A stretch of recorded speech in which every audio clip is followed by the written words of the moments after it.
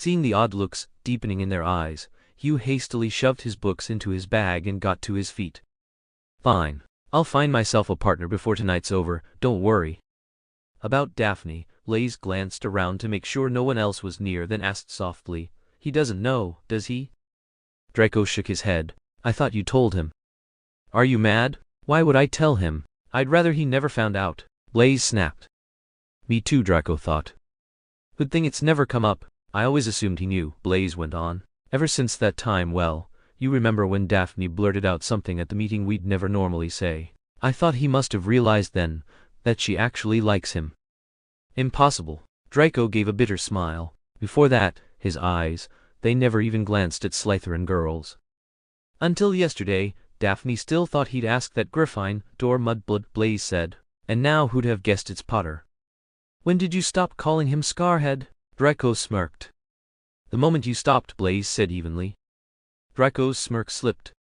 Meanwhile, Hugh wandered lazily through the dungeons, with no idea where or to whom he was supposed to turn for a dance partner. The great hall would be packed now. Lunchtime always drew crowds.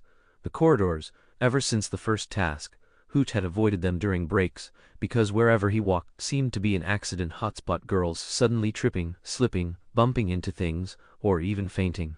And the library, needless to say, had never truly been quiet. But he had promised to invite a partner and couldn't back out. Besides, he did need a partner, there was no escaping it. But who should he ask? Hooch shoved his hands into his pockets and tilted his head back, staring at the dull gray ceiling.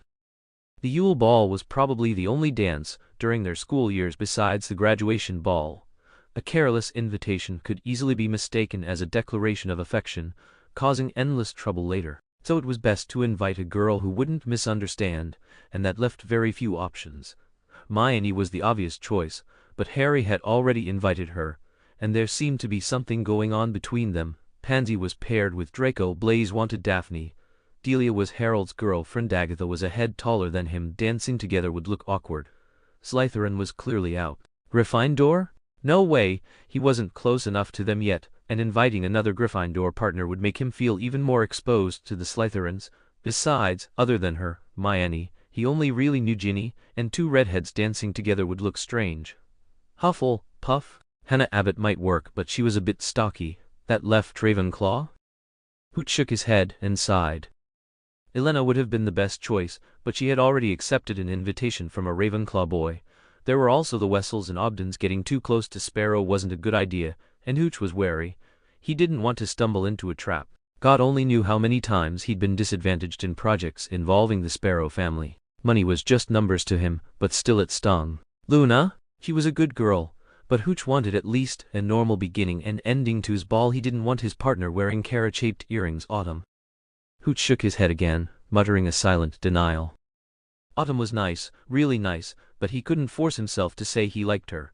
If that was the case, why risk creating more complications with a single invitation? Autumn had many admirers, she deserved the most suitable partner. He couldn't ask her just because he needed a date, risking hurting her. But who should he invite? Hooch pressed his forehead and wandered aimlessly through the dungeon corridors. Most classes were still in session, leaving the hallways unusually empty, with only him in sight. So the soft, muffled sound of crying was painfully noticeable. He hesitated, then followed the sound to find a girl curled up in a corner, hugging her knees and quietly sobbing. "Excuse me, is there anything I can do to help?" Hooch asked. The girl flinched and shook her head slightly. Her sobs were barely louder than a buzzing mosquito. Hooch glanced around, feeling conflicted. In principle, if the girl wanted to be alone, he had no right to interfere. But leaving this small, delicate girl alone in the long, shadowed corridor, huddled and crying, felt undeniably wrong. "I'm Hooch Potter. What's troubling you? Maybe I can help." "Oh, Potter?" The girl sobbed, slowly raising her head, trying through tears, swollen eyes to recognize him. A gentle smile froze on Hooch's face. "You're Astoria Greengrass, aren't you?" Her long golden hair tumbled in natural waves over her shoulders. Her sea-green eyes were puffy from crying, eyelashes dotted with tears. Her nose was small and slightly upturned.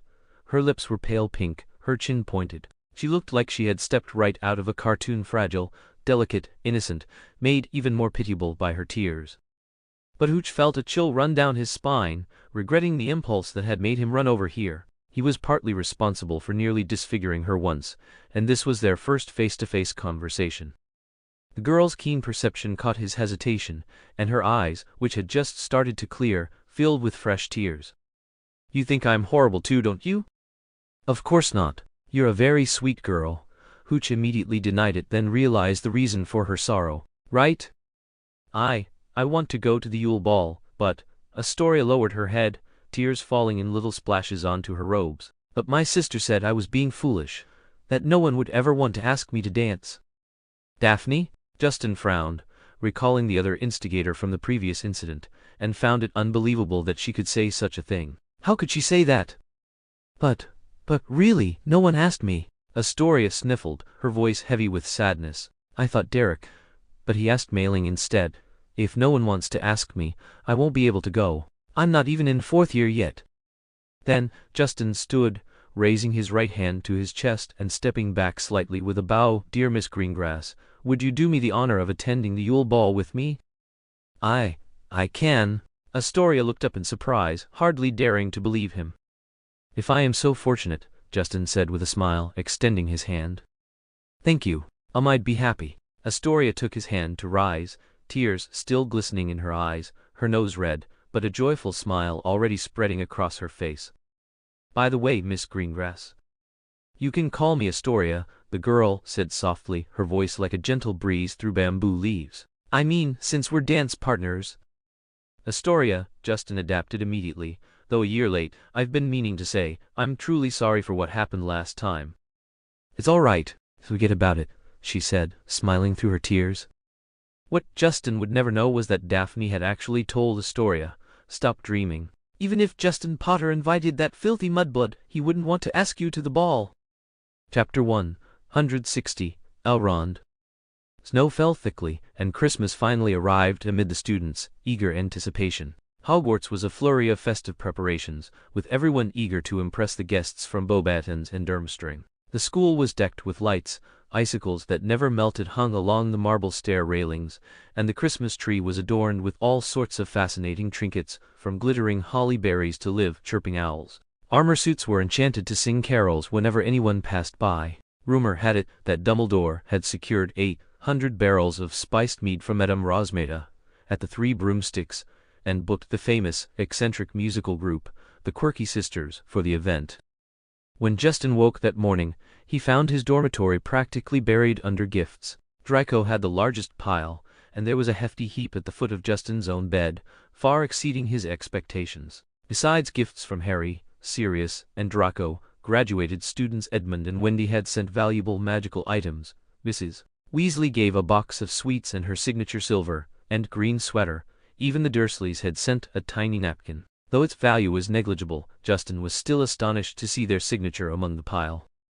By the time he finished opening everything, it was almost lunch. Each long table groaned under at least 100 turkeys, heaps of Christmas pudding, and mountains of Cribbage Wizard biscuits. While eating, Justin received a note from Harry. "Come to the room of requirement. I found something strange." When Justin arrived, he heard Harry speaking to a box.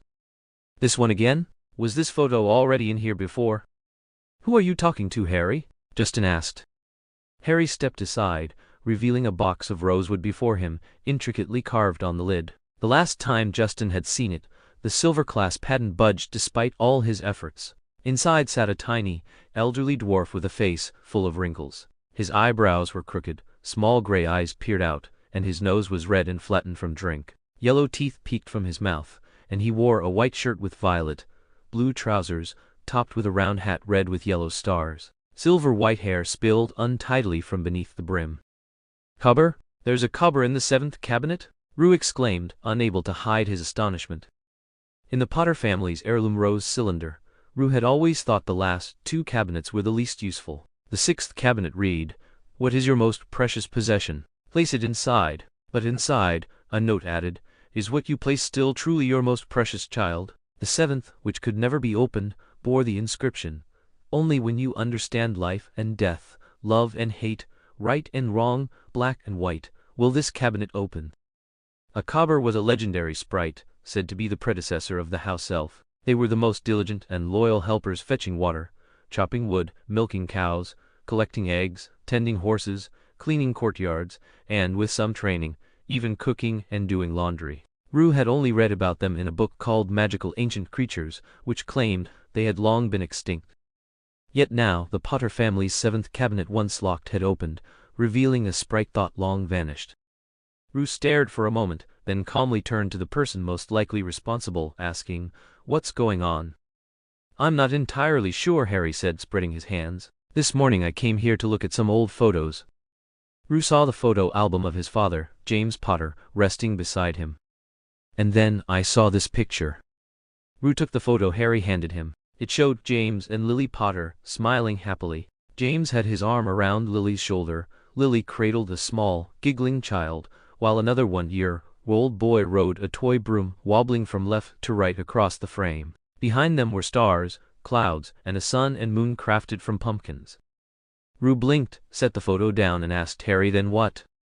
"Then I put it in the 6th cabinet, and the photo vanished," Harry explained. "I looked everywhere and couldn't find it, until I accidentally twisted open the 7th cabinet, and it just swung open. And there, sitting inside, was this guy." He gestured at the cobber, cross-legged in the cabinet.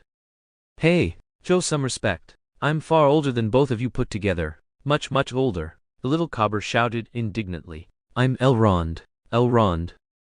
"All right, Elrond," Harry corrected casually, then turned back to Rue. "He said something about a photo which I was about to ask you about." "So our parents placed this photo in here before, right, Elrond?" Rue asked.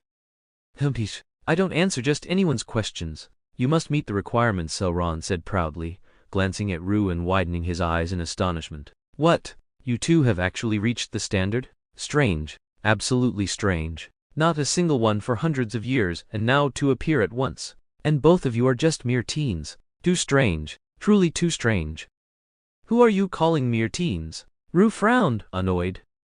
"You have to admit, child, compared to me, your ages are nothing," the cobber said, puffing out his chest. "I watched your father grow up, your grandfather grow up, your grandfather's grandfather, your grandfather's grandfather's grandfather. You can see them all from inside the cabinet?" Harry asked, curious. "Exaggeration. A bit of exaggeration." Elrond stomped his tiny feet, his white beard sticking straight up, though his cheeks flushed slightly. "Fine, we admit you're old as a sprite," Rue said, ignoring Elrond's glaring. "Now can we get to the questions?" Elrond huffed and glared, but after a struggle, bound by magic, he spoke. "Indeed, your parents placed this photo as their most precious possession."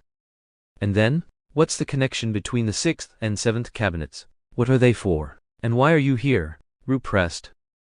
"I am bound here by a contract with your ancestor, Ignatius Peveril," Elrond explained. "There is a magical link between the 6th and 7th levels. When an heir of the Potter family places an item in the 6th cabinet, I can sense their true desire. If they are qualified to open the 7th cabinet, I can grant their wish."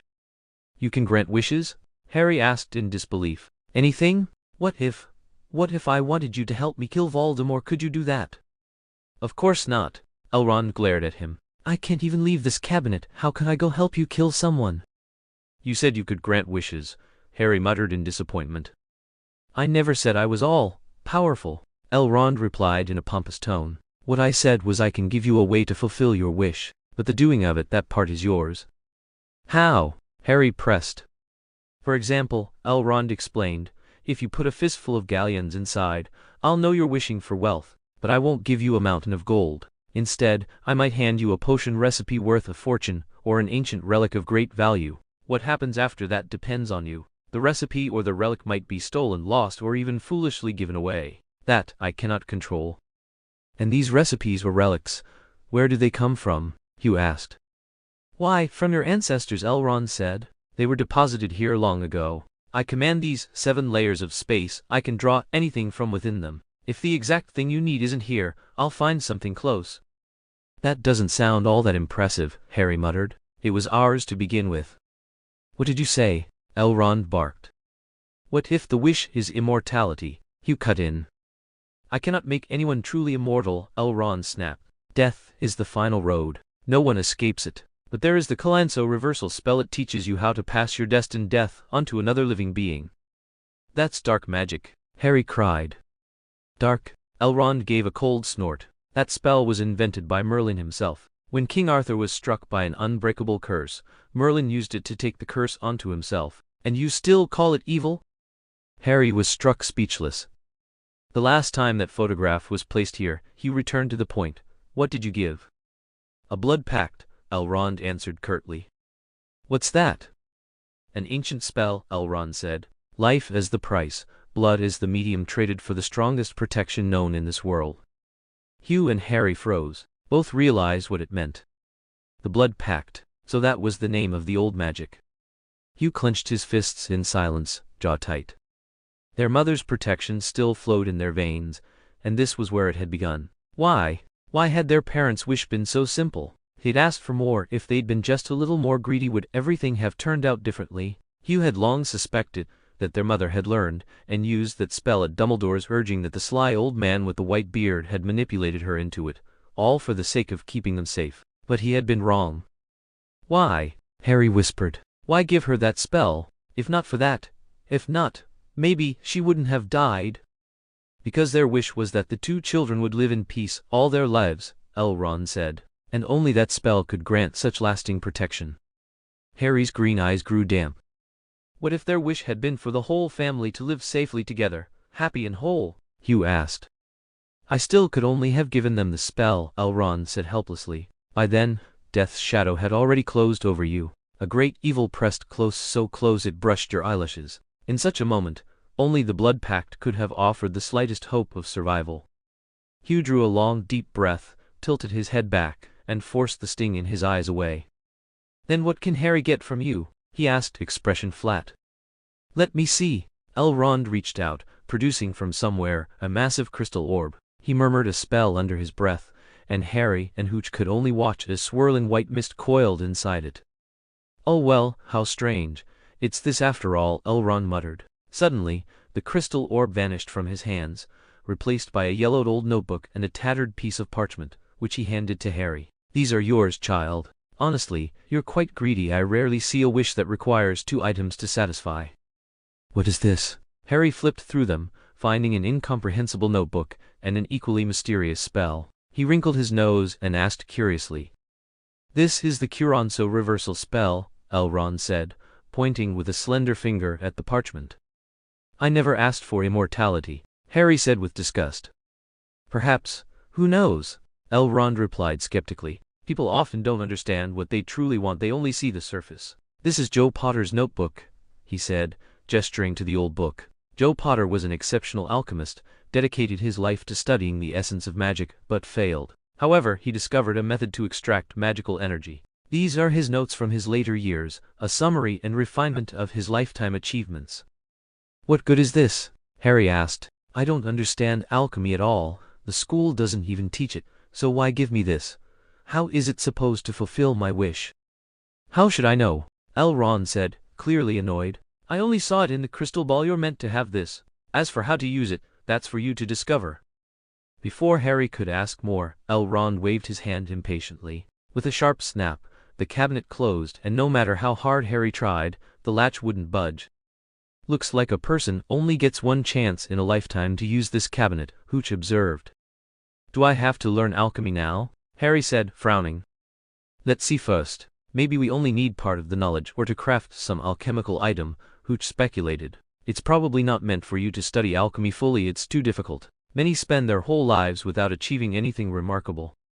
Harry immediately tossed the notebook and parchment to Hooch, sighing in relief. Here, you can keep them, maybe you'll find a use for them. Don't you always make things anyway? By the way, Hooch, you should see what Elrond gives you. I still want to ask what he saw as my wish. I didn't think of anything just now. All right, Hooch nodded, tilting his head thoughtfully. He rotated the 6th layer and placed a photograph inside. Then, rotating the 7th layer, he effortlessly lifted the lid. Elrond, who had disappeared for a few minutes, reappeared immediately. Tut, you're even less patient than I imagined, Elrond said, arms crossed, chin raised disdainfully. I thought you would have realized you only get one chance to open the 7th layer. You should save it for when you need it most. When I need it most, Hooch shook his head with a faint smile. Who knows when that will be in a lifetime? Better to use the chance now than regret it later, it might bring more change. Elrond suddenly widened his eyes and leaned closer, studying him. Sounds like you're a Slytherin? Hooch raised an eyebrow, replying coldly, that's right. Got a problem with that? Hey, don't get me wrong, I don't think all Slytherins are bad. Elrond waved his hand, and settled back into the cabinet with a smile. There was a Slytherin child before, and he said the same thing to me. That was a long time ago, probably my 13th awakening. Well, now let's see what you will receive. Hooch nodded. Corber flipped his hand, producing the crystal orb, and ran his long, withered fingers over its surface. After a moment he produced a leaf? Palm-sized leaf gleamed with vibrant green, its veins perfectly clear, silver-white filaments forming intricate swirling patterns across its surface. Elrond stared at the leaf in silence, and after a long moment, let out a deep sigh. I never thought I'd live to see this. You two brothers are just as strange as each other. With little enthusiasm, Elrond handed the leaf to Justin, muttering as he tried to tuck it back into the box. Wait, Harry called out. That notebook and the spell, how am I supposed to use them? Can they help me defeat Voldemort? Perhaps, or perhaps not, Elrond said with a weighty tone. Child, is it truly your wish to kill a Dark Lord? With a click, the cabinet snapped shut and spun rapidly. When it finally stopped, all that lay before them was a tiny rose. Isn't it? Harry said, bewildered. But if we don't defeat Voldemort, the danger never ends, so. Justin didn't respond, his gaze fixed on the leaf in his hand, his expression unsettled. The thing he gave you is even stranger, a leaf? Harry took it and examined it carefully, even rubbing it briskly. A silver glow traced across the leaf, as if Harry had pressed it onto water, yet it remained completely unharmed. What is this? Harry asked. Ancient magical script, Justin said, frowning. Ha! That's perfect for your elective, Harry said, delighted. Finally something you can use. What does it say? I'm not entirely sure, Justin said, lowering his head. His fingers traced the silver-white letters, leaving a faint glow behind that made his fingertips shine. It's probably a very complex spell. I'll need time to study it, but I can feel it. There's immense magic contained here, though it's restrained by this layer of silver light. He lied. He could actually read the writing on the leaf. Salandraff contract essentially. It was a spell comparable to one of the most sinister curses imaginable. Justin sighed softly, deciding not to tell Harry until he understood why Elrond had given him something so dangerous. Luckily, Harry didn't suspect a thing. That's good, Harry said with relief, then asked, have you figured out the clue for the golden egg? Yes. Justin glanced at the leaf one last time before putting it away. Want to see? Harry shuddered at the memory of the screaming in the room of requirement and shook his head. No, too scary. Justin seemed to sense his worry and smiled slightly. Don't worry, it won't be like last time. It actually needs to be opened underwater. That's the mermaid's song. Mermaids? Harry's eyes lit up. Wait, I think I heard Fred say something. They made a deal with mermaids. Justin nodded, still smiling. You know, my second project probably has something to do with you. What is it? Harry asked, then quickly interrupted himself. Wait, I'll do it myself. He closed his eyes, furrowing his brow in concentration, his face quickly flushing as if straining. The walls of the room of requirement began to recede, the floor stretching, and a shallow depression formed. In the blink of an eye, a pool the size of a billiard table had appeared. Harry exhaled, opening his eyes to see the pool. This small? I wanted a big swimming pool. You don't need to swim in it, Justin said, tossing him the golden egg. Remember, you have to put your head underwater to hear it. Harry cradled the egg in one hand and held the edge of the pool with the other, frowning at the crystal-clear water. Balancing the egg while plunging his head in was a technical challenge, and the pool was so shallow. Should he kneel? Lean over? How could he manage it? Just then, the pool suddenly surged upward with a rumble, rising until it reached Harry's waist. The bottom became shallower, forming a small depression perfectly suited to hold the golden egg. Harry glanced at Rue, who lounged lazily to the side as if he hadn't lifted a finger, and sighed. He would never be able to make the room of requirement work so effortlessly. Harry placed the golden egg in the shallow pit to secure it, then pried it open by digging his fingernail into the grooves circling it. Bracing himself against the edge of the pool, he took a deep breath and submerged his head. From within the opened egg came strange, chorused voices. Seek us where our voices ring. We cannot sing upon the land. When you search, consider well. We have taken your most treasured possession. You have but 1 hour. Find and reclaim what we have taken. After an hour hope is gone. It will have vanished entirely, never to appear again. Harry surfaced after listening twice, shaking the water from his hair. So the second task is to go into the lake to find the merpeople, right? He said, wiping his face with his sleeve. And I have to retrieve the treasure they've taken, within 1 hour. He faltered, feeling a hollow weight in his chest. Slowly, he added, 1 hour, but Rue, no one can stay underwater that long. How will you breathe? Come on, Harry, you're a wizard. Rue rolled his eyes impatiently. Don't worry, I've already figured that out. Finding the merpeople's dwelling will be the tricky part. I hope to talk with them first. But the Triwizard Tournament requires the champions to solve the tasks alone, Harry muttered, clearly uneasy. Even if Dumbledore asked, they wouldn't help. Don't be naive, Harry, Rue said dismissively. Whether it's a country or a whole species, interest is what drives everything. As long as I offer them terms they're satisfied with, the merpeople will lend a hand. Besides, gaining their help is a display of skill in itself, isn't it? Durmstrang's ship has always been on the lake. If they wanted, they could do the same. Harry felt Rue was stretching the logic, but since it worked to their advantage, he decided to let it slide. We have taken your most treasured possession.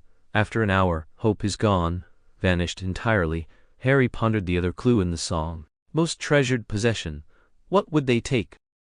If I'm guessing correctly, Rue said calmly, it'll probably be you. Me? Harry jumped. He knew he should be worried, yet strangely, he felt a faint thrill of excitement. Most treasured possession. He fought hard to suppress a smile, his expression twisting with the effort. Rue, thinking Harry was afraid, offered reassurance. Don't worry. That line just means the champion has to find the target quickly. Dumbledore surely set up effective safeguards. No one will die just because a champion is late. Remember? He said they took extensive measures to ensure every champion's life is never at risk. Other people? Even less so. I know, Harry said, smiling. The Yule Ball is probably about to start. Did I hear you invited a second dear girl? He teased, winking. Do you like her? You invited her, Hermione too. Rue shot him a glance. By the way, who did Ron invite? Harry sighed gloomily. He didn't get a partner. Ever since Peeves paraded him around the castle in his tuxedo, no girl has agreed to go with him. Even Fred and George buying him a new outfit didn't help. He wanted to put on a sympathetic face, but quickly realized he couldn't manage it. In the end, suppressing his laughter, he suggested, don't let him be picky. Tell him to try asking a younger girl. A dance partner's only obligated to join in the opening waltz. Just for the chance to attend the ball, there's always going to be a girl who's willing to make the sacrifice. Harry shot Hugh a glare, annoyed at his gloating, but he had no choice but to accept the advice. He jumped up, muttered a quick goodbye, and dashed out of the room. There was less than an hour left before the ball began, and as far as he knew, there were still 2 Gryffindor girls who hadn't been asked by any of the older boys. Back in the dormitory, Hugh changed into his dress robes. Standing before the tall mirror in the corner, he was fussing with his hair when a faint fragrance drifted in. Light, lasting, understated yet lively, and with a touch of sensuality. Turning, he wasn't surprised to see Draco, hair perfectly in place, dressed in a black velvet high-collared robe. You're really going to wear that? Hugh asked skeptically. I bet anything Parkinson won't be matching robes with you. What does it matter? Draco replied airily. I'm not about to lower my standards for her. He looked down, smoothing his sleeves as though daring a single wrinkle to appear on his attire. Hugh only shrugged, dusted off his own shoulder, and decided not to comment on Draco's medieval, noble sense of fashion. At exactly 7:40 p.m., with the great hall doors set to open at 8, the Slytherins appeared in the common room as if by prior agreement, paired off with their partners and ready to head to the hall together. Astoria's lightly curled blonde hair fell smoothly over her shoulders, crowned with a diamond-studded tiara comb. Tiny pearl studs gleamed in her ears, catching the candlelight in a faint halo like the natural shimmer of a vela. She wore a gown of pale lavender silk, the hem flowing as she walked. A jade clasp fastened her sash at the waist, chiming sweetly whenever it struck, like water running through a mountain stream. Hugh stepped forward. The girl shyly slipped her arm through his, and smiled up at him, sweet as sugar. He praised her sincerely for her stunning beauty, all the while thinking how true the saying was, clothes make the man, and gold makes the Buddha shine. The girl who had looked so fragile and pitiable days ago now radiated grace and refinement, even a touch of regal superiority. While a rumpled girl like Hermione had her own brand of charm, Hugh found himself far more drawn to elegance and polish, especially after catching sight of Pansy clinging to Draco's arm. Pansy Parkinson wore a frilly pale, pink gown, whether by her own choice or someone else's suggestion. Who could say, but did she really not understand she was far better suited to darker colors? Out on the lawn before the castle, the ground had been transformed into a glittering grotto, lit with twinkling fairy lights. Professors had conjured rosebushes and even statues of Santa Claus riding his reindeer-drawn sleigh. The heady fragrance of roses warmed and softened the chill of winter night. Just as the Slytherins reached the entrance hall, the great hall's oak doors swung open. Durmstrang students entered first, led by Karkaroff. At the front strode Crumb, his arm linked with a silver-haired beauty from Beauxbatons. Blaise had once gleefully told Hugh that after Karkaroff's blatant bias during the first task, Crumb had become utterly unpopular at Hogwarts. Girls who used to swarm him for autographs now wouldn't give him a glance. Twice he'd been refused when asking Hogwarts girls to the ball, and in the end he had no choice but to turn to Beauxbatons, since the two girls Durmstrang had brought were both over 6 feet tall and nearly as broad-shouldered as the boys. The Gryffindors were already waiting at the entrance hall. Harry stood with Hermione, who was dressed in a gown of periwinkle blue, her usually bushy hair smoothed and gleaming, swept into a bun at the back of her head. She looked completely transformed and breathtaking. Ron trailed alongside a girl in bright green robes who was laughing and chattering with a shorter friend at her side, completely ignoring her date. Ron's face was as red as his hair, and for once Draco made no jibes about it. In fact, Draco's eyes were glazed with awe as he gazed around at every corner of Hogwarts. Only Hugh knew why. Once this ball was over, Draco would be leaving Hogwarts. And so the Yule Ball was about to begin. Chapter 162. Draco. The walls of the great hall shimmered with sparkling silver frost, and the ceiling glimmered like a starry night. Hundreds of small mistletoe sprigs and ivy had been woven into garlands and hung around. The 4 long house tables had disappeared, replaced by 100 small tables each lit by a lantern, with 10 or so people seated at each. Normally stern Professor McGonagall wore a red plaid robe tonight, the brim of her hat decorated with a rather ugly crown of thistles. She guided the champions and their partners to the seats flanking the main table. Sitting next to Hooch was Professor Snape, still in his usual black robes, unbothered by the festive occasion, his face carrying the same habitual scowl. His cold black eyes flicked over Hooch and his partner, Astoria, and without comment, he picked up the menu in front of him. Hooch immediately noticed that, for some reason, the professor did not approve of his choice of partner. Hooch glanced at Astoria, puzzled. Perhaps because the Hogwarts professor most feared was sitting just a table away, she was unusually obedient and quiet, holding her small menu uncertainly, her eyes drifting toward Hooch for guidance. Hooch smiled gently, flipped through his menu, and clearly said to his plate, "Roast halibut." The halibut appeared immediately. At that moment, Professor Dumbledore demonstrated something similar. Hooch gave a small smile toward the blue eyes behind Dumbledore's half-moon glasses, not noticing Astoria pout slightly in disappointment as she added a low-fat lemon pudding to her plate. Once the Christmas feast began, the great hall buzzed with noise. Sitting at the far end of one table, Fleur de Lacre criticized Hogwarts decorations to her partner, Roger Davies, while the Ravenclaw Quidditch captain stared at her with rapt attention, showing none of his usual poise.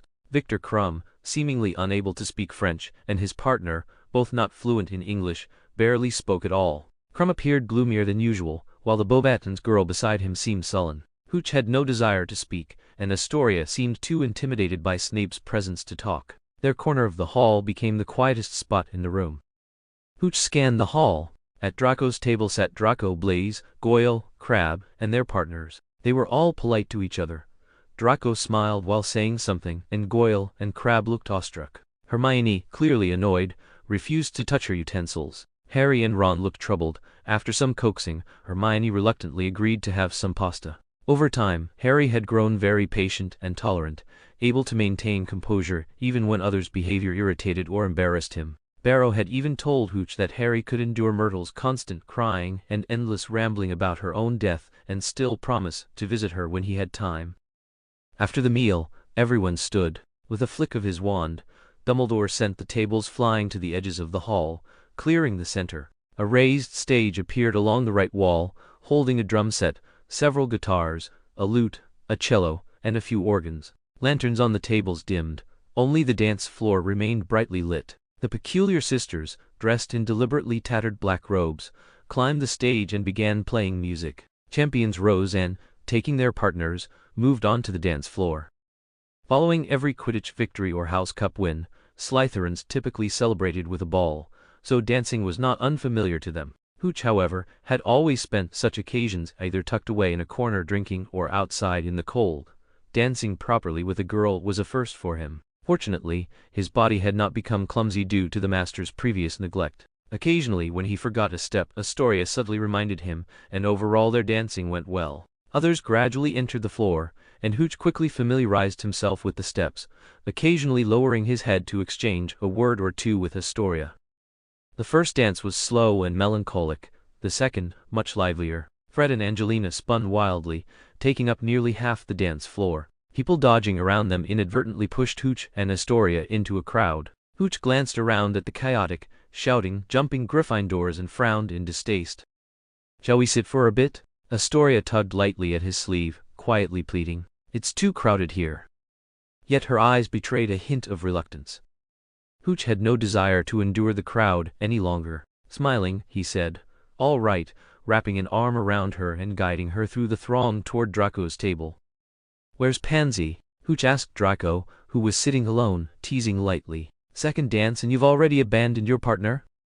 "She said she wanted a butterbeer, so I went and got it," Draco said listlessly, glancing at Astoria, who was linked arm-in-arm with Justin. "And you? How come you're back so soon? How you dance at least 3 dances?" "You know I don't like dancing," Justin said casually, then turned to Astoria. "Do you want something to drink?" "Grapefruit juice, please," Astoria said shyly. "And you?" Justin asked Draco. "No need, Pansy will get it for me," Draco said slowly. Indeed. Across 4 or 5 tables, Justin saw Pansy carefully carrying 2 bottles of butterbeer, elegantly weaving through the crowd. But when Justin returned with the drinks, Draco had a bottle in front of him, Pansy was gone, and Astoria, who had been waiting for her grapefruit juice, had vanished without a trace.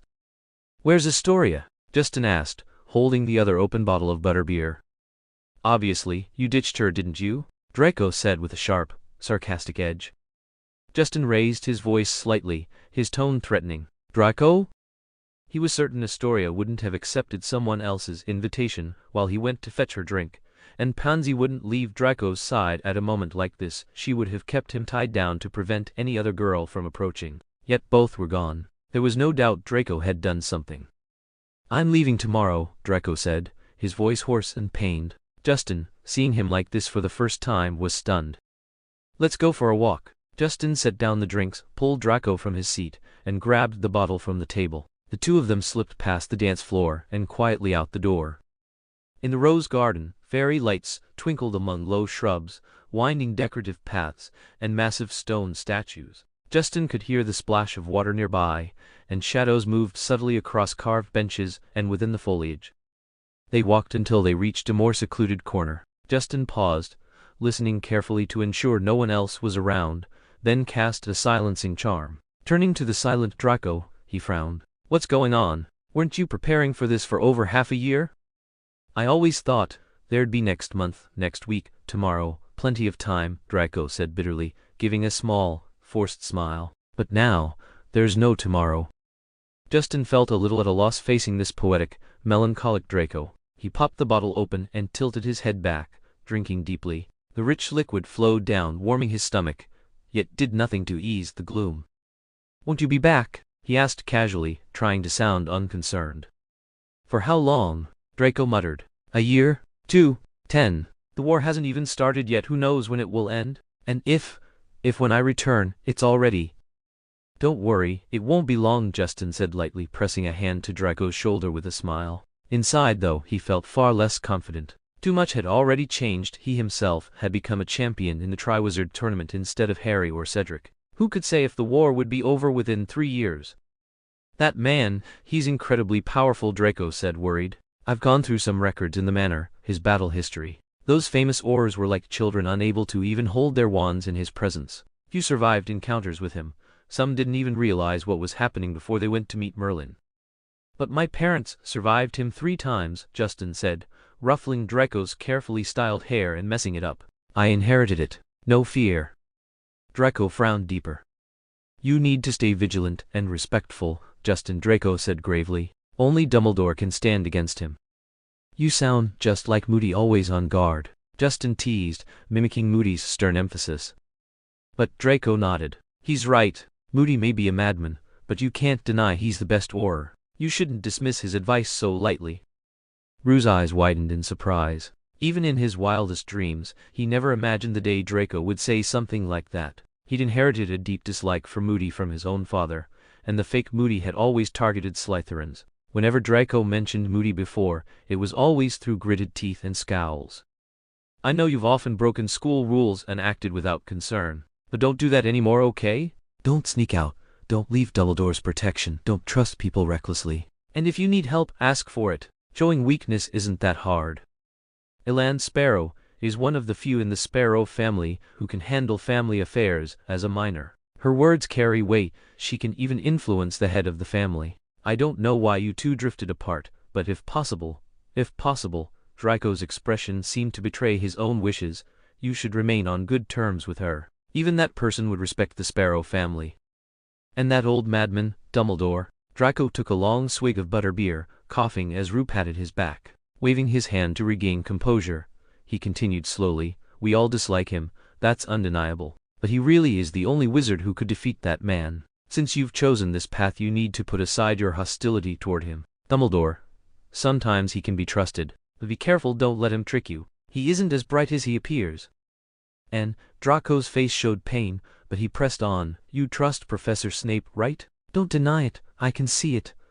I even heard he was present when you spoke with my father, but don't trust him too much, Rue. Draco drank another swig, never glancing at Rue. Especially, after that person returns, you need to be extra careful.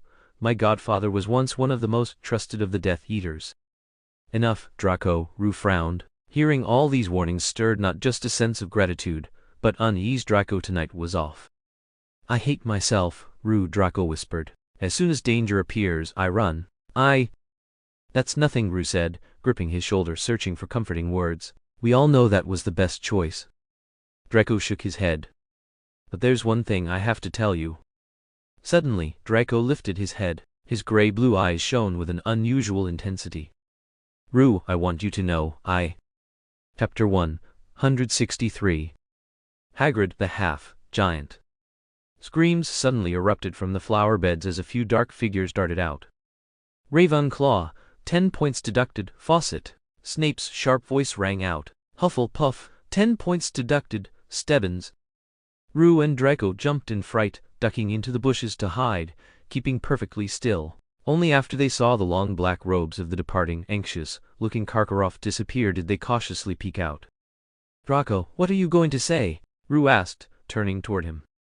Draco stared blankly for a moment, opening his mouth, then closing it. Finally, he took a deep breath and whispered slowly, deliberately. Rue, you have to survive. He closed his eyes tightly, repeating solemnly. You have to survive. Of course, Rue said with a confident smile. The day after Christmas, everyone slept in late. Draco had insisted Hugh not get up early to see him off, slipping away on his own. By noon, when Goyle and Crabbe got up, Draco was nowhere to be found. Eventually, they spotted Hugh eating lunch alone in the Great Hall, and panic immediately set in. It was common knowledge that Draco rarely acted alone. He was either with Hugh, trailed by Goyle and Crabbe, or surrounded by Slytherins eager to curry favor with the Malfoys. Now, Draco was missing from every familiar place, and the commotion had drawn most of Slytherin's attention. Soon the rest realized it too. Draco was gone. Where could he be? The only Slytherin who was behaving normally, reading, eating, doing homework, suddenly became the center of everyone's questions. Hugh, where's Draco? Blaise asked on behalf of the group. It's a matter of Malfoy family business. Draco had to leave temporarily, Professor Snape said, striding into the common room. Hugh, come with me. Hugh squeezed through the crowd and followed him to Snape's office, where the desk was piled high with homework, a clear sign the potions master hadn't been focused on work lately. Professor, what's happened? Hugh asked, noting Snape's grim expression. According to prior arrangements, Lucius was supposed to send me a message once he reached a safe location, Snape said, pulling a plain golden pocket watch with scorched marks from his drawer. But not long ago, The communicator on Lucius' side malfunctioned. Hugh's expression darkened. "They're in trouble?" he asked. "It's not certain, but it's highly likely," Snape said. "If Draco is safe, he'll try to contact you. Do you have a communication stone?" Hugh nodded. "Yes, Professor." "Good. Stay in contact at all times. But under no circumstances are you to leave Hogwarts on your own. Do you understand?" Snape's voice was sharp and commanding. "Yes, Professor." "Draco, what could have possibly happened?" Hugh lay on the grass, the circular communication stone sliding between his fingers, sunlight glinting across its surface as it spun. He rubbed his furrowed brow and let out a silent, bitter sigh. Things were increasingly slipping out of control. How much of an advantage did he really have as a seer? Without Draco, Slytherin felt strangely unfamiliar. Though their time together had been limited by training with Harry and Hugh's own scattered research, they were always side by side for meals, classes, and Quidditch practice. Occasionally, they tutored a few lagging fourth years together. Other students, while friendly with Hugh, were just classmates in his eyes. Blaise, Goyle, and Crabbe were closer only because of Draco. Now Hugh spent more and more time outside the common room. In the library, the room of requirement, classrooms, or chatting with Charles in the astronomy tower attic. The Slytherin dorm had slowly become nothing more than a place to sleep. Once Christmas passed, the few students who had gone home returned. Hogwarts returned to its usual bustling chaos. News of Draco's absence caused only a brief stir before everyone moved on because by then, another shocking revelation was quietly spreading among the students. Rubeus Hagrid was a half-giant. The explosive news spread like wildfire. By the third day back at school, it was an open secret, said to have come from Hagrid himself confessing to Madame Maxime by the fountain. During Care of Magical Creatures class, a Hufflepuff boy asked Hagrid directly. Hagrid's face went pale, he abruptly ended class and fled. The next day, Professor Grubbly, Plank retired and long absent from Hogwarts, took over the lessons, confirming the rumors. Some whispered that Madame Maxime herself might be a half-giant, but that speculation soon died down. After all, her status, demeanor, and other factors placed her far beyond the reach of Hogwarts students' idle guesses. He was too careless, Harry fumed. Right there by the fountain, confessing to Madame Maxime like that, spilling the biggest secret he's ever kept. We've known him for ages, he never let anything slip. And now, with a girl he barely knows, he freely talks about his mother being a giant in a place where couples secretly meet, without thinking anyone might hear. In his eyes, they're the same kind of being, aren't they? Hugh said calmly. But we're his friends, Harry shouted angrily. Don't we deserve to be trusted?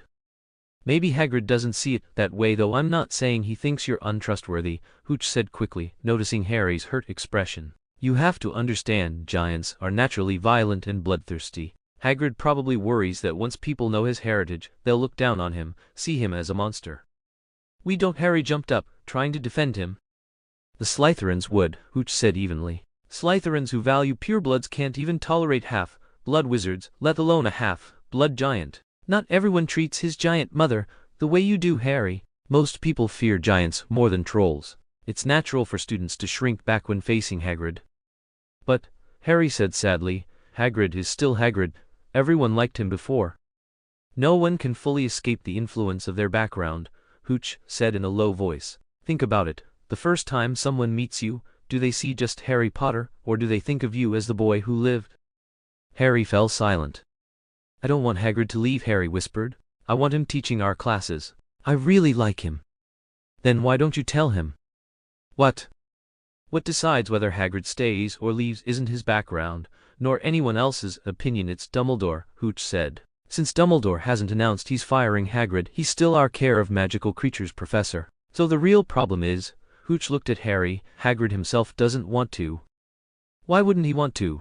Harry asked, puzzled. He went crazy with joy when he became a professor. He gets upset when something goes wrong in class. How could he not want this? Harry, would you want the person you like to see you as a monster? Hooch asked, his voice tired. Of course not, but I haven't. Would you want your friends to look down on you because of your birth?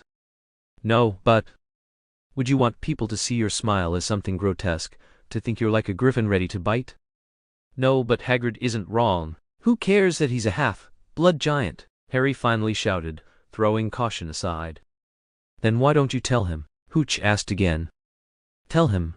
Wait, Harry's eyes widened in realization. Hagrid wouldn't think we also mind that his mother is a half-blood giant, would he? He's hiding because of that ridiculous reason?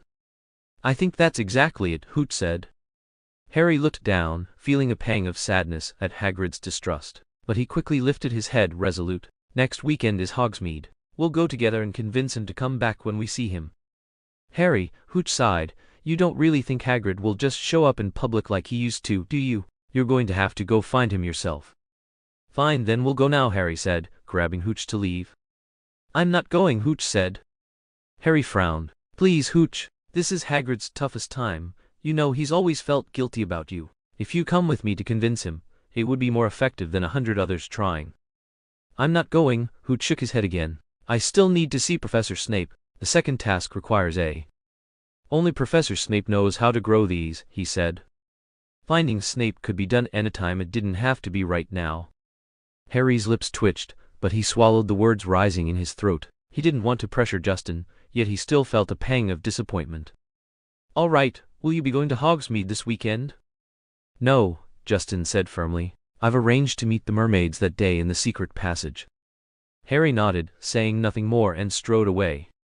Justin kept his head down, lingering in place, motionless for a long while. He had competed in the Triwizard Tournament, faced the Hungarian Horntail, won the first task, invited a girl to the Yule Ball for the first time, and had his best friend suddenly leave. So many changes had come at him. Yet, except for Hagrid relaying a message once, he had never heard a single word from Sirius. Though, the last time, he had been the one to push for answers, even contemplating a falling out. Still, Justin picked up a stone, summoned all his strength, and hurled it far into the lake. Negotiations with the mermaids went smoothly. A marked carp would be sent to guide him. After all, the mermaids saw Dumbledore as merely providing them survival, while Justin was willing to teach them knowledge, even if it was only the basics. It was priceless to them. Afterward, Justin brazenly retrieved a handful of weed from Snape's potion storeroom. Snape watched silently as he stuffed it into his pocket, but insisted, no shortcuts, forcing Justin to learn the head-bobbing charm. For Justin, the greatest perk of being a champion was exemption from final exams. Daily assignments were also cleared under the spell practice banner, and even Professor McGonagall signaled that he didn't need to submit work if training kept him busy. Naturally, he made full use of this privilege, discarding all essays the professors assigned. Their leniency had much to do with his consistent excellence in class. The second task was meticulously prepared. Justin worried about Draco's whereabouts but couldn't figure out a way to contact him, fretting every day. He never imagined, though, that he would see Draco at Hogwarts again. It was early February at lunchtime, and the great hall buzzed with students eating. A platinum-haired boy entered through the doors. Silence fell across the Slytherin table. All eyes watched as Draco walked at his usual unhurried pace to his customary seat. He cast a casual glance at Blaise, whose arm had unknowingly crossed half the table, and Blaise hastily withdrew it, springing up as if sitting on a spike. Draco sat expressionless, took bacon, fried eggs, and a fried tomato for himself, poured a cup of pumpkin juice, and only then turned to Justin, sitting beside him, and said lightly, "I'm back." Seeing this Draco, so different from before, many were caught between surprise and confusion, unsure how to greet him. "Afternoon, we have History of Magic. Did you bring your book?" Justin said, finishing his juice, speaking casually, as if Draco had never left. "The house elf should have brought all my things to the dormitory," Draco replied. "He'll need to go back for a few more things." Rue pulled out a chair. "Let's go together." Draco nodded to the others watching and stood up as well. Crabbe and Goyle hurried to follow, but Blaise stopped them. Back in the dormitory, Draco's trunk was already placed beside his bed, just as Rue had expected. He didn't bother unpacking or tidying himself. He simply lay on the bed, clutching his shirt to his chest, his normally composed expression utterly broken. Rue set up a soundproofing charm out of habit and asked, "What's going on? What happened?" "My dear Aunt Bellatrix Lestrange invited my mother to visit," Draco said, struggling to keep his voice steady, though it came out sharp. "Father and I had no choice but to stay behind." "Bellatrix Lestrange?" Rue gritted his teeth. "That's her," Draco said, covering his face, his voice choked. "Every time Father left, he came back like he'd been through a terrible illness. He wouldn't let me go out, wouldn't let me contact anyone. Until yesterday, when Aunt Lestrange said I should go to school. Rue, I'm scared." Rue thought for a moment. then sat beside him, gently patting his shoulder. Draco turned, sitting up and hugging him. Rue could clearly feel the boy trembling, and a hard object pressing against his shoulder. "Has she ever done anything to you?" Rue asked. I think she used the cruciatus to take my thoughts and erase my memory," Draco whispered. "Once, I woke up after what felt like 2 nights and a day, and I had no memory of anything in between." Rue felt his chest drop, like stepping off a stair into empty air. "If she knew about our conversation, why would she even let you come back?" "Did you forget, Rue?" Draco said weakly. "The cruciatus can see, but it can't hear." "And Malfoy then?" "He couldn't tell me much," Draco said. "I just know it seems the most important secret wasn't discovered. That person got angry at first, but my father regained their trust. He still gave me this." Draco sat up straight and pulled a silver cross from around his neck, a green gemstone gleaming in the center. "What's that?" Rue asked. "A key," Draco said. "Father said, if there's an emergency, press the top and bottom of the cross together hard, and the key will transport me directly to the basement of a seaside Malfoy estate." Rue nodded. "Then for now, your family should be safe. Did the professor know?" "I didn't tell him much," Draco said, gripping Rue's arm. "Rue, have you ever thought why Aunt Lestrange happened to invite my mother over on that exact day?" Rue frowned. "You mean?" "There's a traitor among us," Draco said, hatred unmasked. "The Dark Lord. He's had no contact with my father for so long. Why appear now? Someone must have leaked our departure, even told him the exact time." "You suspect Professor Snape?" Rue asked bluntly. "Shouldn't I?" Draco ground his teeth. "Of everything only you, my father, and he know the full picture. Even Mom and I know only bits. Who else could have betrayed us if not him? If Snape had truly betrayed us, you wouldn't even be here, your father wouldn't still be alive, and I'd have been killed immediately, believe me. He has the power to do that," Rue said calmly. "But none of that has happened, so Snape is still on our side." "How do you know he's not pretending to gain our trust?" Draco snapped. "He's been a spy for over 10 years. Rue was silent for a moment, then said, "I trust him, you know that." Draco huffed indignantly and turned his head. Rue sighed. "Stop worrying about it for now. At least we're safe. Get some rest." Draco didn't speak. After a while, he stiffly pulled back the covers and lay down, falling asleep within seconds, still clutching the sheets in his dreams as if uneasy. Hugh too decided to skip classes. He didn't even take off his shoes, sitting against the wall on his bed, brow furrowed in thought. No one knew the real reason Draco had left Hogwarts, nor the immense mental strain he had endured during that time. Most people assumed he had gone home simply for family matters. Aside from a few Gryffindors grumbling about the privileges of pretentious Slytherins, there was little stir. Even those who noticed a change in Draco attributed it to some domestic incident, and those close to him tread carefully, fearful of touching his wounds. Anyone overly inquisitive was blocked by Hugh, with a few minor accidents as a warning. Gradually, the matter faded from people's attention. Beneath the calm surface, turbulent waves were brewing. Most students were still eagerly anticipating the second task, speculating whether Hugh could maintain his first-place advantage. Between these two contrasting tensions, February 24th arrived in a flash. A tall stand had been erected by the lake, packed with spectators. The judges sat at a table covered with golden cloth, while the champions waited nearby. Of the 3, only Crumb had changed into swimming trunks. Fleur still wore her flowing silver robe. Hugh, unwilling to display his scars to the entire school, changed into simple Muggle clothes, tying up his long hair, which gave him a striking, heroic appearance. "Everyone ready?" Ludo Bagman said cheerfully, lingering for a moment on Hugh. "No problem," Fleur replied first. They all drew their wands ready. Hugh didn't speak. He had a gillwort in his mouth, mainly to suppress the nausea rising in his stomach. The gillwort, slippery and gray-green like a rat's tail, made him feel as though he had a mouthful of worms. Bagman returned to the judge's table, tapped his throat with his wand and declared, voice projection. His words boomed across the dark lake like thunder, reaching the stands. "Attention, everyone. Our champions are in position. At the sound of my whistle, the second task begins. They have 1 hour to retrieve the items that were taken from them. I'll count to 3. 1, 2, 3. A sharp whistle pierced the cold, still air, and the stands erupted in cheers and applause. Hugh flexed his limbs, and when he looked up, he saw Harry standing in the stands with Ron and Hermione, his expression grim. "What's going on? Shouldn't Harry be in the lake?" Hugh froze. If Harry was outside, who was in the lake now? Hey, what are you waiting for? Bagman clapped him on the shoulder, nearly making him spit out the gillwort. Suppressing his questions, Hugh dove into the lake. While he still had air in his lungs, he quickly chewed and swallowed the gillwort. It felt as though an invisible pillow pressed against his mouth and nose. Water seeped through the narrow slits beneath his ears and flowed smoothly. He instinctively began to breathe. The icy water now felt just right, almost pleasant. He touched his suddenly grown gills and noticed webbing between his fingers and toes, tinged green underwater. A strand of waterweed suddenly snagged his ankle, pulling him down more than 20 feet. In the black tangle of underwater plants, he saw a tiny roach, like fish with a bright red line on its head. The weed released him, intertwining with other strands. Without hesitation, Hugh followed the fish, swimming forward quickly. Once he encountered a group of grindylows, and he even glimpsed a distant giant squid, but they instinctively moved aside. The underwater world was eerily silent. Beyond 10 feet, everything appeared hazy, as if shrouded in mist, yet Hugh felt a rare sense of peace. When the war was over, becoming a fish didn't seem so bad.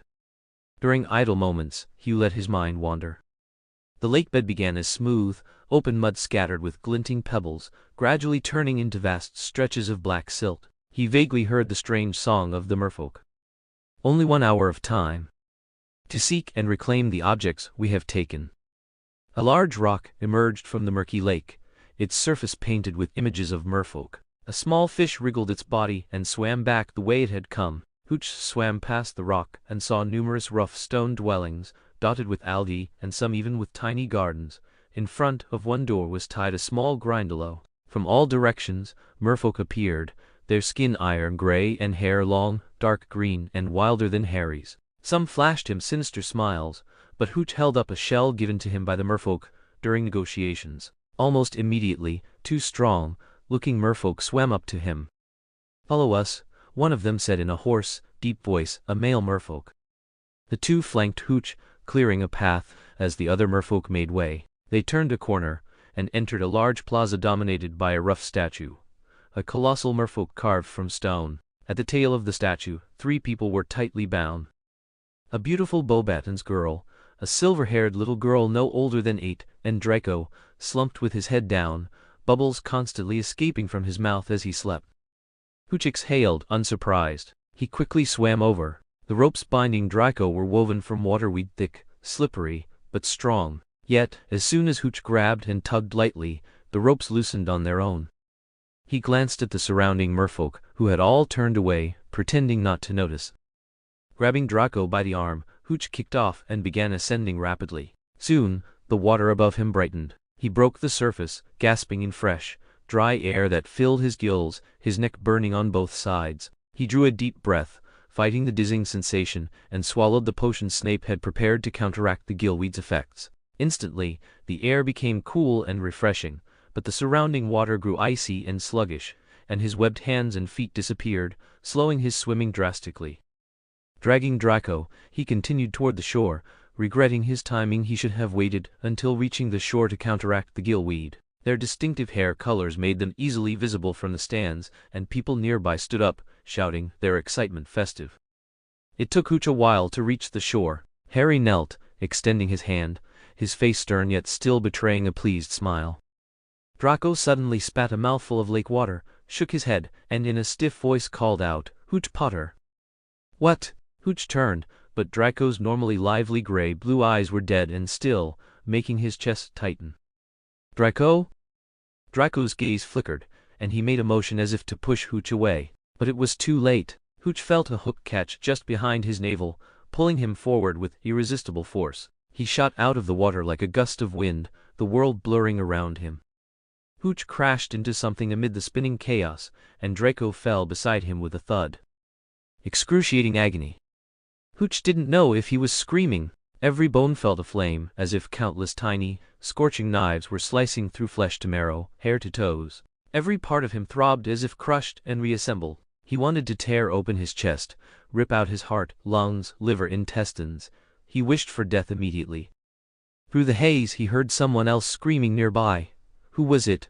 When would it all end? "Stop! That's my son." "Draco, what are you doing here?" "Where is Harry Potter?" "Unconscious." At the very moment the torment ended, Justin's consciousness slipped into darkness as well.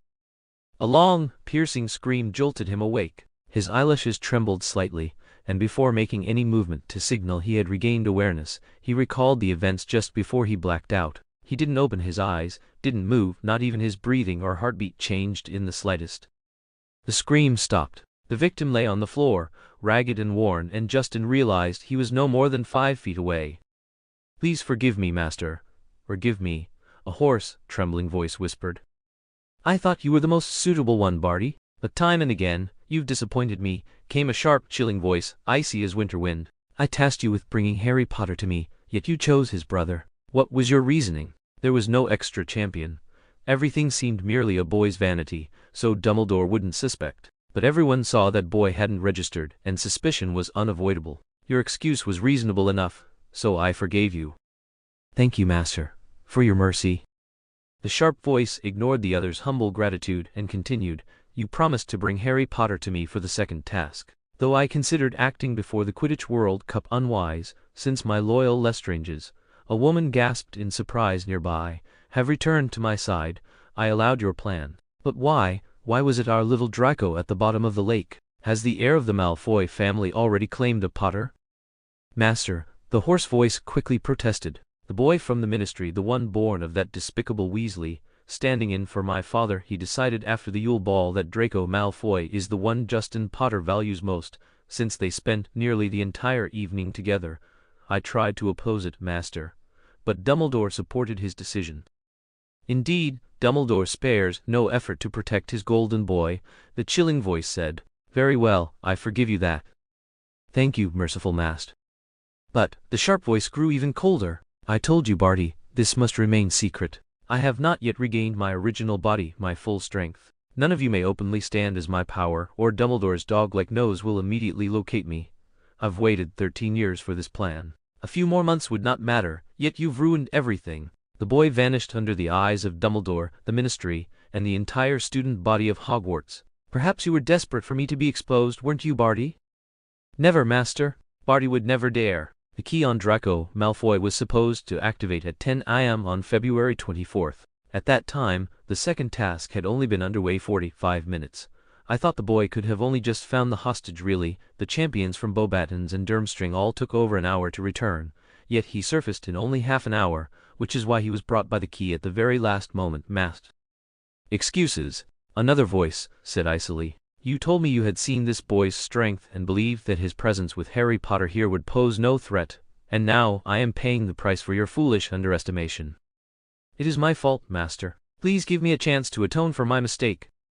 "Master," a humble, low voice said, "if little Barty stays away from Hogwarts too long, Dumbledore may grow suspicious." "You needn't remind me, Rookwood," the sharp, cold voice said.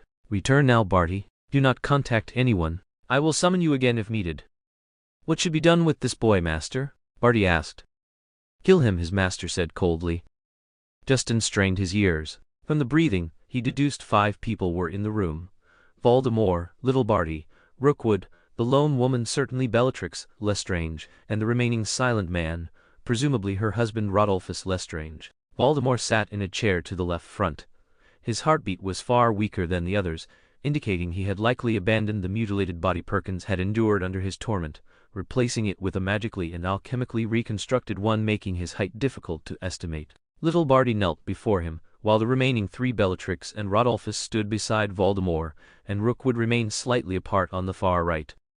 Rue held his breath, fully focused, even mentally simulating the stances and movements of all 5 people. Little Bart crouched on the ground with his back to him, hard to kill with a single strike. But crippling him wouldn't be difficult. Voldemort could be considered the weakest of them, yet paradoxically the strongest, because Rue had no idea what mysterious magic he might wield. The other 3 had just escaped from Azkaban and had been constantly evading Dumbledore's searches and tracking, so their skills were roughly equal even if they were not particularly strong. Their magical knowledge was far broader and deeper than his. Unless he could incapacitate or kill them on the first attack, he would quickly fall into a passive position. The air around him barely moved. This seemed like a closed space. Escape would be difficult. Put it together, his chances of survival were 1 in 10.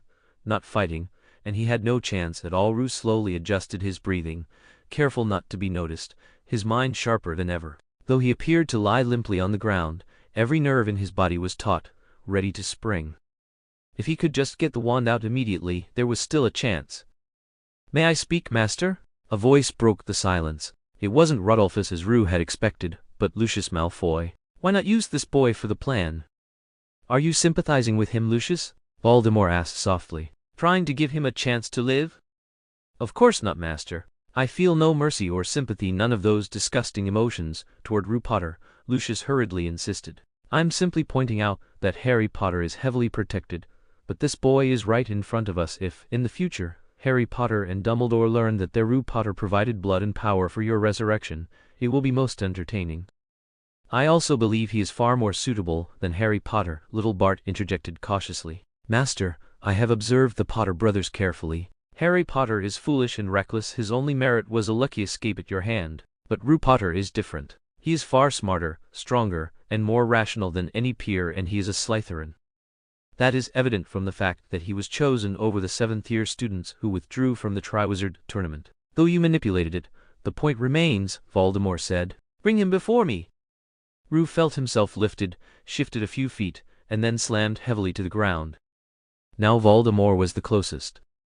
Rue had to restrain himself with every ounce of willpower to avoid leaping up and strangling him. Come, you can't let him turn into a ghost and escape back to the forest." After a long moment, Voldemort finally spoke in a cold, eerie tone. "If I'm not mistaken, he is called Evans? Morn Evans?" "Yes, master. It was only discovered last year that he is Harry Potter's twin brother, Rue Potter," little Bart said respectfully. "The information is confirmed?" "Absolutely, master." "Tell me everything in detail." "So, his blood contains not only his mother's protection, but he may be even more likely than Harry Potter to be the one in the prophecy," Voldemort murmured to himself. Master, Bellatrix said eagerly, "may I have the honor of killing him for you?" "Honor?" Voldemort said smoothly. "This boy's godfather is none other than your cousin Sirius Black, Bellatrix, isn't he?" "Master, he is not my cousin," Bellatrix shouted. "My mother expelled him from the family 18 years ago. If I get the chance, any chance at all, I will personally kill that filthy traitor." "There will be a chance," Voldemort said. "But for now, this boy must remain. Do whatever you like to him, Bellatrix, but he must live." "Yes, master, thank you," Bellatrix said, her voice threaded with both gratitude and a hint of resentment. Hugh felt himself rise once again. As he was about to leave, he heard Voldemort's voice. "Barty, you will return to Hogwarts immediately. Stay close to Harry Potter, watch him, help him, guide him. Make him braver, more fearless. Find an opportunity to divert any adult wizard Harry could turn to for help, and report back to me." "Yes, master." Young Barty Crouch showed no curiosity about the order, bowed respectfully, and quickly departed. "Lucius, I want you to immediately cancel your ridiculous holiday and return to the Ministry of Magic. In the Department of Mysteries, at the lowest level, there is a Hall of Prophecy. Find the passage to it, and when I need it, I want you to manipulate the Ministry staff on duty. Understood?" "Yes, master." Lucius bowed and left. "Pain that pierces the bones. Pain that pierces the bones." A shrill, agonized scream echoed through the kitchen in the basement. After more than 10 minutes, Bellatrix, still unsated, finally lowered her wand, her cruel smile fixed on the boy struggling to catch his breath on the floor. She knew well that prolonged, continuous pain could numb a person, and that only alternating moments of relief and torment could create the unbearable sense of despair she sought. But she hadn't expected that within Hugh flowed another, unceasing power, quietly repairing his injuries and strengthening him. After the first piercing curse caught him off guard with intense pain, every subsequent torture only sharpened his awareness. Under Bellatrix's relentless lessons that lasted over a day, he could even mount brief counterattacks, while under the Cruciatus curse, the screams and pained expressions she saw were nothing more than a mask he wore to deceive her. Creak. The kitchen door opened. Bellatrix, wand at the ready, didn't relax when she saw who had come in. "Sissy, what are you doing here?" she asked warily. "Draco wanted to say a few words to your prisoner," Narcissa Malfoy replied, turning to reveal her son behind her, pale and platinum-haired. "Is that not allowed either, Bella?" "Don't be foolish, Sissy," Bellatrix warned. "You cannot indulge Draco without limits. He'll ruin your family. The Dark Lord's wrath is unbearable." I know what I'm doing, Narcissa said coolly. Then, with a gentleness reserved for her son, she added, Go ahead, Draco. Draco nodded, wrapping his cloak tightly as if to ward off the cold, and stepped past Bellatrix toward Hugh. Bellatrix seemed to hesitate, but did not stop him. Draco looked down at Hugh for a long moment, then a faint smile of disdain touched his lips. So, today it's your turn. Hugh glanced at him briefly, as if seeing nothing, and turned away. Don't look at me like that, Draco roared, yanking him up from the floor. His voice was sharp, venomous. I hate the way you look at me. I'm sick of your superior attitude. Why am I always trailing behind you? Why does everyone think you're the best Slytherin? Why is it that no matter what we do, everyone assumes you're better? Why does the girl I like look at you as if you were a god? Do you know that she twisted her ankle just to dance with you and pretended nothing happened?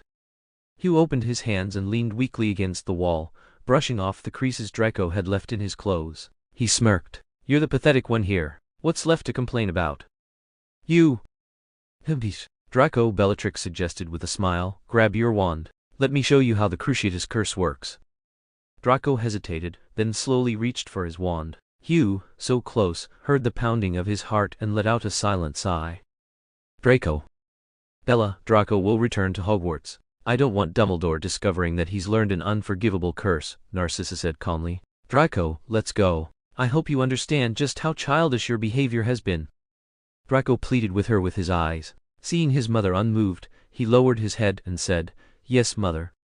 He cast one last glance at Hugh before reluctantly following her out. Shall we continue then? Bellatrix turned to Hugh, brimming with anticipation. Draco tried his best to ignore the sounds coming from the basement. It wasn't until he reached his bedroom that he finally sank onto his bed, biting his lip, quietly sobbing. A gentle hand rested on his shoulder. Mom, Draco whispered, clutching a silver cross tightly in his hand, a perfectly green gem set in its center. You didn't give it to him? Narcissa asked softly. I did, Draco said, but didn't continue. After he had slipped the key into Hooch's hand, Hooch had paused for just a second before returning it to Draco's pocket. Don't do anything foolish, Draco. Think of your parents, she murmured near his ear, weakly leaning against his arm to steady herself. He's a good boy, Narcissa sighed gently. Mom, what will happen to him? Draco buried his head in his mother's chest. I want to help him, but what can I do? We are powerless, Draco, Narcissa said softly, though her eyes were steely. After another round of torment, Bellatrix finally grew tired of the monotonous activity. She stretched, rubbed her wrists, and called for her house elf, casually giving an order. Critch, feed him something. The Dark Lord wishes him to live. As you command, my mistress, the elf croaked in a low, bullfrog-like voice. Hooch, who had been lying on the floor with his eyes tightly shut, opened them sharply as Bellatrix left. His gaze was clear and sharp, nothing like the dazed, painful look Bellatrix always saw in him. He glanced at the house elf, who was clumsily carrying some dry bread from the cupboard. The elf looked very old, his skin sagged far more than seemed necessary for his frame. His bald head and wrinkled face were topped with large bat-like ears sprouting tufts of white hair. His eyes were bloodshot, misty and watery, and his bulbous nose dominated his face. A filthy rag was tied around his waist, leaving him nearly naked. He shuffled along slowly, bent over, dragging his feet. Critch, Hooch called softly. The elf seemed not to hear him. Struggling, he retrieved a small piece of dry bread, fumbled to find a dirty cup to pour water, muttering loudly to himself.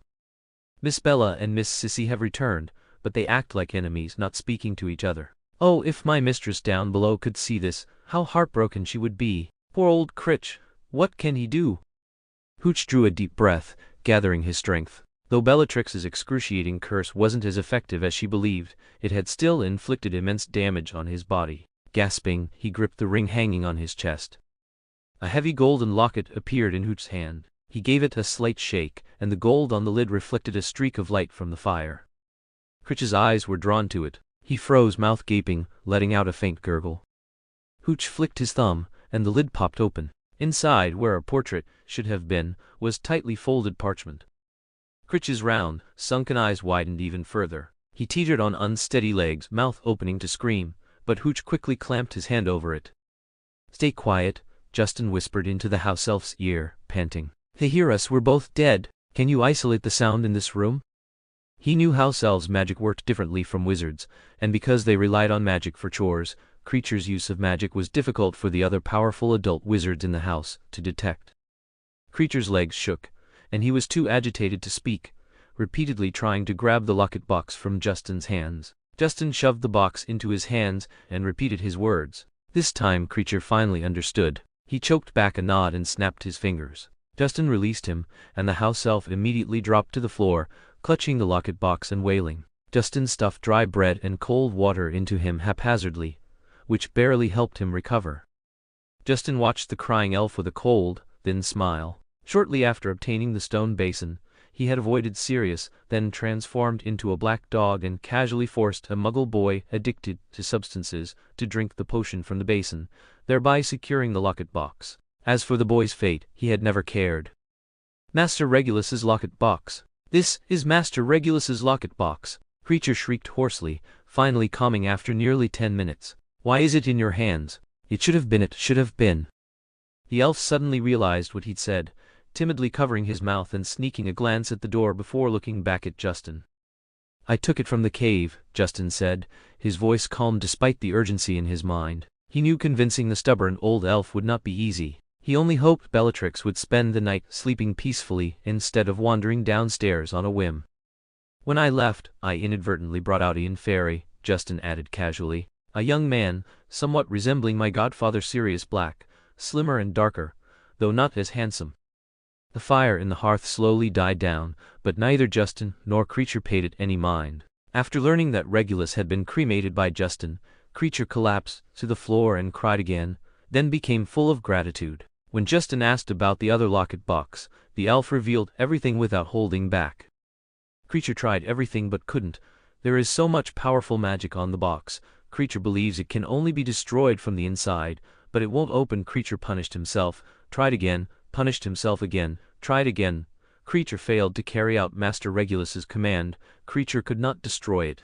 Mistress went mad with grief because Master Regulus disappeared, and Creature could not tell her what happened, could not. Because Master Regulus forbade anyone in the house from speaking of the cave. The elf's voice cracked painfully, and Justin's eyes stung as he gently embraced him. From long ago, like any reader of Harry Potter, Justin had been deeply moved by a man's unwavering love. Snape, driven by his love for Lily, betrayed his beliefs and companions, bore humiliation, and even sacrificed his life. Yet Justin could never view him as his ultimate hero. This man was twisted, cold, selfish, extreme, and vented the humiliations of his youth on the children of the dead, causing endless torment. As Justin, these flaws seemed magnified 100-fold. He admired Snape's love and determination, but could not see him as a hero, for his actions, good or evil, were always self-serving, never for the sake of others. The person Justin truly revered in Harry Potter was almost unnoticed in the book, a figure barely mentioned, Regulus Black. Like Snape, he had once followed Voldemort, but his return was purely out of genuine goodness and justice. At the height of Voldemort's power, he courageously opposed the Dark Lord. To protect his family, he kept his actions secret. No one knew what he did or where he went except an elderly house elf. Even centuries later, Regulus Black would be remembered only as an insignificant, shadowed Death Eater who died mysteriously. Yet he acted without hesitation. Perhaps it was the heroism in him, leaving behind a small, defiant signature of his initials. Nothing else. What moved Justin most was that Regulus did not force Creature to drink the potion. He drank the deadly potion himself, knowing the consequences, allowing the Inferi to drag him under. Whatever his reasoning, it was enough.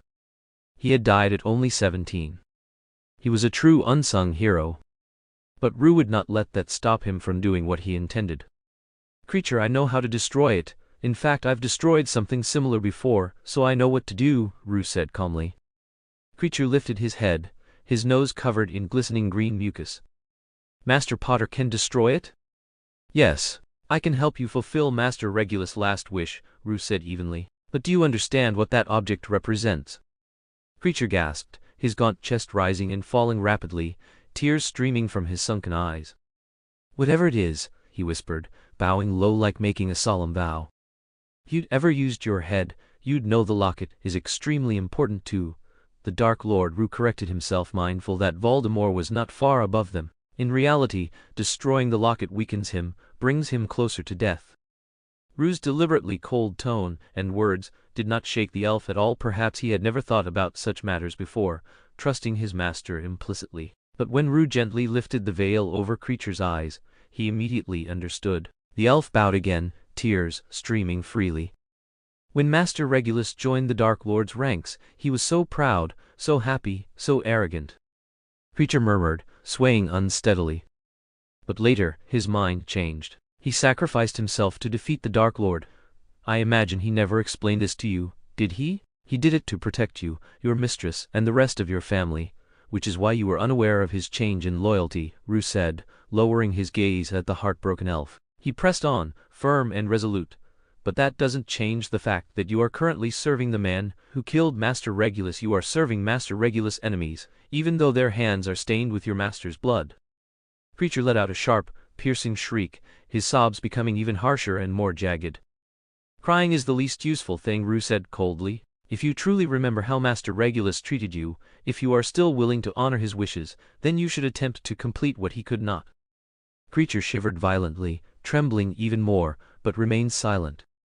Perhaps house elves are constrained in their emotions and actions, because they must obey orders, Rue continued, but you need to understand, Creature. In the cave, Regulus could have forced you to drink the potion, dragged you into the lake to die, and he would have returned safely. But he didn't. He went to his death himself. The Dark Lord wanted to kill you, and Miss Bellatrix and Miss Sissy. Rue paused, then continued, no matter how kind they may seem to you in this world, the only one willing to sacrifice himself rather than force you to die was Regulus Black. Do you really want to betray his wishes and serve his enemies? But Miss Bellatrix and Miss Sissy, Creature sobbed. If the Dark Lord learned what Regulus did, he would have taken his vengeance out on them without hesitation, Rue said slowly. Only if Regulus is gone can they truly be safe. Creature must obey orders. After Mrs. Black passed, your master should be Sirius Black, correct? Rue asked. Yes, Creature muttered indignantly. But Master is a detestable, ungrateful, vile scoundrel. He broke his mother's heart. My poor mistress hated him so. Formally I am still Sirius Black's godson, though sometimes I question that, Rue said, extending his hand to Creature. But for now, I don't mind temporarily using that title to gain a small convenience. You can swear temporary loyalty to me, Creature, for a shared purpose. Creature tilted his head, hesitated briefly, then bowed deeply to Rue. Without waiting for Rue to speak, he handed over the real locket and even attempted to apparate him away, but Rue refused. No, you don't need to, Creature, Hugh said gently. I need you to stay here and keep an eye on them. Did the stranger suspect you at all when he saw you? A good house elf is never noticed by the wizard he serves, Master Hugh, Creature croaked hoarsely. That's reassuring. Still, be careful. If Miss Bellatrix or Miss Narcissa mention you to him, get out immediately. Understood? After Creature agreed, Hugh prepared to dismiss him. Don't worry. I know my way out, Creature replied. In fact, if Hugh hadn't seen Creature coming and going from the house that first afternoon, realizing he was in the old Black family home, he would have left that very night. By the time Creature departed, the sky was beginning to lighten. Hugh stretched his wrists and pricked up his ears, hearing faint movement from upstairs. He leapt lightly, catching a small protrusion on the window frame, and retrieved a broken dinner fork from a basket atop a cabinet. With it, he unlocked a tiny ventilation window in the wall. Though too small for even a 3-year-old child to squeeze through, it was just right for an owl. As Bellatrix, sensing the magic in the basement, rushed downstairs, a slate-colored owl spread its wings and took flight, slipping into the narrow loft of the neighboring house moments later. Bellatrix, this detail collected someday. Hugh flew into the loft, and, turning to look back, saw that the neighboring house had vanished, as if it had never existed. He couldn't even sense the large hidden space it had contained. Even without the Fidelius charm's protection, the effect was nearly identical. The sight made his mind itch with curiosity. He remembered that Sirius's father had installed every known magical concealment in the house, and had been deeply disappointed when young Sirius had abandoned it so easily. Now, Voldemort had put it to use. But if he remembered correctly, ownership still belonged to Sirius, so if Sirius wished, the house could still be reclaimed. Thinking of the long, uncontacted godfather stirred an uncomfortable feeling in Hugh. He gave a cold snort, folded his wings, and found a clean corner behind a cabinet to rest. He had intended to notify Harry to ease his mind, but Voldemort was nearby. If he alarmed him or the Death Eaters, leaving would be nearly impossible. Besides, after days of barely eating, constantly enduring torment, his body was weak. Even flying for long would be impossible. Hugh glanced at the loft, which had clearly gone a long time without the attention of its master, and sighed. Without adequate food or sleep, he had managed while facing Bellatrix and Creature by constantly strategizing, but now, with some semblance of safety, he felt exhausted and hungry. His stomach twisted as if being kneaded by an iron claw, unbearably uncomfortable, and there was nothing to eat in the loft. I should have had Creature bring me some bread, he thought regretfully. Hugh patted his belly, resigned to a long sleep to regain strength for flying out of London and notifying Harry. If he could make it all the way to the Burrow in one go, even better. The Weasleys, odd as they were, could be trusted. Dumbledore will probably send someone to meet me, right? Hugh considered this, unaware that whereas he had once invoked Dumbledore's reputation in the wizarding world to achieve his own ends, he now found himself genuinely trusting him. Hugh had never slept in his animagus form before. Standing, lying, sprawled, or curled up, every position was uncomfortable, and he had rolled himself into a layer of dust without noticing. Finally, he spotted the chandelier and, inspired, flew up to it, hooked himself upside down, and finally found comfort. Yet even asleep, he remained half alert, like an owl keeping one eye open. Hugh slept soundly on the roof, oblivious to the chaos his disappearance had already caused outside. Triwizard Champion mysteriously disappears after completing the second task. Such explosive news was irresistible, even for reporters without the meddlesome instincts of Rita Skeeter. The 3 journalists authorized by Dumbledore to cover the Triwizard tournament hadn't even waited for the competition to end before rushing back to their newspapers. By the next day, everyone knew the story. Owls swooped through Hogwarts breakfast halls, scattering feathers and dust everywhere. Almost no meal remained untouched. This wasn't just a simple case of a missing student. It was the first Triwizard tournament in centuries, a symbol of internation friendship, and the only Hogwarts champion without adult status had vanished. Add to that, he was the younger brother of the boy who lived now, many called him that too, a rare Slytherin Potter, a surviving orphan of the Potter family who had drifted into the Muggle world and survived a deadly poison. Countless titles piled onto the name Hooch Potter. Reporters left no stone unturned in uncovering Hooch's past. From his outstanding grades to the noble lineage and exemplary character of his friends, from his effortless mastery of charms and potions to his clever unraveling of the Chamber of Secrets basilisk, from his first-year defiance of Voldemort to his third-year pranks on a Hungarian horntail using advanced illusion and transfiguration, journalists didn't shy away from exaggeration to praise a rising star at Hogwarts. Hooch alone offered enough material for them to write endlessly. For several days, Hooch dominated the front page of the Daily Prophet. Other papers couldn't be outdone. Even the Quibbler published a piece titled Speculations on the True Relationship Between Hooch Potter and Draco Malfoy, selling nearly as many copies as the Prophet. People were astonished there really was such a remarkable young wizard in the world.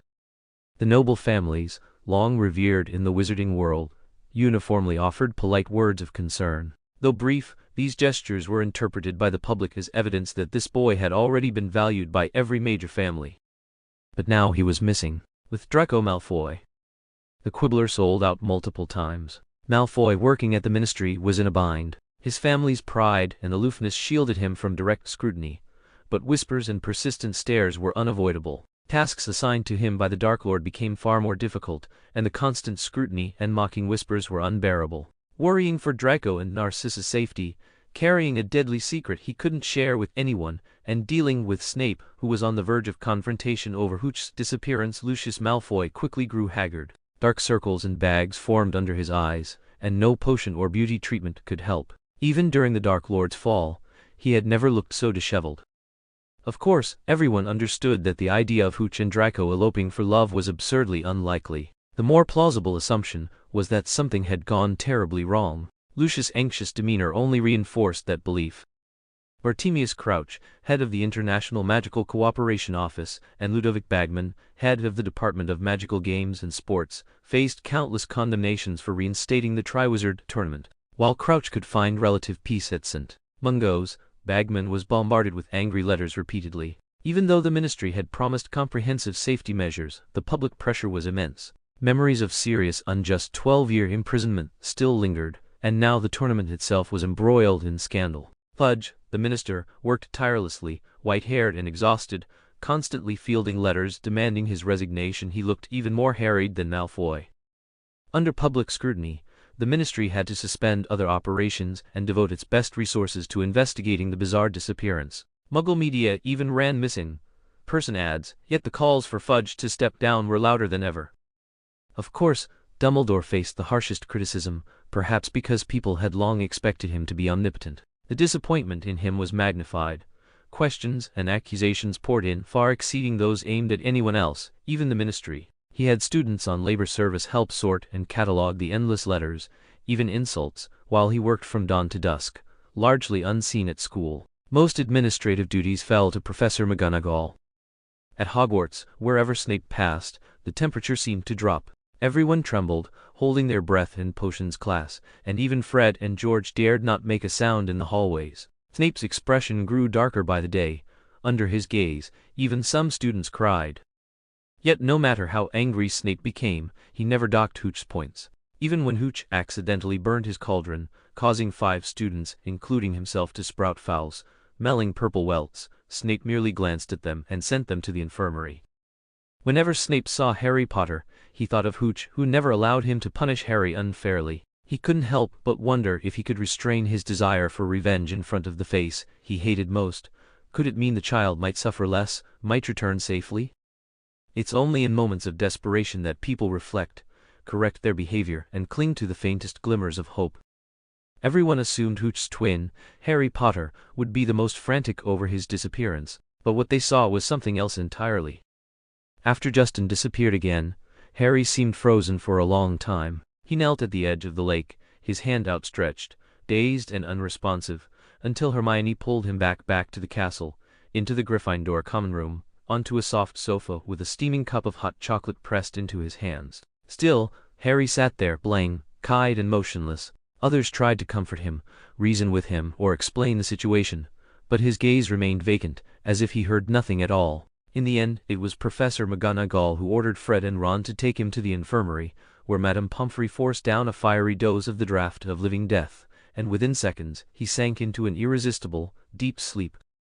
When he awoke again, he was fully conscious, but he was no longer the Harry everyone knew. His first move was to find Dumbledore and relay what Barty Crouch Jr. disguised as Moody and Voldemort might use for resurrection. Soon after, Professor Moody returned from his rounds, and Dumbledore quietly watched as he forced down a Veritaserum-laced pork chop. Barty confessed everything, his exchanges with Mrs. Crouch in prison, Voldemort possessing Bertha Jorkins, attacking old Barty and controlling him, ordering Umbridge to switch the Veritaserum in the Lestrange's hands, attacking Moody in disguise, throwing Justin's name into the Goblet of Fire, casting the Cruciatus on Draco to make him place the portkey on Justin, and delivering Harry Potter to Voldemort. But something went wrong with the hostage, and Justin wasn't killed, though he did end up in Voldemort's hands and was handed over to Bellatrix.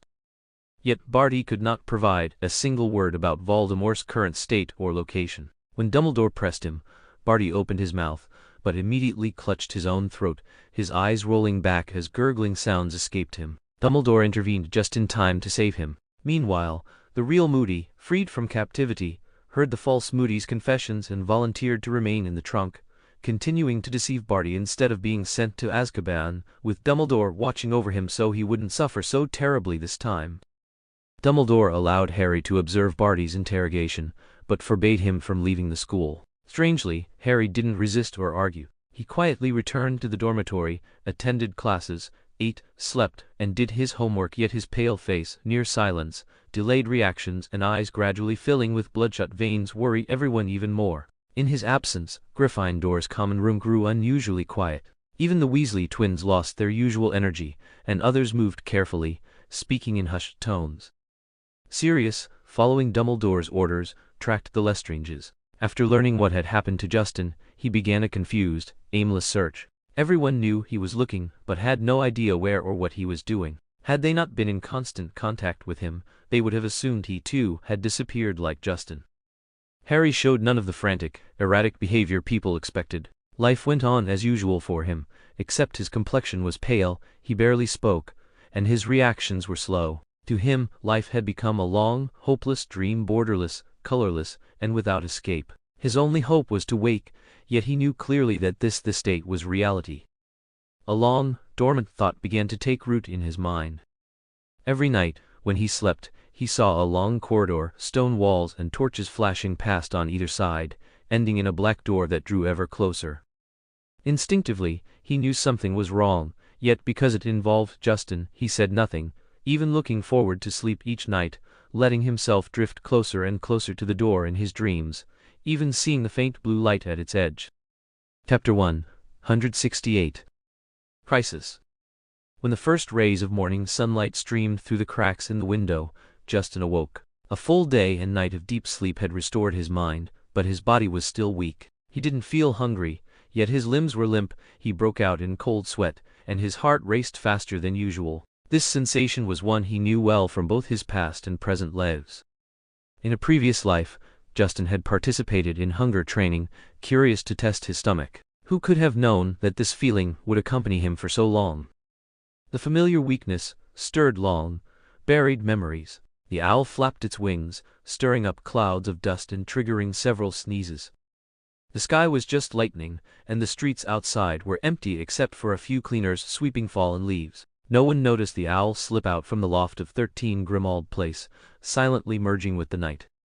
Although it had only been a few days, when Rue spread his wings and soared freely into the sky again, it felt like being reborn. From high above, he could see a middle-aged man stretching on a balcony, a young man shooing crows off the window sill while brushing his teeth, an elderly jogger, a homeless man napping on a bench with a newspaper under him, and a few drunken men staggering arm in arm. He even had time to drink deeply from a fountain and wash the dust and grime off his body, and immediately felt a surge of relief and happiness. The dark, filthy kitchen, the ugly yet loyal house elf, and the mad, haggard witch all seemed like stories from another world. The sun gradually rose. Owl's vision is poor in daylight, and Rue's transformation was no exception. His flight had slowed. It was already 9 in the morning, and he hadn't yet left London. Continuing forward would risk damaging his eyes in the bright sunlight. With no other option, he landed on the top floor of an abandoned factory. Shaking off the morning dew, he found the space deserted and, in a dusty, empty room without furniture, transformed back into human form. His arms felt so weak he could barely lift them. So hungry. Rue gritted his teeth and rubbed his stomach, easing the pain slightly before taking out the two-way mirror. He shouted at his reflection, "Harry!" The mirror seemed to haze over, his image blurring. When it cleared, it revealed a joyous Harry. "Rue, are you okay? What happened? Where are you? Is there danger around? Is it Voldemort?" "Harry," Rue cut him off. "Listen, I'm fine and safe right now. I'll explain everything later."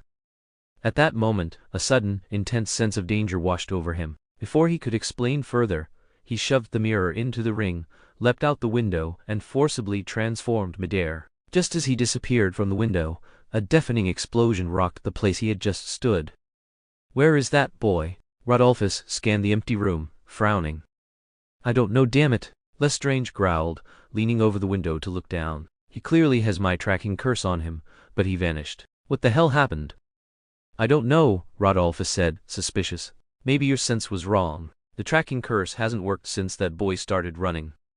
"That's impossible," Bellatrix screamed. "He must have something on him that blocks the curse. Yes, that's it. He took it off by accident, but whether he noticed us or for some other damn reason, he put it back immediately. He's nearby. Definitely nearby." "All right," Rodolphus said, his tone tinged with doubt. "We'll search. If this fails again, we're done for." Rue took a deep breath, suppressing the urge to scream. Listening to Bellatrix and Rodolphus, he couldn't help but smile wryly. In a way, Bellatrix wasn't wrong, but they had no idea that Rue was lying less than 5 feet above them. Neither of them had professional search experience.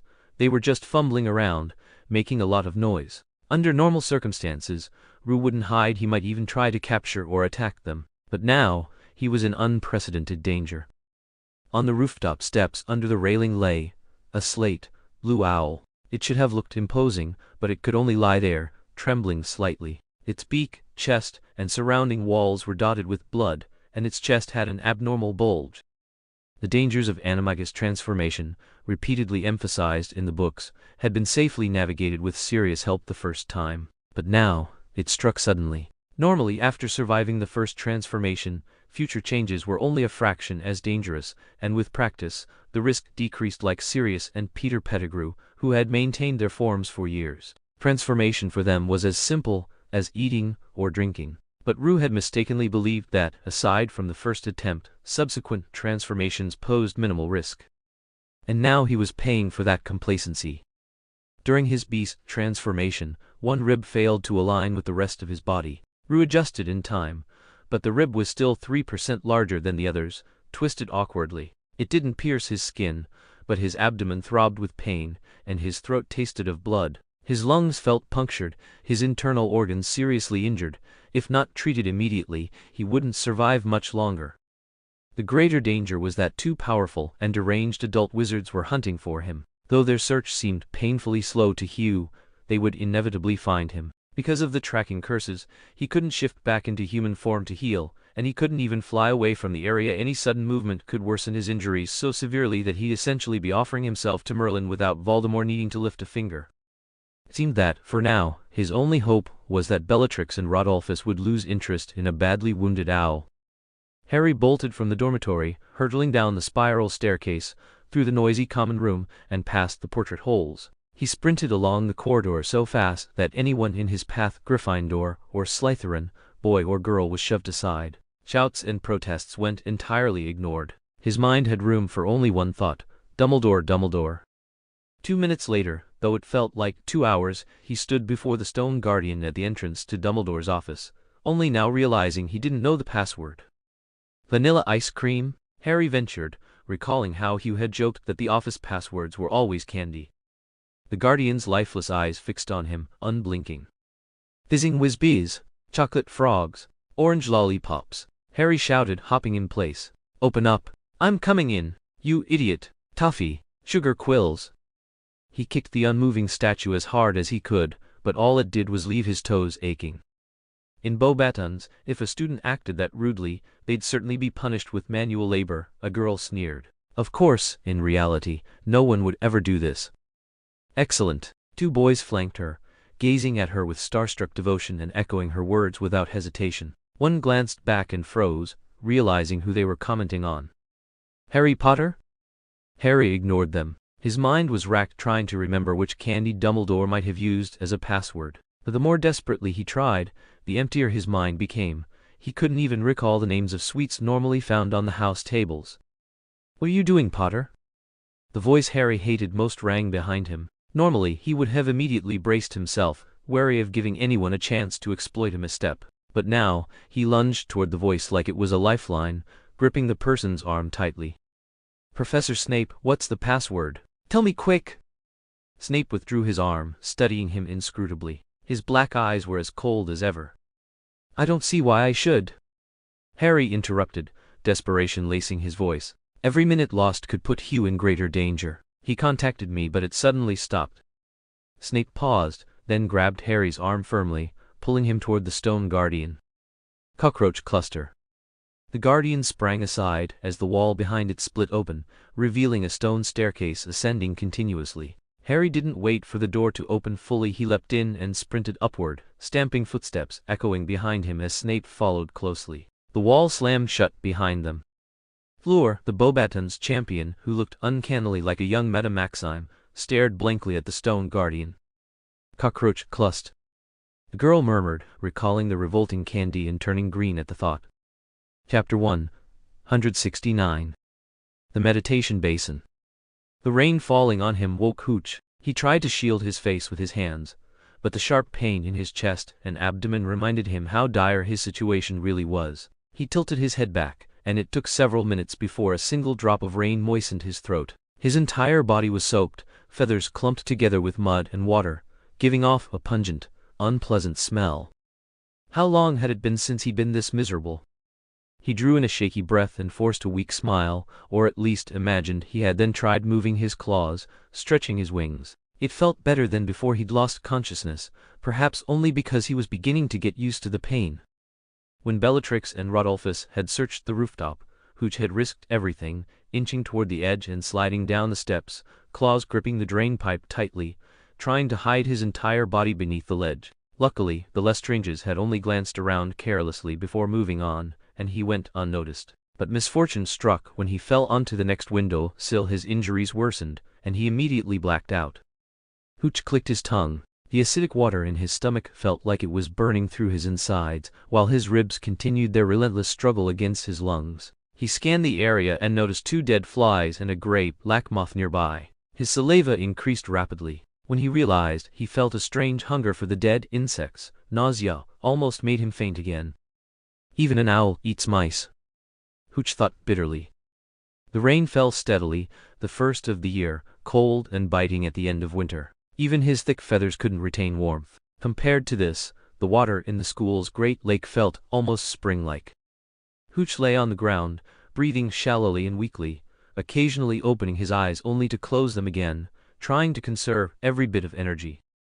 He was waiting. Hooch didn't know what he was waiting for. He stayed alert and conserved his strength for a chance. He couldn't even define a chance to escape. But his body wouldn't allow him to wait for long. At most, another day. If no opportunity appeared, he would have no choice but to risk transforming. To die at Voldemort's hands would have been a heroic sacrifice. To fail a transformation and die on the window sill of some abandoned building, just thinking about it was humiliating. The dark clouds obscured sun and stars. He couldn't tell the time or even whether it was day or night. He could only estimate in his mind. The rain continued without pause. Through the rain and mist, the massive city blurred. Cars snaked around the streets in loops. Umbrellas floated like drifting leaves in a stream. Who would notice a tiny owl perched on a windowsill? After hearing Harry's rambling account, Dumbledore frowned. Harry watched eagerly, hoping the all-powerful headmaster could give him some reassurance. Perhaps Hooch's two-way mirror had malfunctioned. But there was none. A chill ran down his spine. Even with 100 doses of courage, Harry didn't dare glance at Snape's expression. "So he hasn't told you where he is, nor what exactly happened?" "Yes," Harry replied briefly, frustration surging through him. He wanted to yell, to grab Dumbledore by the collar and demand a rescue, to rush out of Hogwarts without thought to save Hooch. But in reality he could do nothing. He could only wait and watch Dumbledore stare at the ceiling, slowly playing his questions and answers game. Suddenly, Dumbledore stood, opening a black cabinet against the wall and removing a shallow stone basin. Its rim was carved with strange symbols and letters Harry didn't recognize. Dumbledore carefully placed it on the table. "What is that?" Harry asked, unable to hide his curiosity.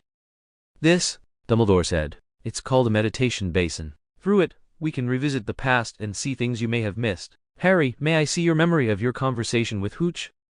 "All right, Professor," Harry said quietly. "What should I do?" "Just relax and try to recall the situation as clearly as you can," Dumbledore instructed. He drew his wand from his robe and brought the tip close to Harry's temple. Instinctively, Harry flinched. "Sorry, Professor," he immediately apologized. "It's quite all right. Understandable," Dumbledore replied. Harry drew a deep breath, closed his eyes, and focused on remembering Justin's words. When Dumbledore withdrew his wand, Harry noticed a thin silver-white substance clinging to the tip.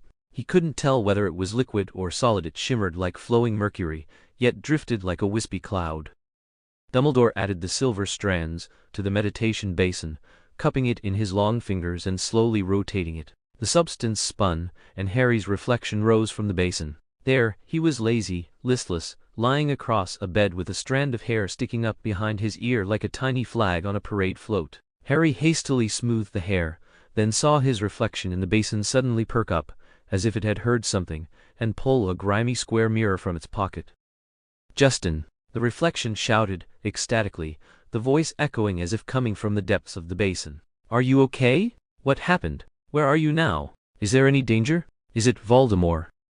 "Harry," Justin interrupted. Harry suddenly realized that, though Justin was smiling gently, his face carried a weariness and restraint he had never seen before, as if he were enduring some deep pain. His expression was haggard, his face marked with scrapes and bruises from hitting hard surfaces. Harry's heart clenched.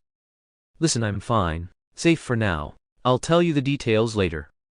The mirror's surface blurred abruptly, and when it cleared, only Harry's own face remained. The reflection in the basin continued calling Justin's name, shaking the double-sided mirror violently, but Justin did not reappear. Harry called for a while longer, then jumped off the bed, hastily put on shoes and ran out the door. "Hisser," he whispered. Dumbledore frowned slightly, tapping the contents of the basin again with his wand tip, and Harry's reflection surfaced once more. After listening 3 times, growing increasingly anxious, Harry watched as Snape suddenly stepped past him. With a tap of his wand on the silver strands passing through Harry's eyes in the basin, the image on the mirror expanded, filling the entire basin surface. Justin's thin, tired figure became even more vivid. Harry felt a pang in his chest and quickly lowered his gaze, but then heard Snape ask, "What is this?" Chapter 170. Turning Point. "Move this in too. Faster," a tall, stout man with a beard shouted. "William, be careful." "Tote, give him a hand." In an abandoned factory, an aging truck was parked in front of the tallest building. Its cargo area was covered with a thick tarp, though the rear flap had been lifted to reveal a dozen or so boxes of varying sizes. Aside from 2 rows of benches and a small open space, there was nothing else. 5 men were moving around the truck. The stout man, constantly shouting orders, seemed to be their leader. The other 4 were muscular, with bulging arms exposed. One, Tote, had a scar across his face and limped slightly, but moved faster than the others.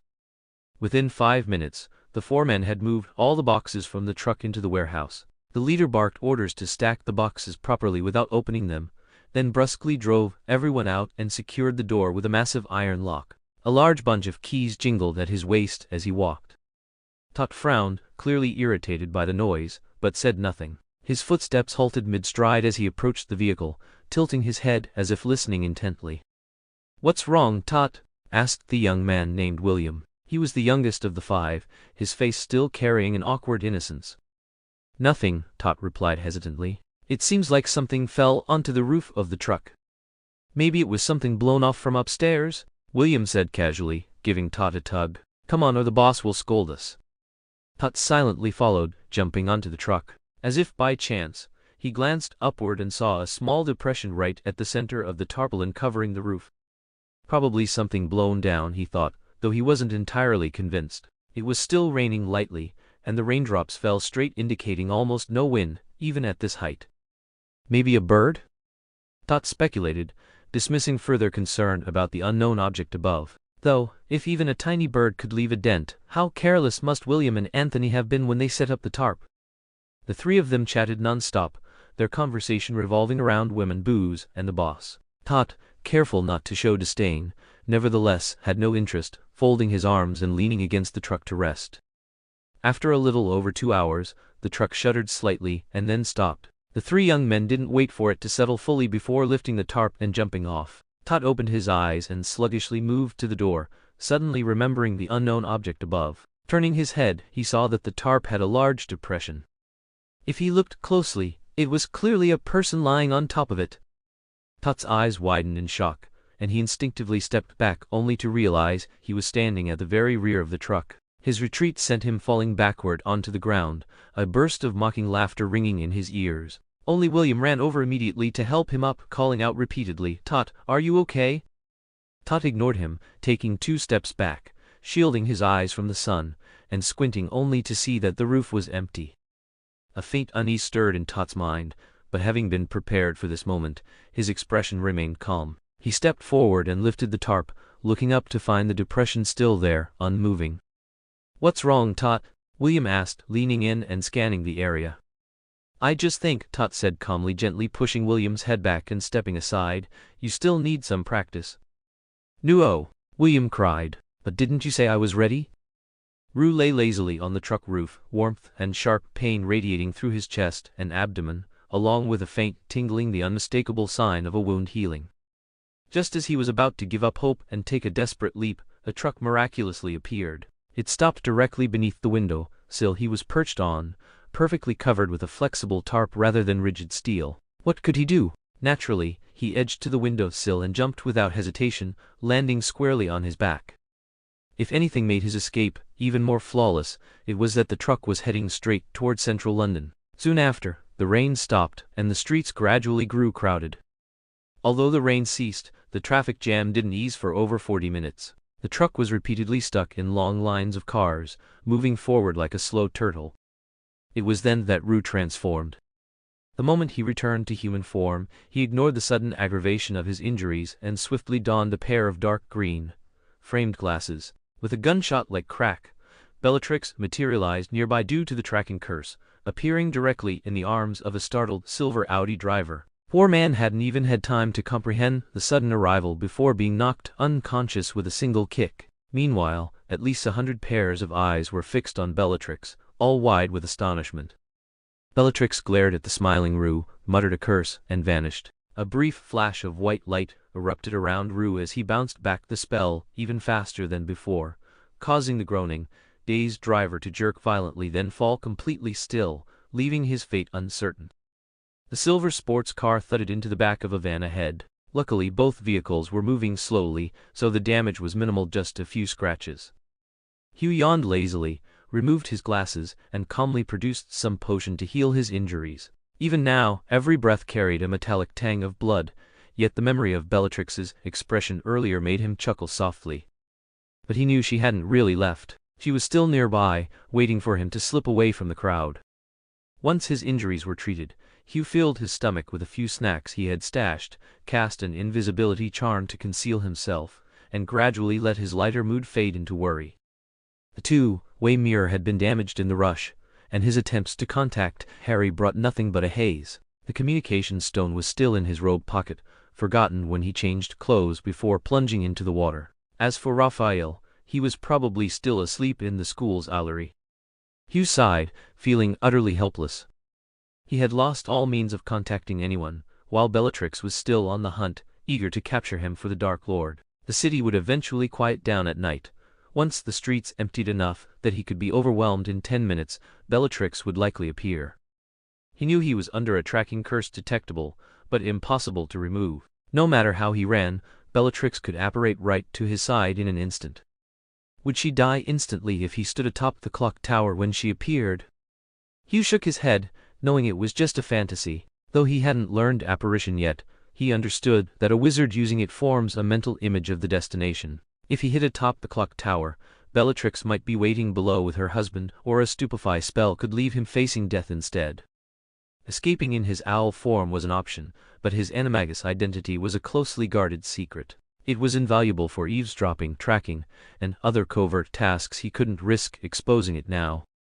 Not long ago, he'd been ready to risk everything just to survive. Now that the situation had eased slightly, he was worrying over details again.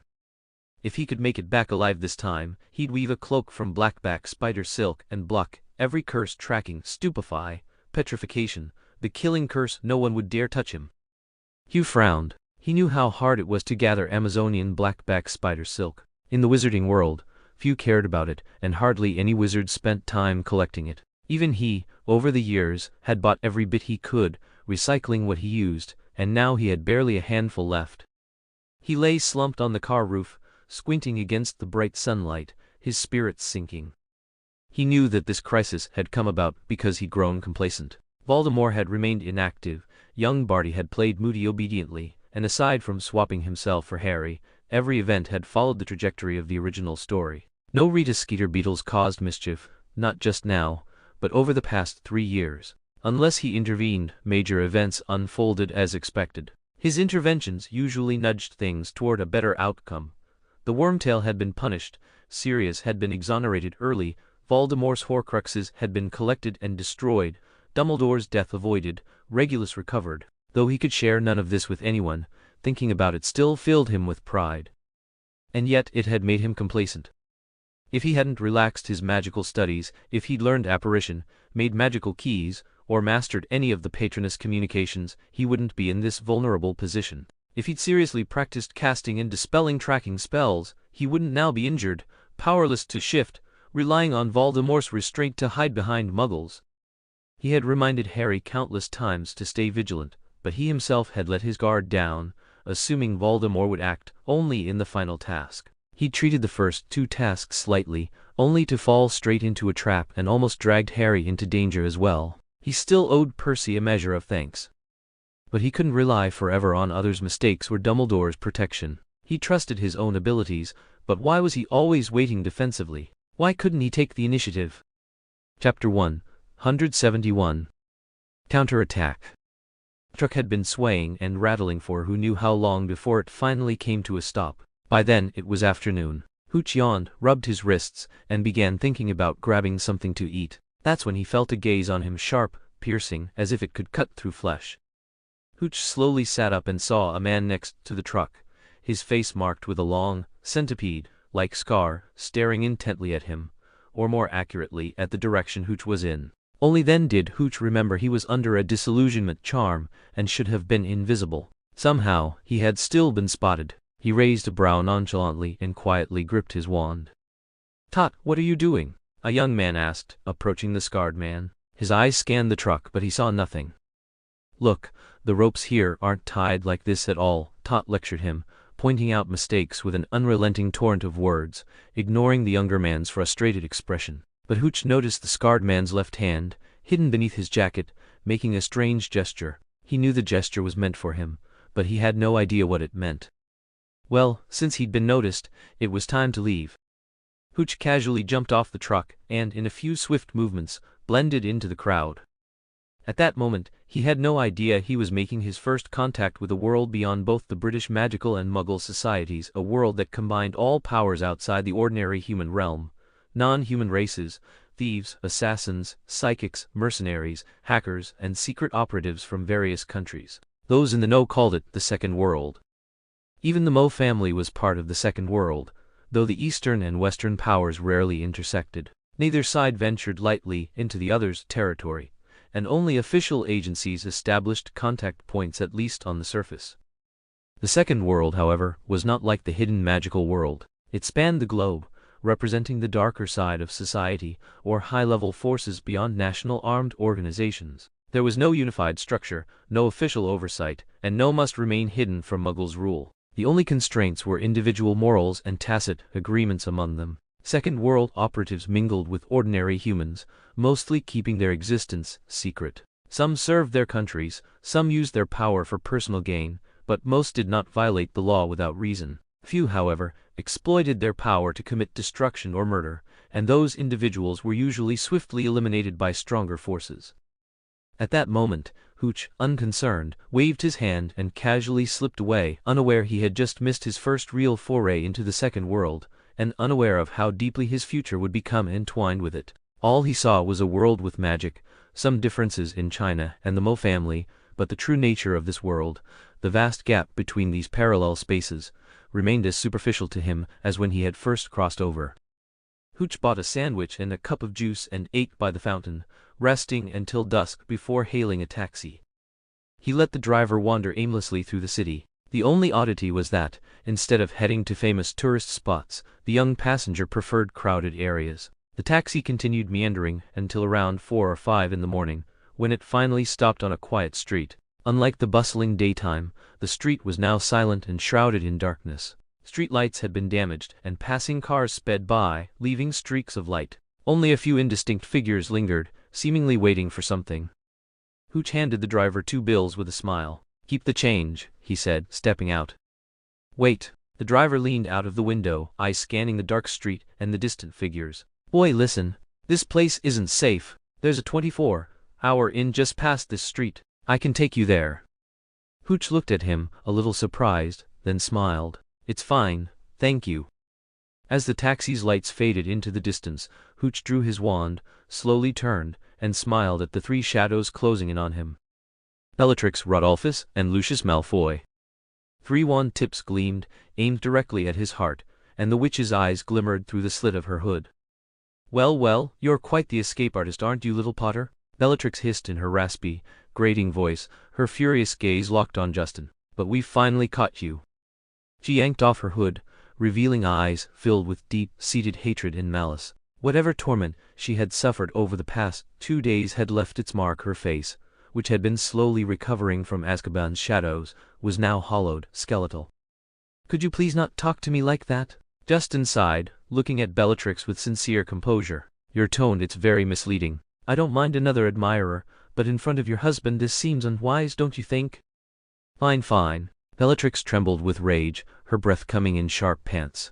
Then, "Not yet," Lucius intervened, holding her back. "Don't be impulsive, Bella. I told you I still have questions for him." "To hell with your questions," Bellatrix shouted in frenzy. "We can drag him back and torture him however we want." Unfortunately, That method you've already tried, Lucius said coolly, and yet he escaped right under the Dark Lord's nose. If Potter hadn't been unable to dispel your tracking curse, we would have lost him completely. Are you mocking me, Malfoy? Bellatrix ground out through clenched teeth. Calm down, Bella, Rodolphus said. Lucius is right. We must know how he escaped. Otherwise, if there's a first time, there could be a second, and he's been gone for 2 days only to suddenly reappear. There's likely a trap. We need to be cautious. Although Rodolphus spoke quietly, Justin caught every word. He watched Lucius Malfoy without leaving a trace, noting the perfectly measured pride and disdain on his face, and a hint of wariness. He couldn't tell if Lucius would still honor their alliance. Since Lucius was standing in front of him, active and ready to coordinate with Death Eaters to capture him, Voldemort still didn't know the secret of the Horcrux. Otherwise, Justin would only be looking at a corpse. But what about Muggles? Bellatrix muttered, grasping at a feeble excuse. Relax, Rodolphus said calmly. I've placed Muggle, repelling and sound-proofing charms nearby. No Muggles can come here, see or hear us. Fine, interrogate him then, Bellatrix said, lowering her wand, her chest heaving violently. Though I highly doubt either of you will get anything out of him. Rodolphus remained still, simply watching Lucius. Answer our questions, Potter, Lucius said coldly. Or would you prefer to answer after enduring more pain? I think there's been a misunderstanding. Justin looked confused. So far, I don't believe I ever said I intended to just surrender, did I? Exactly right, Potter, exactly right. Bellatrix cackled madly, shrieking. You filthy little bastard, I'll show you. Bang! A sudden eruption of black ink, like smoke, burst from where Justin stood, instantly enveloping the group. Excruciating torment! Bellatrix screamed, but Justin leapt aside in time, the floor beneath him sizzling with a sharp hiss. Excruciating torment! Excruciating torment! Stop, Bella! You'll hurt him! Rodolphus roared. We'll leave and deal with this elsewhere. Rodolphus's voice cut off abruptly, as if his throat had been severed. Bellatrix's eyes widened in terror. She reached toward him, her voice quivering with panic. Rodolphus, Rodolphus, are you? Suddenly her wrists tightened, and before she could react, a series of crunching sounds erupted, followed by searing pain radiating from her hands. Every bone in both wrists had been snapped. This is just a taste, Bella, a soft voice whispered in her ear. The rest I will reclaim piece by piece. The black mist dispersed instantly. Justin darted to the side, a streak of blood marring his face, and released Bellatrix in the process. Lucius Malfoy raised his wand, stepping forward. Justin Potter, he said, staring in shock at Rodolphus lying motionless on the ground and Bellatrix's limp, broken hands, seemingly unable to process what had just happened. Kill him, Lucius! Bellatrix screamed, her voice shrill with fury. Kill him! Rue flicked his wand sharply. Malfoy scrambled to dodge, but nothing came at him. Across from him, the boy's lips curled into a mocking smile. With a casual stomp, he shot up over 30 feet into the air. Before descending, he cast out a thin, elongated something that wrapped around the railing of a balcony on the left side, then vanished. You actually, Bellatrix glared at Lucius in outrage, but before she could finish her accusation, a sharp, searing pain swept through her consciousness. Lucius watched as she collapsed, calmly levitated both of them to check, and then apparated away. After a loud cracking explosion echoed down the street, Rue rubbed his head from bumping the doorframe, climbed down from the balcony, and exhaled deeply as he watched the 3 Death Eaters vanish. The chase was finally over. He had planned to finish off Rodolphus as well, but the mysterious magical defenses on the Death Eater thwarted his ambush. His strike only left the target gravely injured and unconscious. Frustrated, he had taken the opportunity to strike back at Bellatrix. Draco was still in Voldemort's hands. Leaving only Lucius to return would inevitably arouse Voldemort's suspicion. In the end, he could only watch the 3 of them leave. What had temporarily convinced him to let Bellatrix go to testify for the Malfoys, however, was a small slip of paper in his hand. Fluorescent flicker. Rue whispered softly, using the wand's tip to illuminate the writing. The Dark Lord orders Rabastan to retrieve the pet Nagini from Byers Forest. The paper ignited in his hand, yet each word etched itself clearly into his mind. He curved his eyes in a smile, feeling a rare joy. Rue waved his wand. With a deafening roar, a dazzling flash of light erupted. A 3-story double-decker bus emerged from the thin air. On its windshield, golden letters spelled out, Night Bus. Welcome aboard the Night Bus, an emergency transport for witches and wizards in distress. Simply raise your wand and step aboard, and we can take you anywhere you wish. My name is Stan Shunpike, and tonight I am your conductor. Rue smiled and began stepping forward, then suddenly froze, tilting his head as his ears twitched toward a nearby street. Chapter 172. Return. What are you looking at? Stan Shunpike jumped down from the bus and followed his gaze. He looked 18 or 19, with large, flappy ears and a few small bumps on his face. Nothing, Rue said, turning back with a faint smile. Probably just my imagination. He stepped past Stan and boarded the bus. Inside, there were no seats. Behind drawn curtains, 6 brass, boasted beds were arranged, each with a candle illuminating the paneled walls. 2 beds had sleeping passengers, visible only by their nightcaps from the doorway. My goodness, you're Rue Potter. The driver at the front, glancing back unintentionally, saw Rue's face and whispered in astonishment.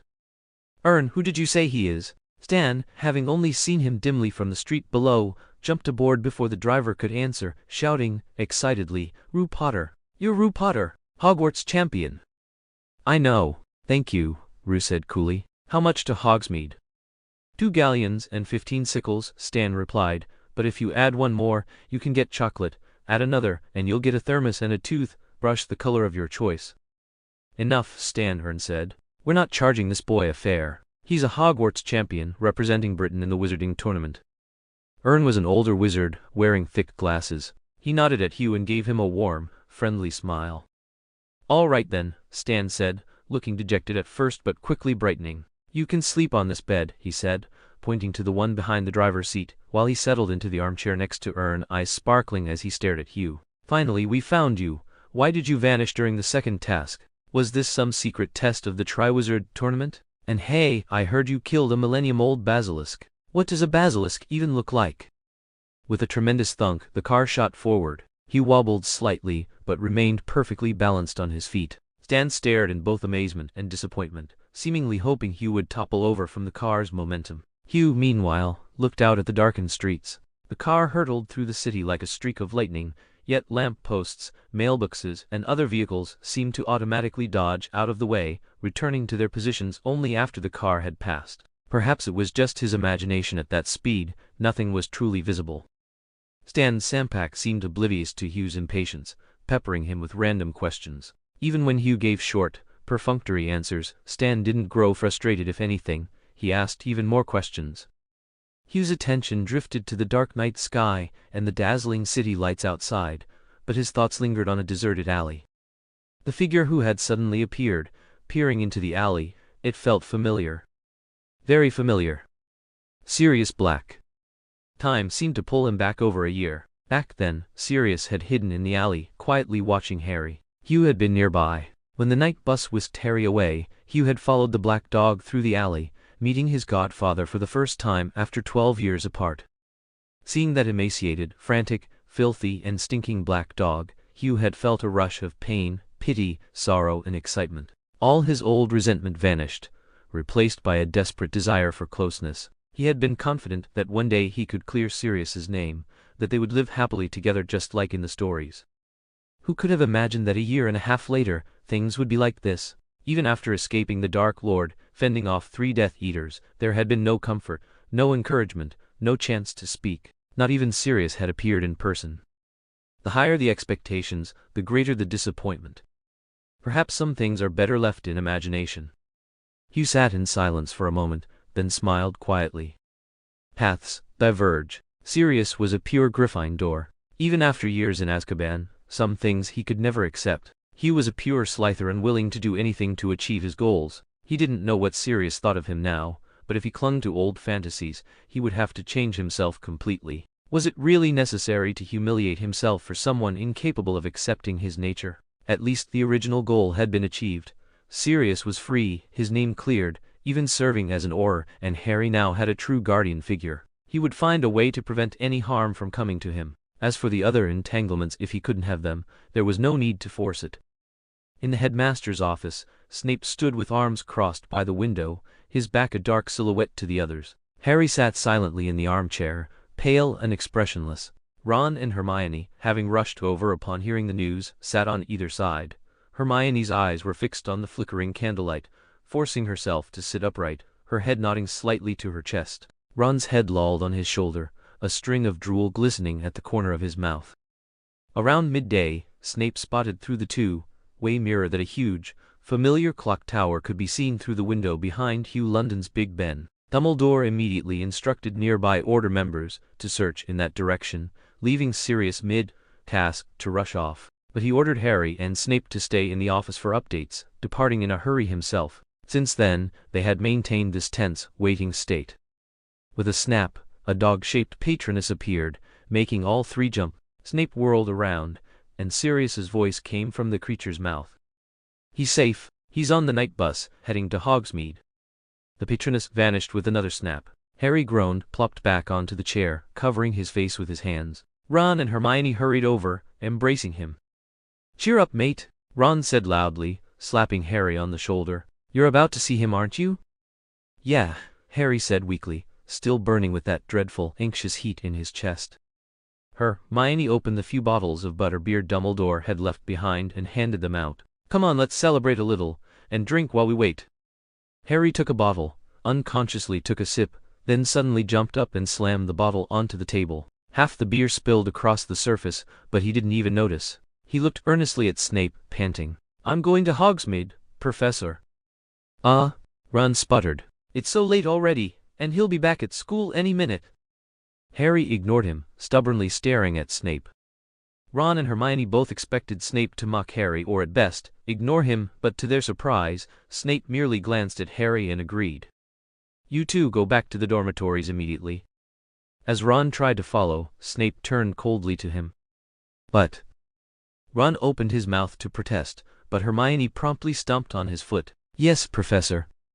"Why?" After Snape and Harry left, Ron shouted at Hermione in frustration. "We've been waiting half the day only to be sent back to bed?" Hermione shot him a sharp look. "We're not here to be sent back to bed, nor for you to nod off in the headmaster's office. We're here to be with Harry." The night bus rumbled through fields, villages, and cities, and everywhere it passed, everything immediately moved aside to let it through. About half an hour later, Ernie slammed on the brakes. The bus skidded to a stop on a Hogsmeade street. Hooch looked through the window at dark store fronts, the silhouettes of distant mountains, the winding road leading to Hogwarts, and the light spilling from the windows of the three broomsticks, illuminating two figures, one tall, one short. "Thanks," Hooch said to Ernie, then bid Stan goodbye, jumped off the bus, and saw Harry running toward him and Snape standing in the shadows farther away. He lifted his head, a faint smile on his lips. Ernie, guess who I see?" "Ernie, it's Harry Potter." "I can see his scar, the boy who lived, Harry Potter." "Shut up, get in the bus. We're leaving." The next day, the Daily Prophet announced Hooch's return. Considering there was no direct evidence of Voldemort's return and the public's tolerance, Dumbledore attributed Hooch's disappearance to a lower-year student's experimental, unfinished portkey, which happened to be thrown into the lake and accidentally touched by Hooch. Hugh doubted the explanation, and the public quickly abandoned their previous obsession with investigating the incident, turning their attention instead to the third task of the Triwizard Tournament, 4 months away. But not everyone was kept from the truth. Dumbledore quickly held a private meeting with Fudge, though it went poorly even before it could be considered a secret. The next day, all-seeing reporters published stories about Dumbledore's disagreement with the Minister of Magic in the Daily Prophet. Meanwhile, the Order of the Phoenix was quietly and officially re-established. The 7 most skilled members, including Dumbledore and young Sirius, broke into the old Black House the night Hooch returned, but found nothing but dust and misses. Black's furious shouting. The floating grey dust seemed to silently mock Voldemort and his Death Eaters. Hooch carefully revealed a portion of his information to Dumbledore, mainly that while pretending to be unconscious, he had overheard Voldemort ordering Rabastan Lestrange to go to the Bayless Forest to retrieve his pet Nagini. However, Dumbledore had arrived too late. Rabastan had already left with the giant snake hours earlier. As a result, Hooch grew more suspicious of Lucius's intentions and even more concerned about Draco, still in the Dark Lord's lair. Chapter 173. Learning Apparition. "Learning apparition?" Snape asked, his fingers steepled, his tone unreadable. "Why?" "To survive. Between the mysterious one." Justin hesitated, careful not to speak Voldemort's name out of respect for Snape's aversion. "And me, only one of us can live." For a moment, Snape seemed to freeze completely, even his breathing suspended. The office was silent. Then he asked slowly, almost in a whisper, "Only one survivor. What does that mean?" "If he lives, he will kill me. If I live, I will kill him," Justin said calmly. "Apparition gives me a better chance. At least when I'm outmatched I can escape quickly. This time, if I can apparate, the danger will be far less." "You are only 14, Snape said dryly. "These things are not for you to bear." "Professor, if it were possible to avoid the responsibility, I would take the easier path," Justin replied. "But Voldemort will not abandon his plans, just because Harry and I are young. Death does not discriminate against age. If we rely solely on others, even the most perfect protection has flaws. Only by mastering combat ourselves can we avoid being placed in a passive position. Don't you agree, Professor?" "The Ministry restricts the learning of this magic for a reason," Snape said, anticipating Justin's retort. "It is extremely dangerous for underage students to learn apparition. That is why the Ministry sends specialists to the school to teach it." He paused, then continued, "It is not only a matter of magical power, you have excelled in that, far beyond many adults, but apparition requires far more in terms of mindset and attitude. You—" He trailed off, looking at the red-haired boy in front of him, calm and radiating confidence and pride. Snape sighed inwardly, feeling almost redundant. He could not accept the boy's calmness when speaking of the life or death struggle with Voldemort, nor did he want him to take such risks. Yet he also understood that danger would not vanish simply because he offered protection. Even he himself could become a tool for others to harm them. Any protection now might become a liability in the future. Moreover, knowing Justin, if Snape refused to teach him apparition, he would likely study it in secret or turn to that dog. Had it not been for the danger of the spell, he probably would have begun experimenting already. After a pause, Snape finally said, "You must be prepared mentally." Justin blinked. He had prepared so many arguments, but he immediately smiled brightly. Somehow, Snape must have explained it to Dumbledore, because when the weekend apparition lessons for 6th and 7th years began, Justin and Harry were granted permission to observe. The lesson had been moved from the Quidditch pitch to the Great Hall, and they sat in a small side room with semi-transparent walls, able to clearly see and hear everything happening inside. The tables in the Great Hall had been removed. A Ministry-appointed apparition instructor stood at the front. He was unusually pale, his eyelashes nearly invisible, his hair fine and ethereal, giving him an almost ghostly appearance. Beside him stood Professors Flitwick and Sprout, the heads of Ravenclaw and Hufflepuff. Snape and McGonagall stayed with Justin and Harry in the side room, observing their practice. McGonagall's expression was stern, her lips pressed tightly, clearly displeased with their advanced attendance. "Stand in place, leaving 5 feet of space in front of you," the Ministry instructor Wiki Tekros said after introducing himself. "You may not apparate outside the hall." Justin and Harry exchanged a smile. The room was small, but since only the two of them were practicing, it felt much more spacious than the crowded hall. A subtle sense of advantage crept in. Now, Tekros waved his wand, and an old wooden circle appeared on the floor in front of each student. McGonagall duplicated the same setup for Justin and Harry. "The most important rule of apparition is to remember the 3 Ds, Tekros instructed. Destination, determination, and deliberation. First, focus all your attention on your target, the space inside the wooden circle before you." Focusing their attention, and clearing all other thoughts, was no longer particularly difficult for the two of them, given their long practice with mental shielding. Step 2. Commit yourself to occupying the space you intend to enter. Let the desire to enter flood every tiniest part of your body. Step 3. Once I give the command, spin on the spot to enter a void state. Move deliberately. Now listen to my cue. 1. Harry's mouth dropped open in surprise, as if he couldn't believe they were about to apparate already, but he quickly spun in place, lost his balance and fell flat on his back. Even after Professor McGonagall helped him to his feet, he still looked dazed. "You okay?" Harry asked Rue, rubbing the back of his head. "I didn't move," Rue said, frowning. "Too rushed. I was startled, felt like it was disrupted." "Same here," Harry murmured, still dreamily dazed. "So this is apparition?" Indeed, compared to the other magic they had learned, apparition had no wand, no incantation, no complex gestures, not even auxiliary materials. Seemingly, it only required thought. Yet it was one of the most dangerous forms of magic. On the second attempt, Rue merely swayed slightly at the start, then lowered his head in contemplation without further movement. Harry wobbled but fortunately didn't fall. At that moment, a series of screams echoed through the great hall. They turned to see a Hufflepuff boy, his upper body trapped inside a wooden circle, while his lower half remained outside. The cut was clean, exposing internal organs and still blood. He shrieked continuously, and 2 nearby girls fainted at the sight. The 2 heads of house rushed to the boy. With a loud bang, a cloud of purple smoke dissipated and his body was whole again, though he trembled on the ground, screaming, legs twitching uncontrollably. "He clearly needs a sedative," Professor Flitwick said after calling twice to no effect. Professor Sprout helped the boy to his feet and dragged him out the door. "Splitting, the separation of part of the body," Professor Techrose explained calmly, "happens when determination is insufficient. You must focus on your target, remain composed, like this."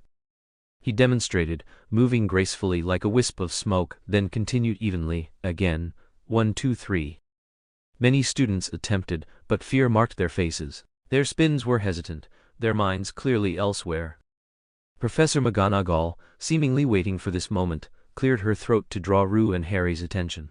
Apparition is far from as simple as it appears. Even those who pass the exams can experience accidental splitting. At school, professors can assist. Outside, if the body splits into 2 locations, unless the ministry responds, there is only... She left the end unsaid, but her tone made it clear enough what she meant. Harry's face turned pale, his expression fearful. He only shook his head silently as if speaking would drain his courage. Rue, however, appeared unaffected, still deep in thought, his gaze and demeanor unchanged. McGonagall shot Snape a sharp glare. He stood with arms crossed, indifferent. By the 5th count from Professor Techrose, Rue finally moved. His spin felt as if he were on a turntable, then in the swirl of his black robes, he vanished from sight, reappearing about 5 feet from the wooden circle. Success. Harry, first in disbelief, then cheering, turned quickly to the hall. The 7th years were still swaying in place. "Not entirely successful," McGonagall said, suppressing her surprise and delight, trying to remain calm, "but still quite impressive by any standard." "By apparition standards, more than 3 feet from the circle is a major error," Snape said coldly. "Accuracy is part of the evaluation. Otherwise, attempting to apparate into a room could embed you in the wall. Any splitting?" "Yes," Rue raised one hand. His index finger was completely bare, the entire nail gone. He felt no pain, but an odd discomfort lingered. Professor Snape pressed a hand on his shoulder, and with a sharp thunk and a wisp of purple smoke, Hugh's fingernails reappeared on his fingers, as if they had never been gone. For this small incident of partial splitting, Harry felt a mix of shock and delight. Professor McGonagall seemed to think it wasn't a big deal, but Snape's expression grew even darker, though the 2 observing students had no idea that, in McGonagall's eyes, perfection meant even a single fingernail out of place was noteworthy. To Snape, this was a chance to show off and take pride in his pupil's progress.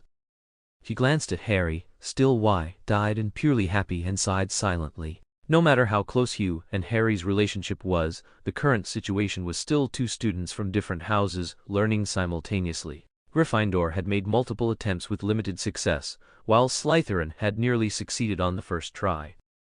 After years of rivalry, competition and comparison between houses had become almost instinctive, especially between Gryffindor and Slytherin. Looking at the students in the Great Hall, all performing at similar levels, and then at the red-haired boy lost in thought, the heads of the 2 houses exchanged a glance, both silently thinking the same thing. Just how far could this child develop? Every weekend, they practiced apparition with older students in a small room. In the first 3 weeks, Hugh had repeatedly split, leaving the overworked heads of house looking grim, but in the following weeks, no accidents occurred, and his precision steadily improved. Harry's own learning had been bumpy, but by the 5th week, he managed a successful apparition, though slightly off-target. Their current goal was to perform apparition quickly, precisely, and with control. By the 6th week, Hugh had conjured over a dozen irregularly placed wooden rings in the room to practice continuous, rapid apparition. Partial splitting began to reappear, but fortunately, no severe splits occurred. The most extreme case saw his right hand split into 3 segments, each appearing in a different wooden ring. Snape's face was as dark as ink while restoring him. Just as Harry had an easier time learning white magic, Hugh's progress with dark magic was astonishingly fast. Conversely, Hugh struggled with white magic as much as Harry did with dark. While Harry painstakingly practiced the Cruciatus and Legilimens curses, Hugh devoted almost all his free time to mastering the Kirilo reverse curse and studying Joe Potter's notes, convinced that Elrond wouldn't provide them with anything unusable. He even skipped the Easter holidays. As for the Salandraff contract, he didn't touch it at all. The summer term began under the tension of intense study and practice. This also meant that the third task of the Triwizard Tournament was approaching. Does that mean the third task is a maze? Harry rubbed his forehead, his mind sluggish from practicing defensive spells against the Cruciatus curse. That's what Ludo Bagman said, he replied, sketching intricate symbols on his dragonhide notebook without pause. Have you seen what they've done to our Quidditch pitch? Harry asked weakly. Their care of magical creatures lesson at Hagrid's hut had revealed countless intricate low walls winding chaotically across the field. Loyal Quidditch fans were furious, but there was nothing they could do. Hagrid did it, Hugh said bluntly, betraying Hagrid. In a month, they'll grow to 20 feet high. But Bagman promised everything would return to normal after the tournament. Let's hope they keep that promise, Harry muttered. So the first champion to reach the cup wins. There will be spells along the way, plus creatures Hagrid provides. I can already imagine what kind of creatures Blast-ended Scroots must be one of them. He accidentally mentioned it. What do we need to prepare for? Actually, if you use them cleverly, simple spells are enough to handle most situations, Hugh said, sketching a flowing symbol. What really requires preparation are the obscure, practical elements that aren't obvious. That's not something you can fully prepare in a short time. You just have to adapt on the spot. If one path is blocked, take another. There's likely more than one route to the center of the maze, so don't waste time obsessing over it. So training doesn't change? No change, Hugh replied. He finished with his quill, then picked up a tiny, fingernail-sized sliver and carefully tucked it into a crease of his hat. What are you doing? Harry asked. The armored hat can deflect spells to some extent, Hooch replied. It's the next product we're about to launch. Didn't you say you wouldn't sell anything that could help the enemy? Harry asked hesitantly. If it's just distributed internally, how likely do you think it is that the enemy would get their hands on it? Hooch pressed his thumb against the small plate, adjusting its position. Better to send it out proactively than have them sneak it from our own people and catch us off guard, though there's a little trick built in. Hooch smiled and showed Harry the tiny plate. Harry finally noticed the crisscrossing fine lines and small squares, intricate and mysteriously complex. What is this? A bomb, Hooch said calmly. Harry blinked, startled, trying to suppress a laugh. I'm serious, Hooch. I'm not lying, Hooch shrugged, his expression unreadable. Harry stared at him for a moment, his throat slowly drying. Really? Hooch nodded, a faint, sincere smile on his lips. To Harry's surprise, he didn't recoil. Instead, he leaned in for a closer look. But, if everyone wears it, how would you tell friend from foe? What's the point? Harry asked, looking up. There is a distinction. Hooch produced two seemingly identical plates for Harry. Every hat has a digital tag, a string of numbers, and each armored hat has a unique number. Hats sold externally are fitted with the one on the left first digit 0. In actual combat, Professor Dumbledore would assign Phoenix members the one on the right first digit 1. Apart from the difference in numbers, all armored hats look identical. Even if someone suspects, it's almost impossible to figure out the real secret. But in a real battle, how could you see such tiny numbers? Harry frowned. There's no need to see them, Hooch said with a mysterious smile. These tags can be scanned by a Muggle device. Even when we can't see them, a Muggle machine can identify every hat in a fraction of a second and generate a magnetic field to trigger the bombs. The bomb on the left requires about 200 times the magnetic strength to detonate compared to the right. Control the field, and you control the target. After a pause, Harry whispered, Magnetic field? Hooch tapped his forehead, chuckling. Forgot you wouldn't understand. Dumb, I don't even know how to explain it. Basically, it can accurately distinguish friend from foe without error. The rest is too technical to explain quickly. Harry nodded and hesitantly asked, So will it kill anyone when it goes off? It releases a strong current. Usually, it just causes deep unconsciousness. Worst case, it could leave someone in a vegetative state. Theoretically, it won't kill, Hooch said casually. If it does, that's just bad luck. Harry fell silent, using his wand to make a fly trace a figure 8 in the air. Hooch seemed momentarily puzzled, resting his chin on his hand as he studied the runes on the dragon hide plate. How amazing, Harry said after a long pause. Stuff like this isn't common even among muggles, right? And yet you can make it. I often have to piece together Professor McGonagall's assignments. Harry, Hooch laughed. You don't really think I invented all this, do you? Didn't you? Harry asked, confused. Of course not. All of this was invented by muggles. I just borrowed it. In fact, even the products Hooch sold in collaboration with noble families were mostly based on muggle inventions. Only a small fraction were his own creations. Compared to other wizards, Hooch's greatest advantage wasn't his knowledge or skill, it was knowing how to leverage muggle knowledge, how to integrate muggle inventions into the wizarding world. A pair of headphones, for example, might require thousands of people and countless facilities to produce if traced back to their materials and assembly. But to Hooch, it was just the sum of the technology, materials, and production. Even if he didn't understand the core technology, he knew whom to approach. Simple for him, but nearly impossible for wizards who both underestimated and feared muggles. Most of Hooch's work was simply adding magical elements to muggle products, making them easier for wizards to use and understand.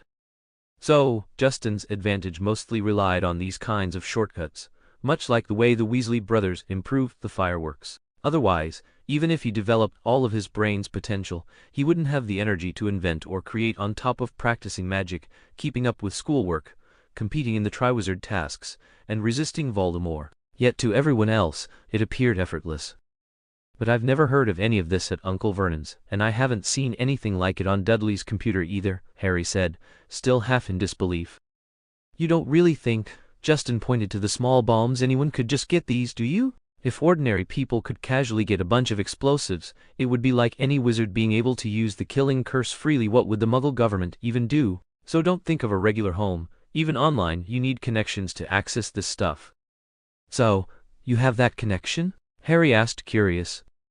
Justin's smile faded slightly as he shifted the topic. Enough about that. How's your Cruciatus curse practice coming along?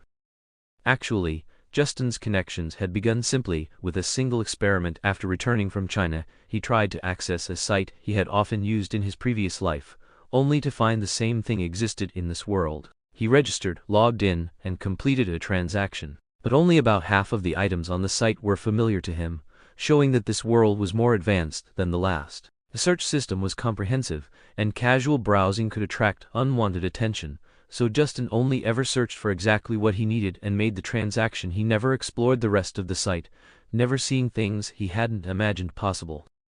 Because his evasion was so obvious, Harry, though still curious, wisely refrained from pressing further, turning his concern elsewhere. Third item, do you think Voldemort will strike again? Harry asked, worry lining his voice. Probably, Justin said, though his tone had grown less certain after so many unexpected developments. The Triwizard Cup the champion must claim, could it become a portal key? Using the same trick a second time would be too foolish, Justin replied. You mean? But, Justin continued, since it was used once, it might actually work again. The enemy's vigilance in this area is likely to be lower for that reason. So will it happen or not? Harry pressed, unwilling to be satisfied without a clear answer. Justin sighed. This was a topic they had discussed countless times since his return, and the conclusions were always the same. Probably, he still needs to resurrect after all. He repeated the words absent-mindedly, as he always did. Why can't we just stop him from resurrecting? Harry muttered. Send those Death Eaters to Azkaban, drive Voldemort back to the Albanian forests, letting him exist only as a spirit. Wouldn't that count as punishment? First, as long as he's alive, the threat exists. Everyone else has to be on edge. Voldemort's existence is like a bone stuck in our throat, and who knows when he'll pop up and impale someone, Justin explained. Second, only if he resurrects can he be killed. Third, whether Voldemort can resurrect isn't up to us, it's up to him. He's just chosen a picky method. We can't make him obediently go to the Albanian forest to serve his sentence. And the fragment of soul inside you could affect your own soul. If the piece of soul in the diary could absorb Ginny's life force, who's to say the fragment in Harry won't one day try to occupy his body, even if it's an unrefined, failed piece? If Elrond could just provide a sanctified artifact or something, none of this would be such a headache. Justin muttered his complaints chaotically, thinking of Elrond and the Sarandralf Covenant, when a faint thought stirred, something subtle yet graspable.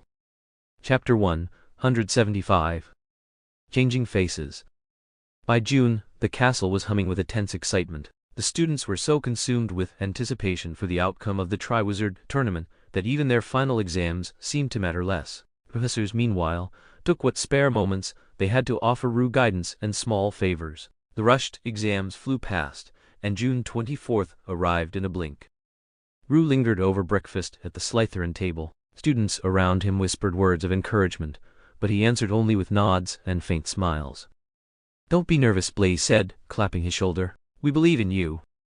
Rue made a vague sound of acknowledgement, then seemed to realize what Blaise had said. He frowned. "I'm not nervous."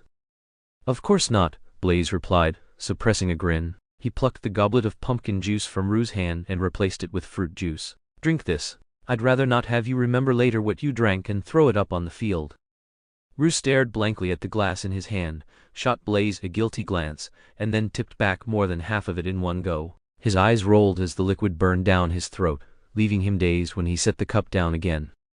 Blaise smoothly switched the steak on Rue's plate for pancakes with butter. Rue, oblivious, finished his food without complaint. Normally he wouldn't touch steak, so Blaise figured it was better he eat something he actually liked, even if, right now, he was far too tense to taste anything. So even he gets nervous, Blaise thought, watching his usually composed friend eat like a well-behaved child who hadn't noticed the substitution. "I always assumed he was certain of victory. Turns out, he's just as human as the rest of us." It's almost cute. Probably only Draco knew he had this side. No wonder. The thought of Draco made Blaise frown. Since Rue's return, his answers about Draco's whereabouts had been evasive. He rarely mentioned him at all. Blaise had even asked his own father to make inquiries with Lucius Malfoy, but no answers had come. What had really happened? His eyes strayed, unbidden, to Astoria Greengrass, sitting far down the table. Her gaze flicked toward Rue now and again, full of concern. But since the Yule Ball, Rue had buried himself first in preparing for the second task, then in his disappearance, then in relentless study and training. He barely noticed people even when they passed directly by him. From across the hall, Astoria was no more than background. Still, the quiet little thing did manage to get him to be her Yule Ball partner. That's no small feat. Blaise's fingers idly traced his glass, while his eyes slipped to Daphne, sitting stiffly and too anxious to eat. He sipped in silence. "You're not going?" Rue asked suddenly, glancing up. "History of Magic exam starts in 10 minutes. "No rush," Blaise drawled. "Takes only 4 minutes to get to class from here." Rue had no answer for that. He glanced around and then froze, shoulders stiffening, jaw clenching tight. Professor Snape was striding toward them, his black robes billowing as though he walked through a storm. "Rue, champions are to gather in the antechamber beside the hall after breakfast," Snape said. "But the task doesn't start until tonight," Rue blurted, his fork slipping from his hand and clattering against his plate. "I am aware." Snape's frown deepened, his voice sharp and cold. "The champions' families have been invited to witness the final task." "Families too?" Snape's eyes swept over him with icy disdain. Rue shut his mouth at once, cowed into silence as the potions master turned and swept away. He lingered in the hall until it was nearly empty, dragging out the last of his breakfast. Even Blaise's goodbye had gone unheard. Finally, knowing he could avoid it no longer, he rose and trudged across the hall into the antechamber. Victor Krum was speaking rapid Bulgarian with his dark-haired parents in one corner. Fleur was chattering in quick French to her mother, and by the fireplace he almost couldn't believe his eyes stood not only Sirius and Lupin, but also Mrs. Weasley, Bill, and Percy. "Surprised, aren't you?" Mrs. Weasley said warmly, sweeping him into an embrace and kissing his cheek. "We came to see you compete, dear Rue." Hugh seemed on the verge of smiling, but then tried to hold it back. His mouth curved briefly, only to be tugged down again, forming a slightly awkward expression. Mrs. Weasley affectionately ruffled his hair, paying it no mind. "You doing all right?" Bill asked with a smile, shaking his hand. "Charlie wanted to come too, but he couldn't get away. He said your victory over the Whomping Willow was incredible, simply unbelievable." Hugh bit back his hesitation and finally allowed himself a small, genuine smile. Percy, treating him with the same formality as he would an adult, shook his hand and said solemnly, "I hope you achieve victory in this next task as well, and bring honor to Hogwarts." "I will," Hugh replied seriously. "I'm proud of you," Hugh Lupin said warmly, giving him a brief hug. Hugh looked a little surprised but didn't resist. He muttered something that sounded like thank you. Finally, it was Sirius's turn. He stood there sharp and straight, but his exhaustion could not be hidden. He lingered by the fireplace, glancing nervously at the group as they greeted Hugh, hesitant to approach. In the end, it was Lupin who gave him a gentle push. "Hugh, Sirius's face held a stiff, almost ingratiating smile. He faltered after the opening words, staring at the boy's silver eyes, which were unreadable, while endless pain and guilt churned in his own dark eyes. Hugh pressed his lips together, trying to look stern, but when he met Sirius's gaze, he seemed unable to resist. He stepped forward and wrapped him in a tight embrace. Sirius froze, glancing at Lupin for help, only to be met with a sharp look from his friend. Tentatively, he returned the hug, holding the boy in his arms. Lupin let out a soft sigh, a pleased smile in his eyes. He spent nearly the entire day walking through the castle with them. He spoke little, merely observing the others' laughter, a warm smile, always on his face. Sirius stayed close at his side, radiant with energy, smiling while eating, drinking, walking, even when stuck in the stairs by accident, and smiling at the mere sight of Snape. After dinner, the ceiling shifted from blue to the dark purple of dusk. Dumbledore rose from the staff table, and everyone fell silent. "Ladies and gentlemen, in 5 minutes, I will invite you to the Quidditch pitch to witness the final task of the Triwizard Tournament. For now I ask the champions to accompany Mr. Bagman to the grounds." Hugh stood, receiving enthusiastic applause from the Hogwarts students. After hugging Sirius and Lupin individually, the Weasleys sat at the Gryffindor table. He walked out of the hall with the other 2 champions. "Why hasn't Harry appeared yet?" Lupin asked once Hugh's figure disappeared at the door. "I don't know. Seems he lost a bet with Hugh, so he's preparing something," Sirius said cheerfully. His hug from earlier had lasted at least 5 seconds longer than Lupin's. Naturally, he wouldn't admit that he hadn't dared to ask Hugh too much about Harry, and only realized after Lupin's reminder that his attitude toward the 2 children could give the impression of favoritism. Unfortunately, Sirius had no idea how to act as a fair and just father. He could only avoid speaking about Hugh when with Harry, and vice versa. Lupin felt a subtle unease at Sirius's answer. Across from them, Blaise stood abruptly, his eyes flickering before he slowly sat down again. Outside, the deep blue night sky glittered with stars. Students filed into the stands, the air alive with chatter and hurried footsteps. Before them, a 20-foot-high hedge encircled the Quidditch pitch, with a single dark opening the entrance to the massive maze. "Ladies and gentlemen, the final task of the Triwizard Tournament is about to begin. The current scores are as follows. Hugh Potter 92 points, first place, representing Hogwarts." Thunderous applause erupted, cheers and whistles filling the air. Birds from the Forbidden Forest scattered, their clear calls blending with the roar of the crowd. Inside the castle on the 4th floor, beside the tapestry of Barnabas the training gnome performing ballet, behind smooth, polished walls, there was a clean, warm bedroom. In the bedroom, on a large American-style sky-blue bed, lay a boy in a deep sleep. His hair was black, and a lightning-shaped scar marked his forehead, yet a strand at the front had begun to turn red, and his facial features had twisted into a strange distortion. Curled up beside the bed was a house elf with long, pointed ears. It wore a tea towel embroidered with the Hogwarts crest, and was dozing with eyes half shut. Though the boy on the bed made no sound, the elf somehow suddenly stirred. It glanced at the clock on the bedside table, screamed, and banged its head sharply against the wall twice. Nursing 2 purple bumps, it carefully scooped a spoonful of pale green potion from a cup on the table, spun around, and let out another piercing shriek, tossing the spoon aside. A long, slender hand suddenly grabbed the trembling elf by the neck and dragged it sharply to the bed, and pain immediately contorted its face. The boy on the bed sat up halfway, his gaze cold and piercing. Long streams of red hair flowed down his back, and his silver eyes were sharp as blades. Chapter 176. Side story: returning to school for a checkup. Go. No. Go. No. You must go. Never. Even if you don't want to, you must go. Not a chance. When Snape returned to the main gate, he overheard this relentless, fruitless back and forth. Hooch had just gotten off the night bus. Harry, overjoyed, didn't need to hide it, but Snape's expression remained cool and detached. After a brief greeting, he ignored the chattering brothers. In truth, only Harry was talking non-stop, occasionally lunging forward to personally check that Hooch was safe. Hooch simply stood there, allowing the boy to verify him, occasionally giving a hum or two to acknowledge his presence, which delighted the green-eyed boy beyond reason. It wasn't long, however, before the two of them ran into a disagreement.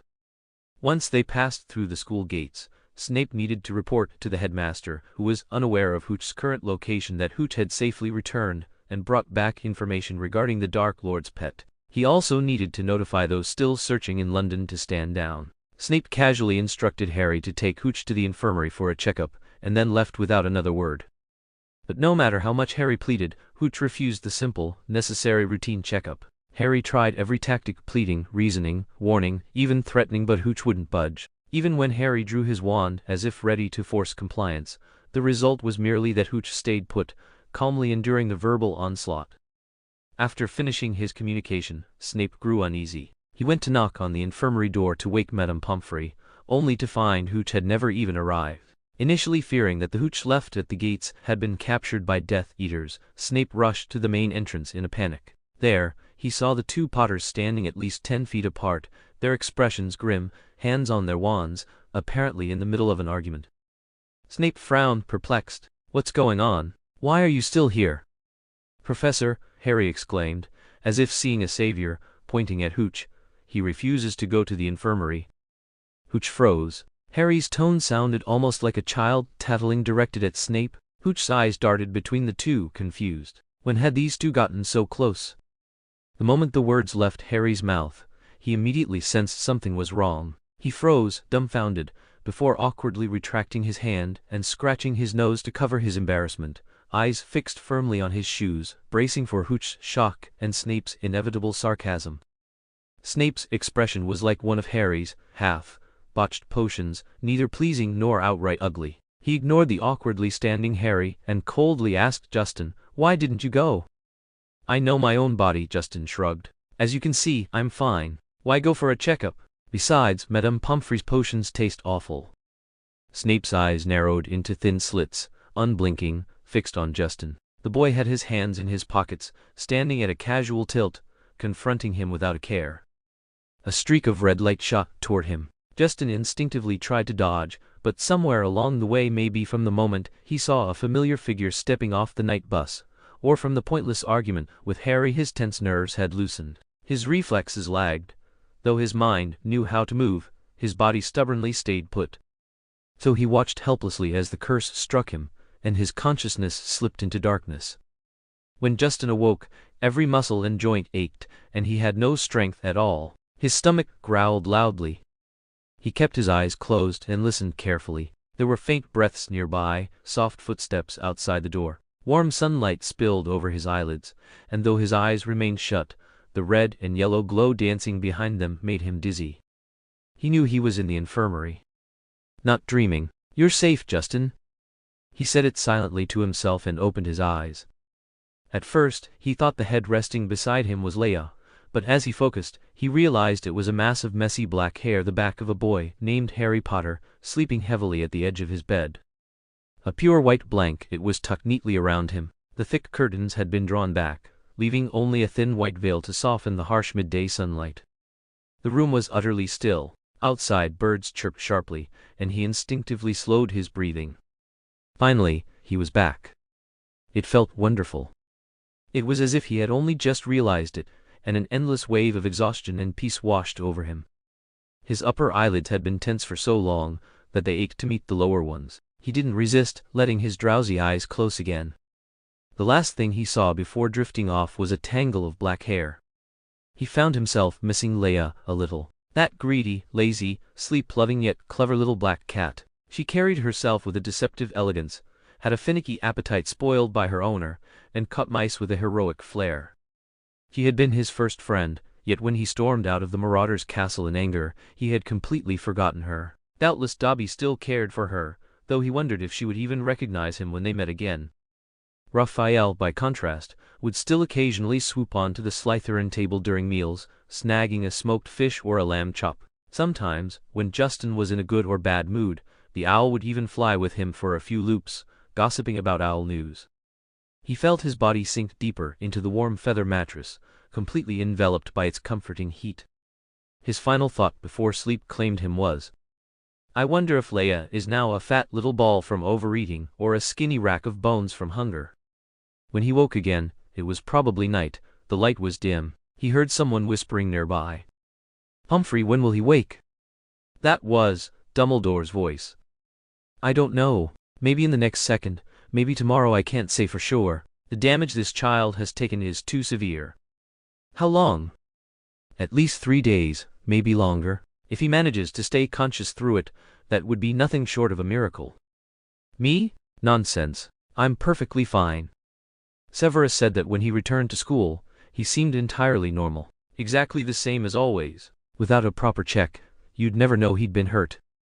Of course, Madame Pomfrey said with a cutting edge, as though angry about something. These kinds of injuries are beneath the skin. Who could possibly see them with the naked eye? That rare hint of open ire was striking, though sharp.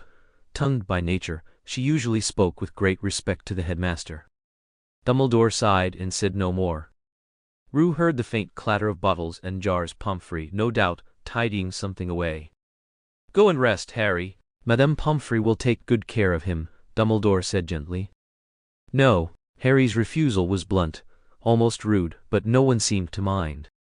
Deflated, Rue opened his eyes. He'd wanted to eavesdrop a little longer, but with Harry there, nothing useful was likely to be said. Harry, his voice came out hoarse and weak, as though it didn't belong to him at all. Rue, don't talk. Are you thirsty? I'll get you some water. Do you want something to eat? Does anything hurt? Harry leapt up, words tumbling over themselves, hands fumbling as though he had no idea what to do first. Forgive me, Mr. Potter, Madame Pomfrey cut in sternly, but I need to examine my patient. Please step aside. Harry shuffled back reluctantly, worry etched into his tired face. Still, Pomfrey wasted no time in briskly ushering him out, Dumbledore along with him. She handed Rue a cup of yellow-brown potion with a faint smell of parchment. He pulled a face but drank it all in one swallow. A prickling sensation slid down his throat and spread into his gut. How do you feel? She asked, with patience. Her voice was always gentle, almost tender, so different from the brusque way she dismissed intruders from her ward it was as though she were another person entirely. Not great, Rue admitted. Then, realizing his throat had mostly cleared, he quickly added, but the potion's working well. She shook her head. Your body? I'm asking how your body feels. I'm fine, Rue said stubbornly. You're the first person ever subjected to prolonged exposure to the Cruciatus curse who's claimed to be fine, Pomfrey retorted coolly. Only then did he understand Dumbledore's earlier question about time. He managed a bitter smile. So they all know? Of course, Pomfrey replied without concern. Did you really think something like this could be kept secret? If only it could. Rue sighed, his words sincere. The memory of Harry's stricken face left a dull ache in his chest. Pomfrey gave a sharp, dismissive huff and said nothing further. Instead, she began tracing intricate patterns with her wand, threads of faint, multicolored light sweeping across Rue's body. He'd never seen this kind of diagnostic magic before, and curiosity widened his eyes right until a bolt of searing pain exploded from his chest and ripped through every nerve. His vision swam black. Ugh! A strangled sound escaped him as he clenched his teeth, refusing to cry out again. His face turned ashen, and his fingers clawed the mattress beneath him into warped ridges.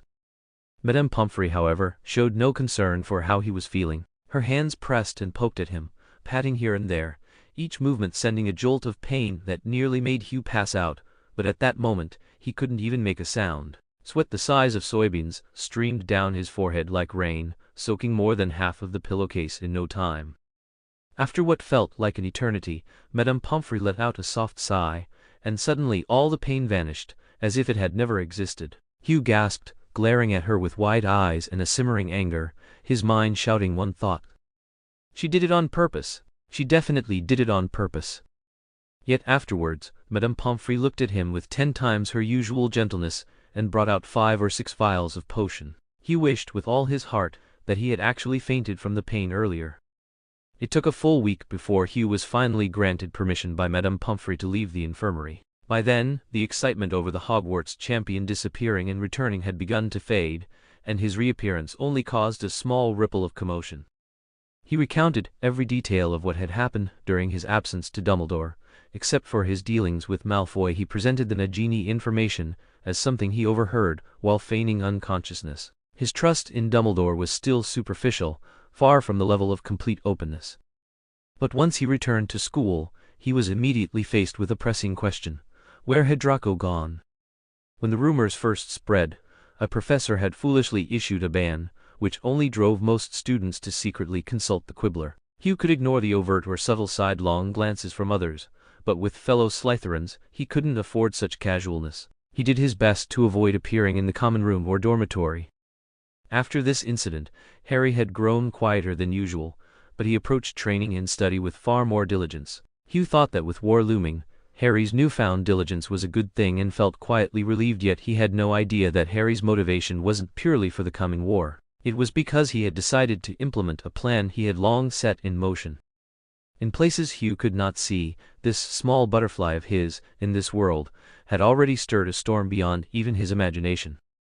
Hugh sat up, glancing briefly at the vials of potion on the bedside cabinet and sniffing their scent. He knew immediately what Harry had done. "Time is it?" he asked coldly, loosening his grip slightly. The house elf gasped in pain instantly. "Now, Hugh Potter, listen to my whistle." Bagman's magically amplified voice carried in through the window. 3, 2, 1. A short, sharp whistle sounded. Hugh closed his eyes. It was too late. If Harry hadn't yet entered the arena, if he had only just left the Great Hall, heading toward the maze, Hugh could have switched him out without anyone noticing. But now, even if he explained the truth to Dumbledore, even if he convinced the judges to remove Harry from the maze, he wouldn't do it. How would people perceive Harry then?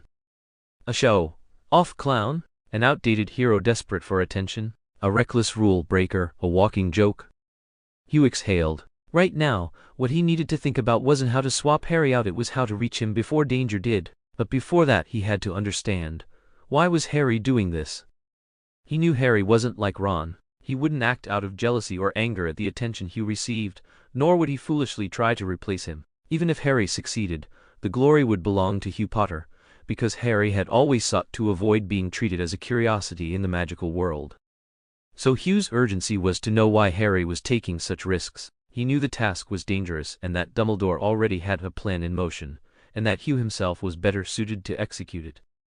Then why was Harry acting so recklessly? From the potion mixture on the table, Hugh realized this plan hadn't been conceived yesterday or the day before. While the rose bottles on the 5th shelf contained many potion types, the quantities were small. When Harry first received the rose bottles, he had enthusiastically tried to replenish them all, especially the compound potion, which was the key.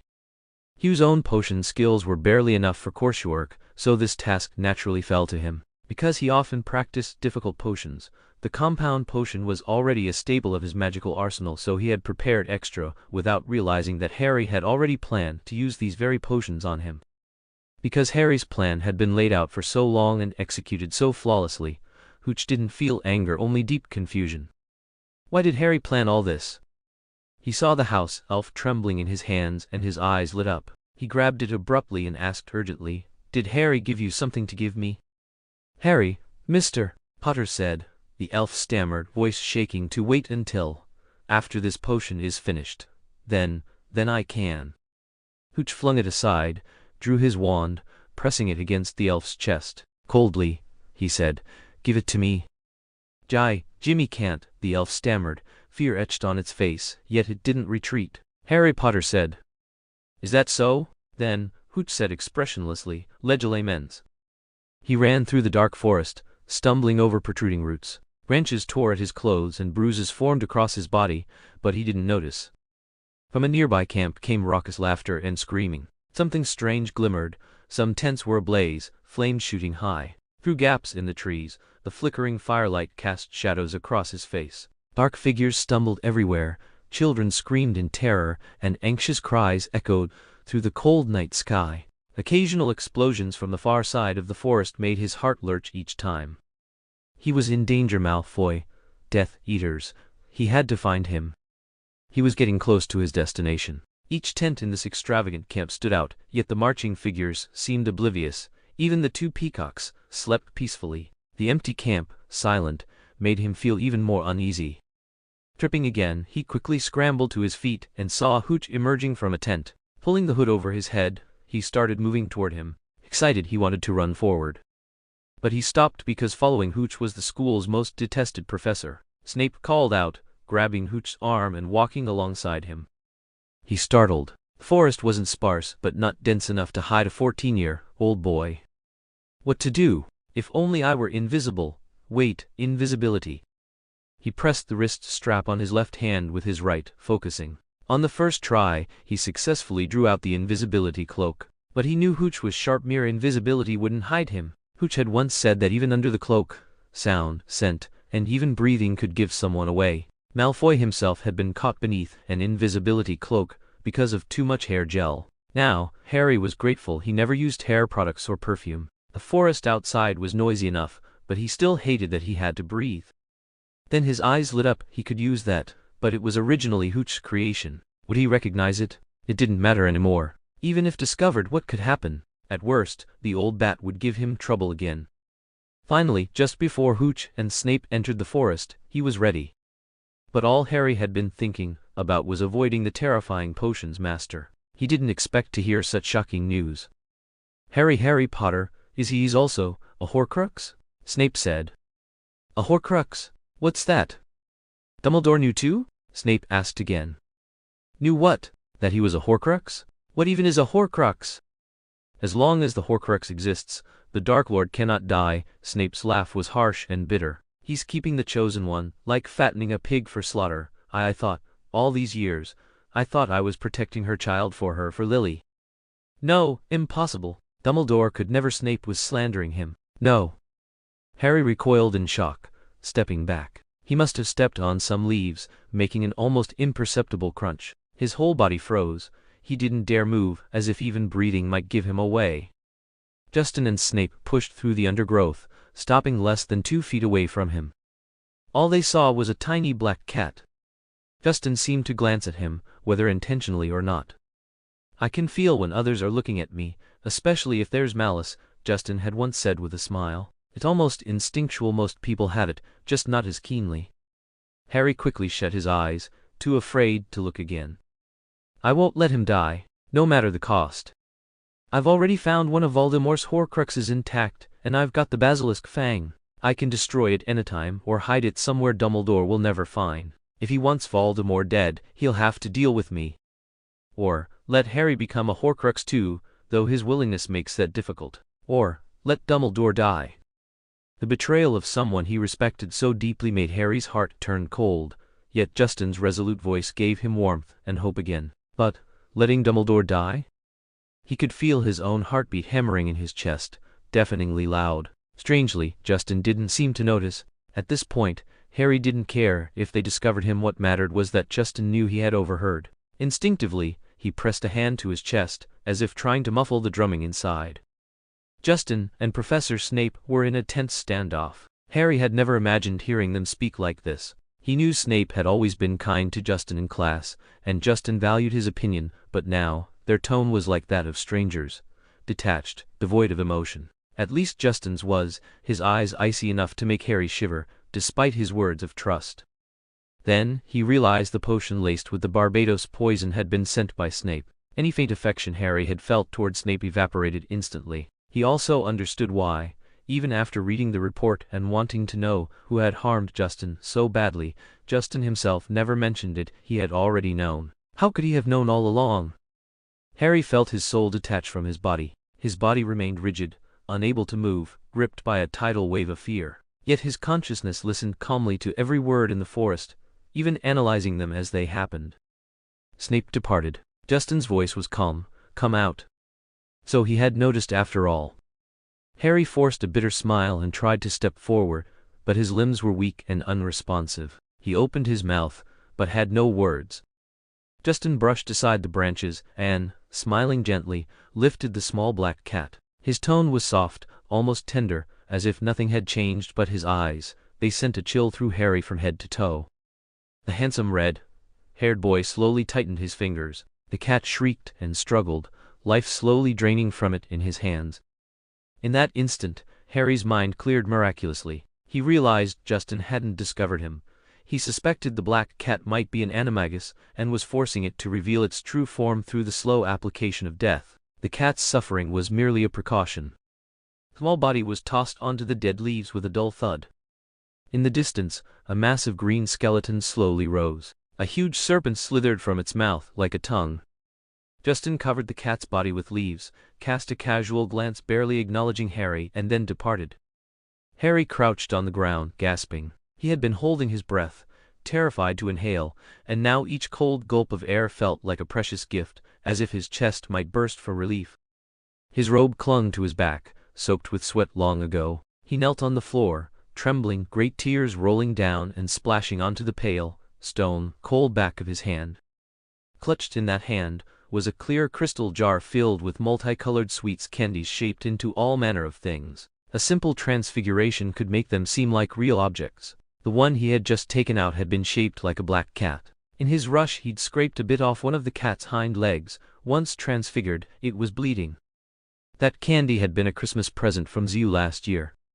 He knelt there for an unknown length of time before slowly getting to his feet. He shoved the invisibility cloak into his wristband, stumbled after the direction Zyu had left in, and set off. "Do you understand?" Zyu said softly. "From the first time we met, I knew who you were. For 3 years, I let you be fooled, spun round and round, my dear Harry." Harry wanted to sob until he broke apart, but the tears wouldn't come.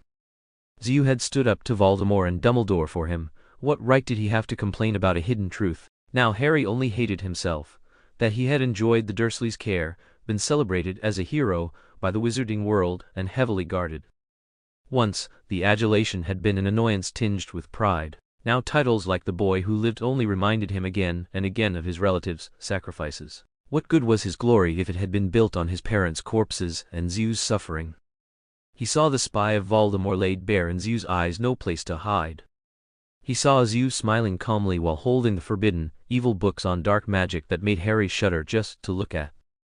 He saw Zyu's admiration for dark magic, his contempt for defense against the dark arts, and Zyu's terrifying talent for it. He saw Zyu inventing more and more instruments of killing and harm, procuring Muggle weapons by unknown means, speaking of death as if it were nothing. Though Zyu stood right in front of him, Harry felt as if they were worlds apart, a distance so vast it might as well be another universe. He imagined Zyu as a dark wizard, a pariah with nowhere left in the magical world. He could not allow that to happen. No, never. So he decided to compete in the Triwizard Tournament, to replace Zyu at the last moment. But as time wore on, fear deepened day by day, hot-blooded courage ebbed and cowardice crept in. He kept training, but increasingly he wanted to avoid the fight. He comforted himself, maybe Zyu would find a way, maybe Dumbledore wasn't as Zyu suspected, maybe he wasn't a Horcrux and he didn't have to die. He never guessed that by the second task Voldemort would already have struck. Luckily Zyu escaped and returned, but he was subjected to days of cruciatous torment. He knew what the Longbottoms, the proud Auror couple, had become after 3 days under the cruciatous curse. What agony had Zyu endured? How could he still smile afterward? If Zyu had died sooner, if he died at Voldemort's hands, that would have been his fate, his end, something he should not have tried to evade. Harry had used Zyu's trust to slip him a drink laced with a single draught of the potion that kills the living.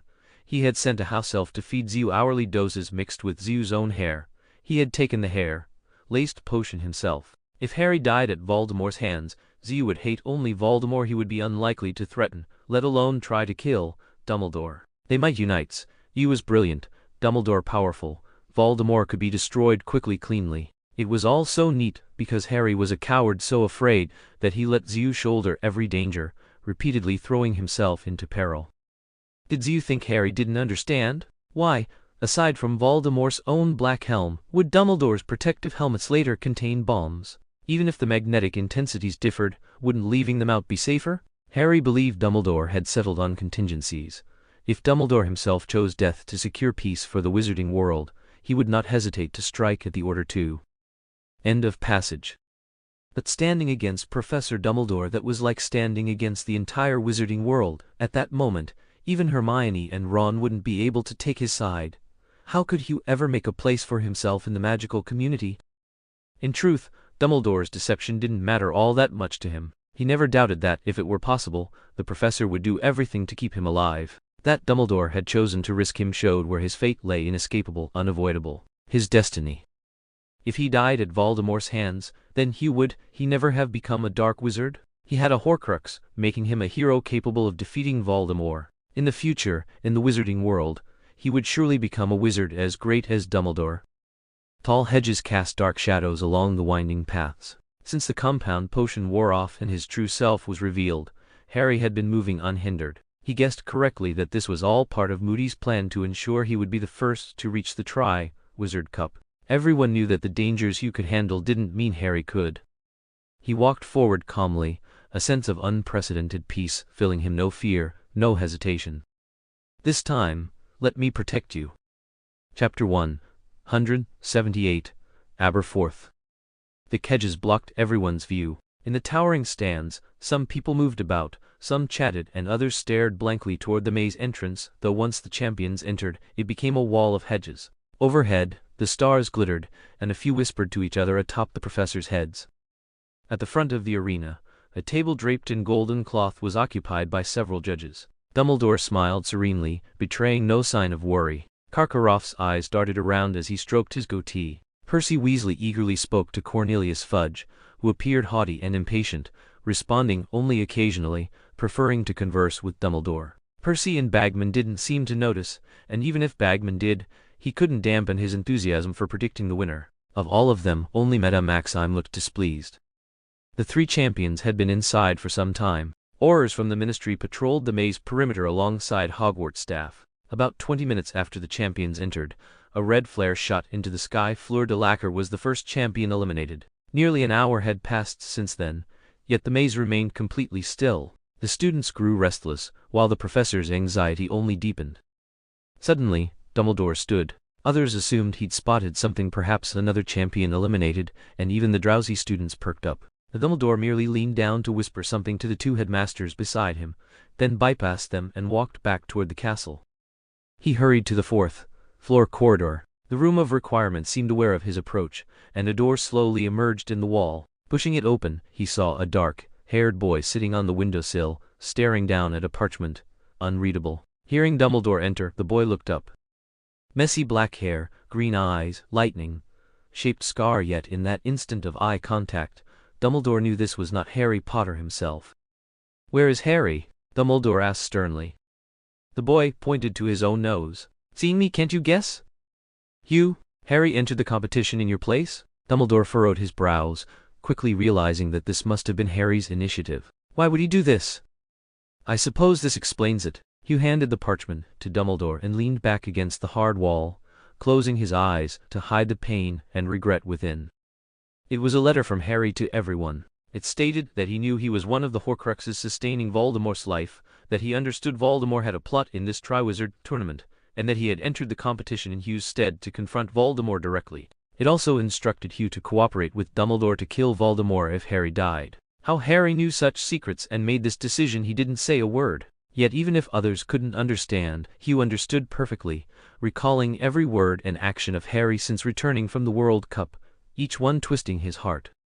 Dumbledore skimmed the parchment, then read it carefully. When he finished, he folded it and placed it in his pocket, removing his glasses to wipe them. Like Hugh, he hid all his emotions where no one could see. How did Harry know? Dumbledore's sharp gaze locked onto Hugh as he asked, in a low voice. "It's my fault," Hooch said slowly. "I think he overheard a conversation I had with someone else. I know everything."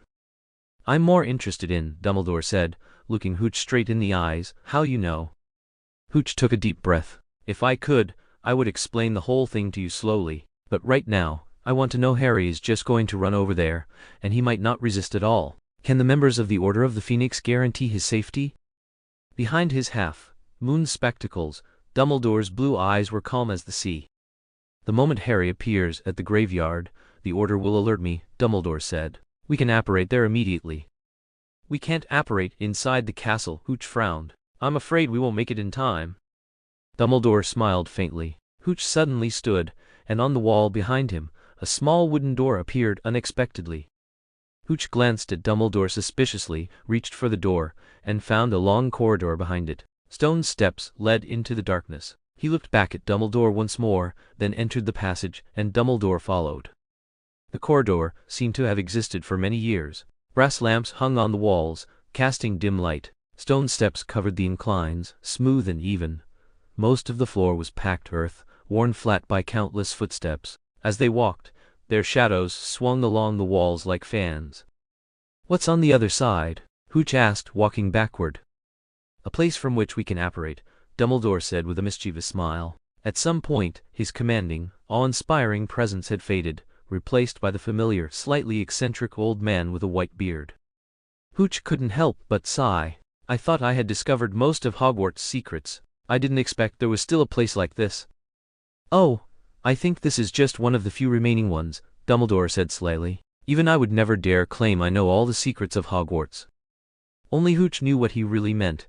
He had read about this passage in books, but had never thought to find it. Suddenly remembering the Death Eater's silent infiltration tool, the Vanishing Cabinet, he broke into a cold sweat, resolved to deal with it as soon as he returned. He also realized that no matter how meticulously he planned over the years, execution still left gaps.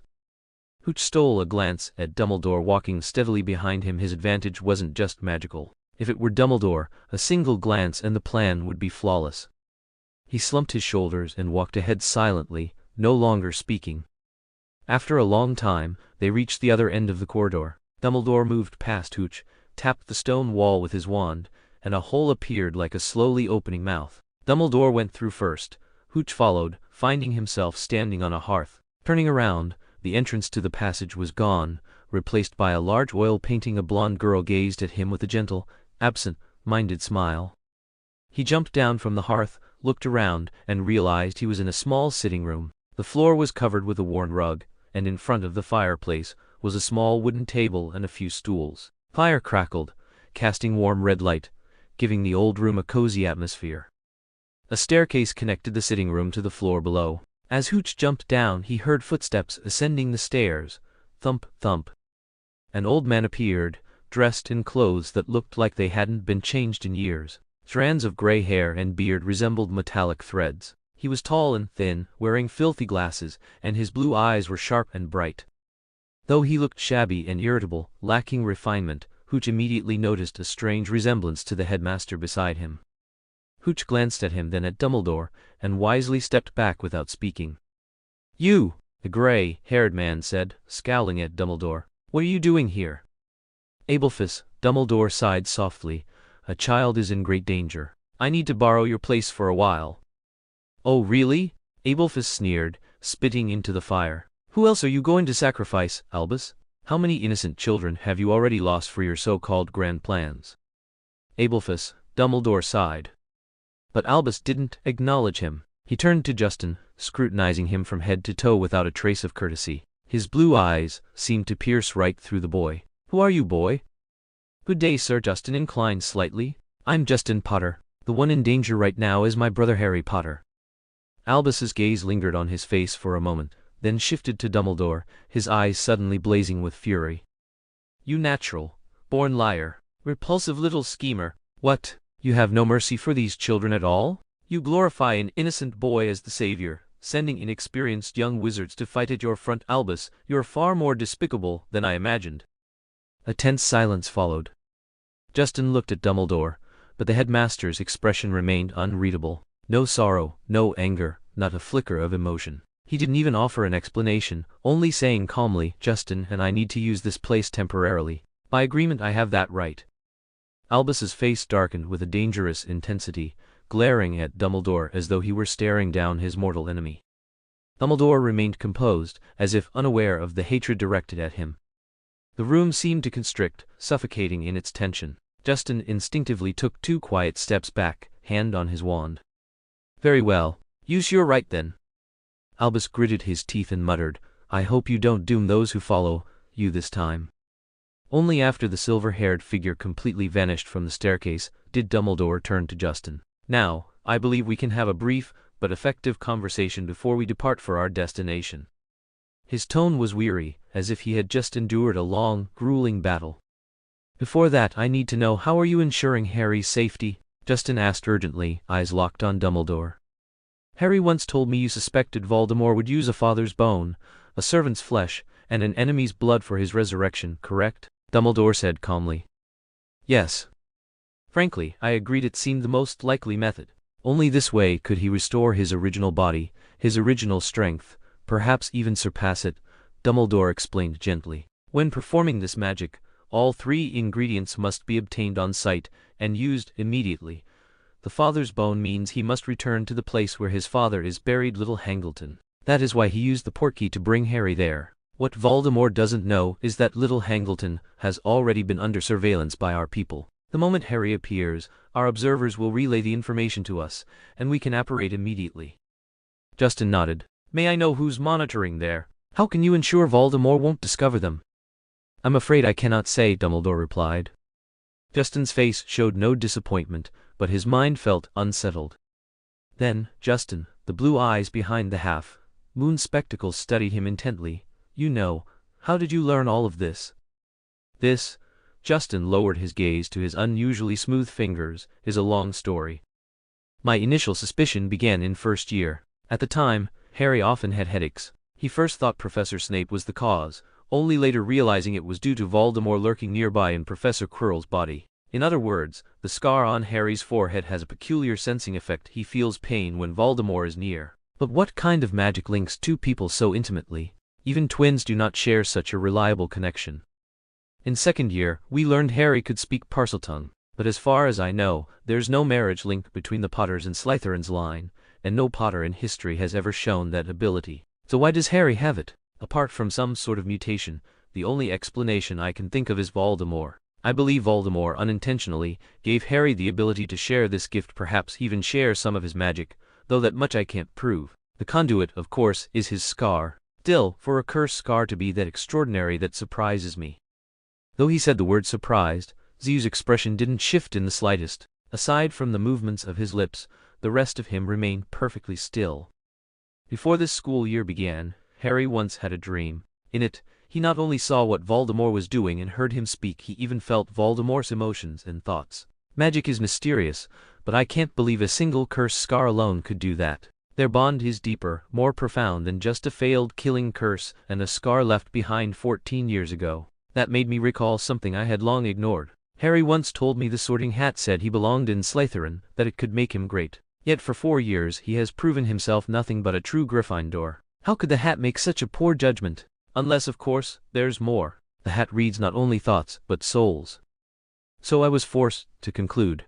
Harry's connection to Voldemort is on the level of the soul. In other words, Harry is one of Voldemort's Horcruxes. Why? Why are you so sure it's a Horcrux? I've known about them for a long time. A portrait called Mephit once told me portraits can, through a spell, share their creator's memories and wisdom. That spell later evolved into something darker, a magic that splits the soul in the pursuit of immortality. Because he spoke of soul splitting, I became curious. After all, to me, the soul was always something intangible, abstract. Splitting is something you do to matter, not spirit. Then there was Quirrell. When Voldemort left Quirrell's body, what was left of him was less than a ghost, weaker than the meanest wraith. No magic, no true form, barely more than mist. That shape shocked me. It shouldn't have existed at all, let alone been capable of thought. And yet Voldemort not only thought, he possessed others and used magic through them. What kind of magic could enable that? And then the Room of Requirement, the place where students hid things for centuries. There I found a book, one that recorded knowledge of Horcruxes. It wasn't complete, but enough to let me conclude Voldemort used them to achieve immortality. But while he anchored his soul to ensure he could never truly die, he failed to prepare a replacement body. So he remained bound by the Horcruxes, undying, but not alive, existing, but nothing more. Ziyu couldn't help sighing. For all the hatred he bore Voldemort for destroying his family, for still poisoning his life, he had to admit he admired that sheer willpower. Ziyu himself could never have endured such a state. Voldemort not only endured it, he kept his mind, and did not exact vengeance on the Death Eaters who abandoned him. Dumbledore too sighed softly, though for what reason, Ziyu could not guess. Just then red fire burst in Dumbledore's hand, gone in an instant. Ziyu noticed, for the first time, the iron-gray ring on the headmaster's finger, plain, unremarkable, but in that flicker of firelight, he glimpsed red characters glow across it, in no language he knew. What happened? He asked. Harry is nearing the center of the maze, Dumbledore replied. That signal also means young Barty Crouch, who's been masquerading as Professor Moody, has been captured. Hussar Ziyu began, then hesitated. Ask Ziyu, Dumbledore said gently. Never hesitate to put questions to me. Very well, Ziyu said. Moody, or rather, Barty Crouch, did he strike at the other 2 champions? And does Minister Fudge know about this? The maze itself I cannot say yet. Once we return to the school, Professor McGonagall can give us the full account, Dumbledore said. As for the plan and Moody's replacement, Fudge knows nothing. First, because of his friendship with Lucius Malfoy we dare not risk the news leaking. And second, because we must gather enough proof to persuade the minister to act at once, should Voldemort rise again. And Barty Crouch's testimony isn't proof enough? Zoo pressed. Even with Veritaserum? If that's the case, he would only see this as Barty Crouch acting on his own and immediately throw him back into Azkaban, maybe even let the Dementors give him a kiss, Dumbledore said. The wizarding world's fear of Voldemort runs too deep. If all we have as evidence is Barty Crouch, we can't convince the minister to follow our plan.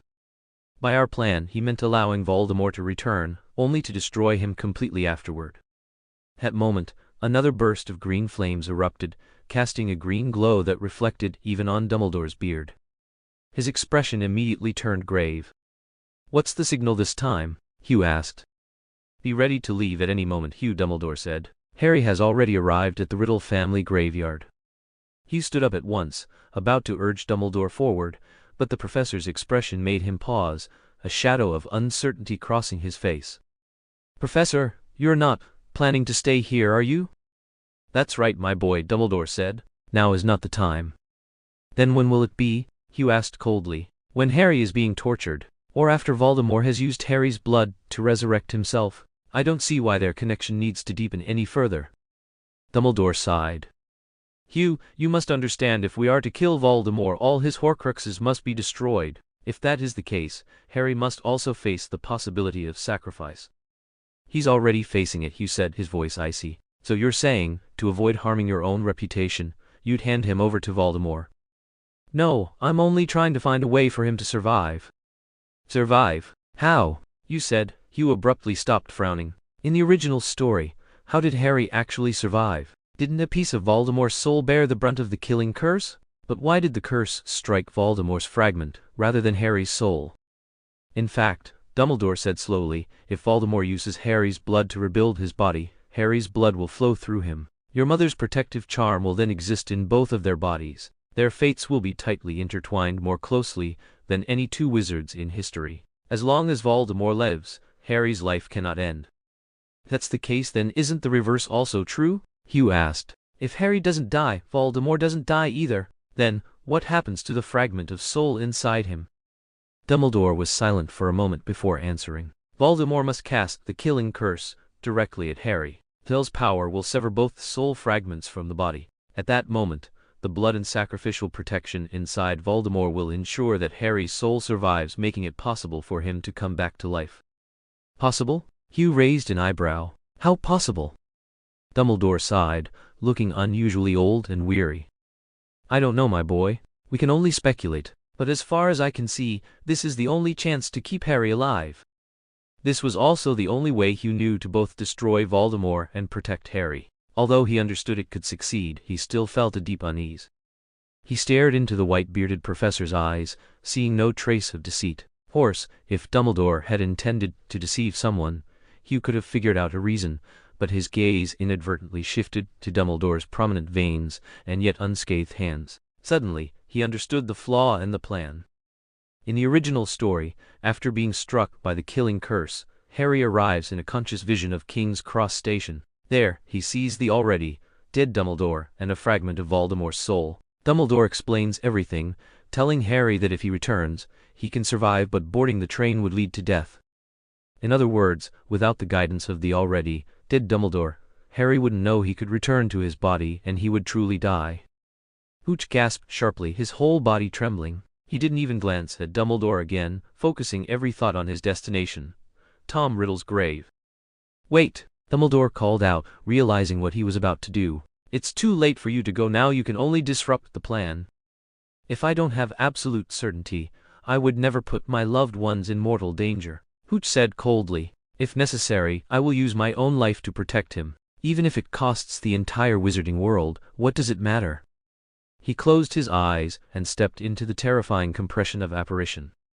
Pain flickered across Dumbledore's face, as if Hooch's words had turned into sharp shards of ice piercing his heart. Then the expression vanished, and he turned his gaze toward the stairwell. Abelphus stood there like a ghost, staring at the spot where Hooch had disappeared. He seemed to sense Dumbledore's scrutiny, turning his eyes toward him, filled with deep mockery and disdain. The graveyard was dark and overgrown. A black-haired boy was bound tightly to a towering marble tombstone, unable to move. In front of him sat a massive cauldron, flames crackling furiously beneath it. 4 figures in black cloaks surrounded the cauldron, performing some solemn ritual. A massive serpent, at least 12 feet long, slithered nearby, its sinuous body leaving winding trails on the ground, its cold, glinting eyes faintly visible in the darkness. The distant Muggle village was fast asleep, unaware that something momentous was unfolding so close to them. A wizard familiar with the magical world would be shocked to see that the boy bound to the tombstone was none other than the young savior of the wizarding world, Harry Potter, and that around the cauldron stood those once accused of being Death Eaters: Lucius Malfoy, Bellatrix Lestrange, Rodolphus Lestrange, and Rabastan Lestrange. Harry leaned against the tombstone, eyes tightly shut, the pain from his scar almost unbearable. His mouth was gagged with a black cloth, preventing him from screaming.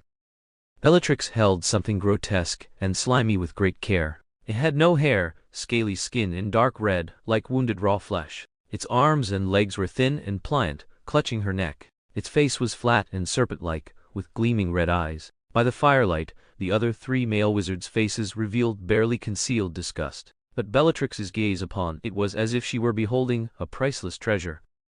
Rodolphus raised his wand, closed his eyes and spoke to the night sky. "The Father's bone, willingly offered, shall grant your son new life."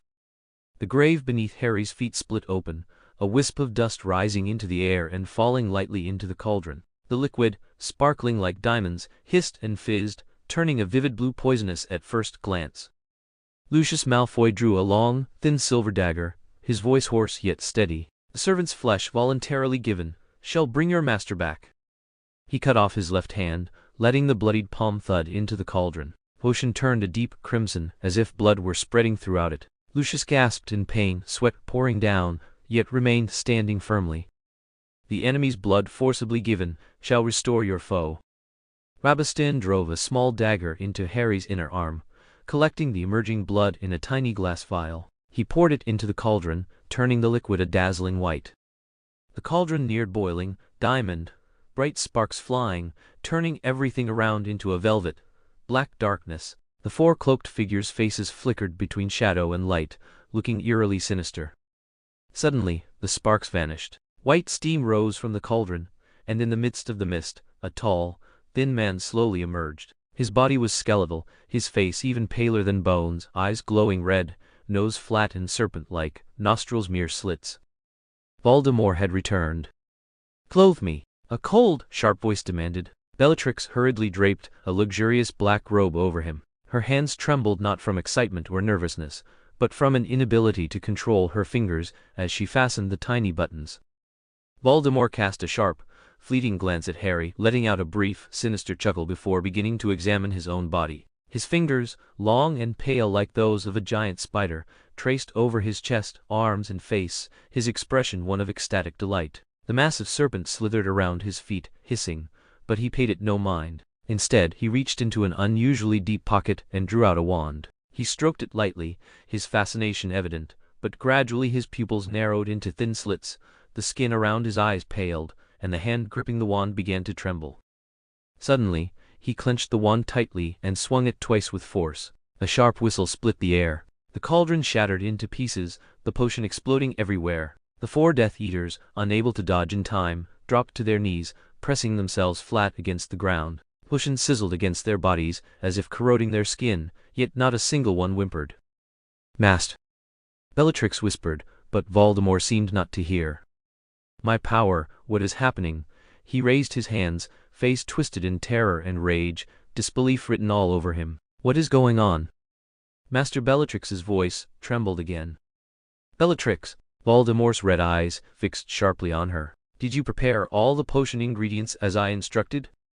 "Why, yes, master," Bellatrix said, lifting her head. "Not a single mistake." "Rodolphus." Voldemort turned to the man kneeling to her left. "The potion you brewed." He paused, recalling that he had personally inspected Rodolphus's potion after it was brewed, and snorted coldly instead of finishing the sentence. His cruel gaze swept over the 4 kneeling figures before settling on Harry. "Master, please, tell us, What grave mistake have we made? Lucius whispered. Ah, I should have known. Voldemort ignored the Death Eaters at his feet, and slowly advanced toward Harry. No one has ever combined these two magics, no one, such ancient magic. I didn't expect. Once again I've foolishly overlooked it. He extended a long, pale finger, slowly moving it toward Harry's face. It brushed across his skin, sliding over the scar on his forehead, sending a jolt of electricity through him. Harry struggled in vain, his face contorted in pain. In truth, the moment Voldemort touched him, his headache intensified, nearly exploding. But it doesn't matter now. I can touch you. Your mother's sacrifice can no longer protect you, Voldemort whispered, like a lover murmuring to another. Seeing Harry's expression, he let out a soft, satisfied laugh, though his red eyes still radiated madness and malice. See, I now possess a body, able to enjoy the mortal world once more, and power. One day I will crush the entire wizarding world beneath my feet, and then pursue true immortality. Voldemort turned his gaze from Harry to the Death Eaters at his feet, cruel and triumphant, as though the earlier fury and shock had been nothing but a phantom. Bellatrix, Voldemort said lazily, extend your arm.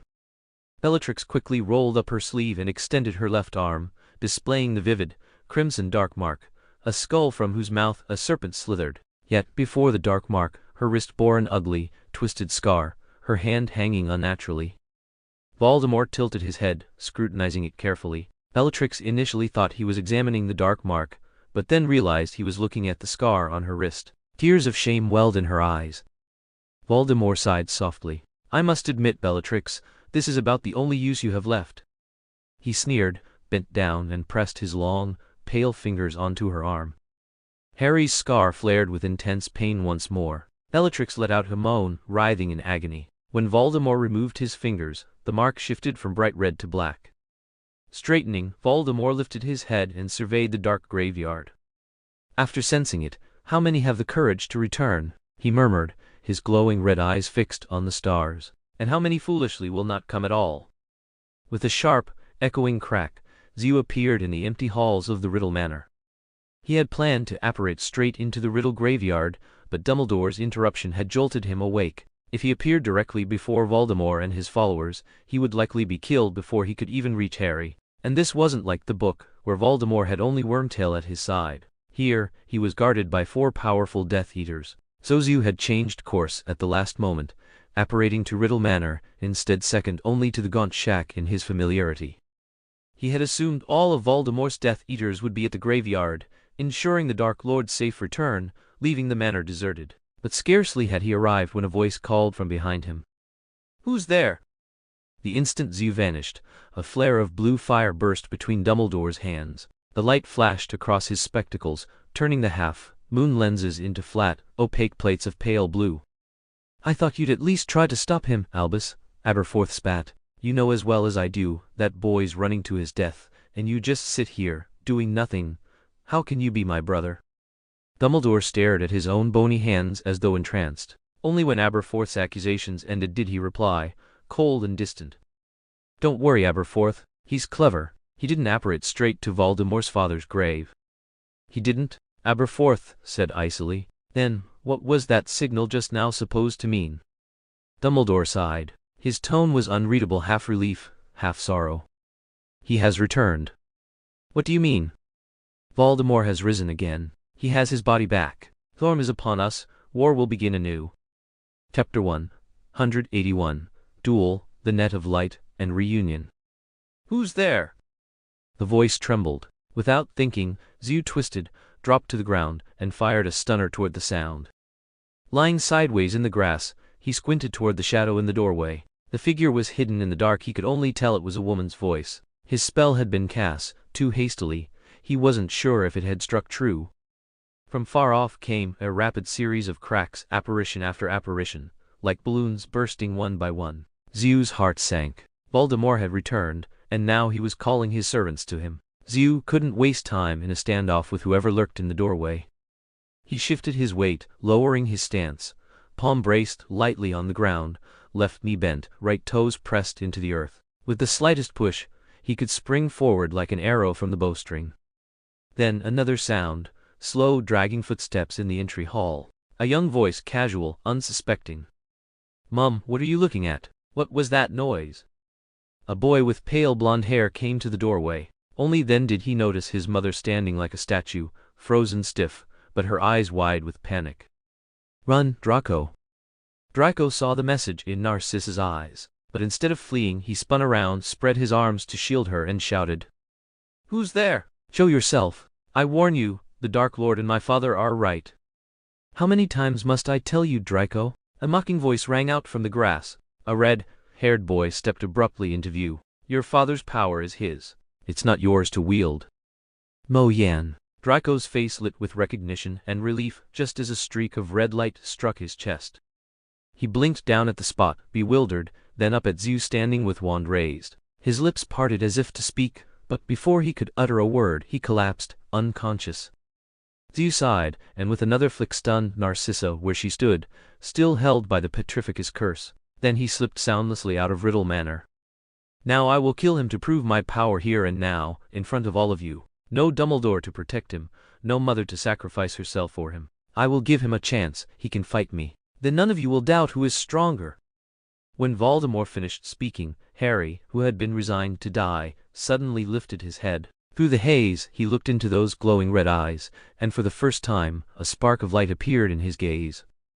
His life did not belong to him alone. He was alive because of his mother's sacrifice, because of Dumbledore's protection, because of Uncle Vernon and Aunt Petunia's care. Well, that part could be ignored. Suddenly, an old memory flashed in his mind, a photograph he had seen long ago, from the doorway of the house in Godric's Hollow. A wooden sign bore these words. Good luck, Harry, wherever you are. When you read this, Harry, we are all behind you. Long live Harry Potter. A faint smile tugged at the corners of his mouth. Yes, there was the expectation of the wizarding world, and there was Hugh.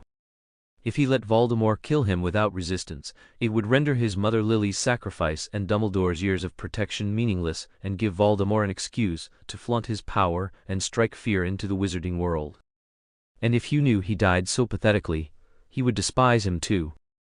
He was not the boy who lived. Even as Harry Potter, he should die fighting honorably, die resisting courageously. Rictus Emperor removed the rag from Harry's mouth, then with a flick of his hand, cut the ropes binding him to the tombstone and roughly shoved his wand into his hand. You've practiced dueling, haven't you, Harry Potter? Voldemort asked softly, his red eyes gleaming in the darkness. He had only practiced with Hugh, and each time he had been mercilessly defeated. If it were Hugh here, what would he do? Harry lifted his chin slightly, his eyelids half closed, the corners of his mouth curving upward. In a voice mimicking Hugh's usual tone, he whispered. As a leader, you don't need to prove your strength by fighting in front of your servants. Voldemort, you really are pathetic. Shut up, you vile little, how dare you? Shut up, Avery, Voldemort said, his red eyes locked on Harry's face. I must say, you have courage, Potter. Very well, this makes it far more entertaining, but you will beg me when you face the most excruciating punishment imaginable, just like your closest brother. I won't, and Hugh wouldn't either, Harry said decisively, staring at Voldemort with utter contempt. We don't beg someone like you, a master abandoned by your own followers. Is that so? Voldemort said calmly, his voice measured. Not a single Death Eater moved. It was as if they had all stopped breathing. Harry felt the pain in his scar flare, sharp and relentless, sensing the rising anger suppressed within Voldemort. I think a little pain will make you see reality, Harry, Voldemort said. Only the weak and cowardly surrender to pain, Harry replied stubbornly. A cruel smile curved Voldemort's lips, a mixture of condescension and cold amusement. Childish words, you speak so because you have not yet known true suffering. I will teach you a lesson before you die. You will wish I would finish it quickly, and you will beg me. Harry fell silent, merely staring at him with icy disdain, letting his eyes convey his contempt. A dozen hooded, masked Death Eaters formed a circle, enclosing them at the center. Harry knew there was no escape, and he never intended to flee. Stupefy, Expelliarmus, Petrificus, these are only temporary effects, mere child's play. If you want to fight, if you want revenge, you must have the resolve and courage to kill, Hooch said coldly, standing against the wall. The moonlight from outside illuminated only the lower half of his face, from the tip of his nose to his chin. The rest was swallowed by shadow. Harry, are you really ready?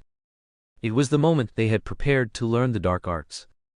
If you're unwilling, I won't force you, Harry, Hooch continued, his voice barely above a whisper yet filled with unshakable determination. What you cannot do, I will do. Harry gripped his wand, his face expressionless. I am ready, Hooch, to kill, or be killed. I just hope that whatever cannot be done, you will not do. Let us bow to each other, Harry, Voldemort said, inclining his snake-like head, his gaze fixed on Harry. Come now, etiquette must be observed.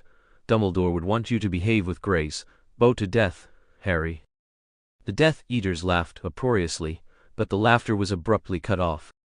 Harry inclined his head slightly, wand raised before his chest. Now let's duel. Your weapons only. Pierce to the bone. A streak of violet shot from Voldemort's wand, while a red light erupted from Harry's. The two beams collided in midair, and a thin, dazzling golden line connected their wands, which suddenly vibrated as if electrified. Harry and Voldemort were lifted off the ground uncontrollably, flying toward a clearing devoid of graves. The Death Eaters shouted, running below, calling out for Voldemort's orders. Lucius Malfoy, clutching his severed arm and pretending to stumble, quickly fell behind. Suddenly, his steps faltered, and he collapsed behind a tombstone. Long time no see, Mr. Malfoy, Hooch said, pulling Lucius behind the tombstone and crouching before him. What spell is this? Lucius whispered. Feels like a petrification curse, but I can still speak. Hooch smiled but said nothing. Dumbledore here? Lucius's eyes darted, surveying their surroundings. Not yet, Hooch said honestly, but make no mistake, this is a trap. Lucius fell silent for a moment, then sneered. Harry Potter's acting is quite convincing. This operation is unknown to Harry, Hooch said coolly, glancing at him. It shouldn't involve him at all. Then why is he here? Lucius asked, suspiciously. He acted on his own.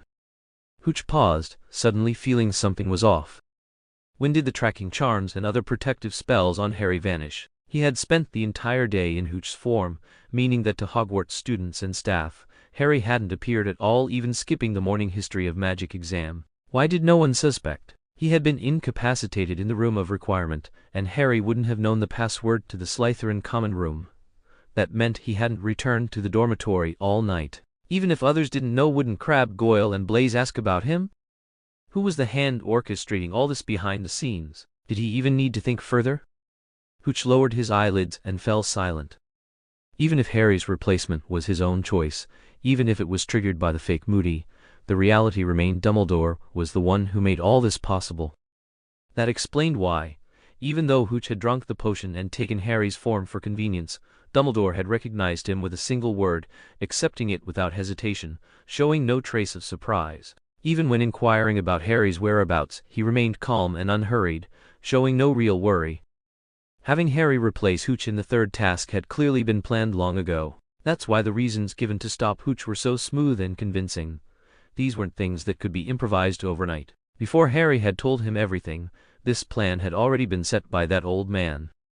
Although Hooch knew Dumbledore's actions were intended to give Harry a chance to survive, being manipulated so thoroughly still made him angry.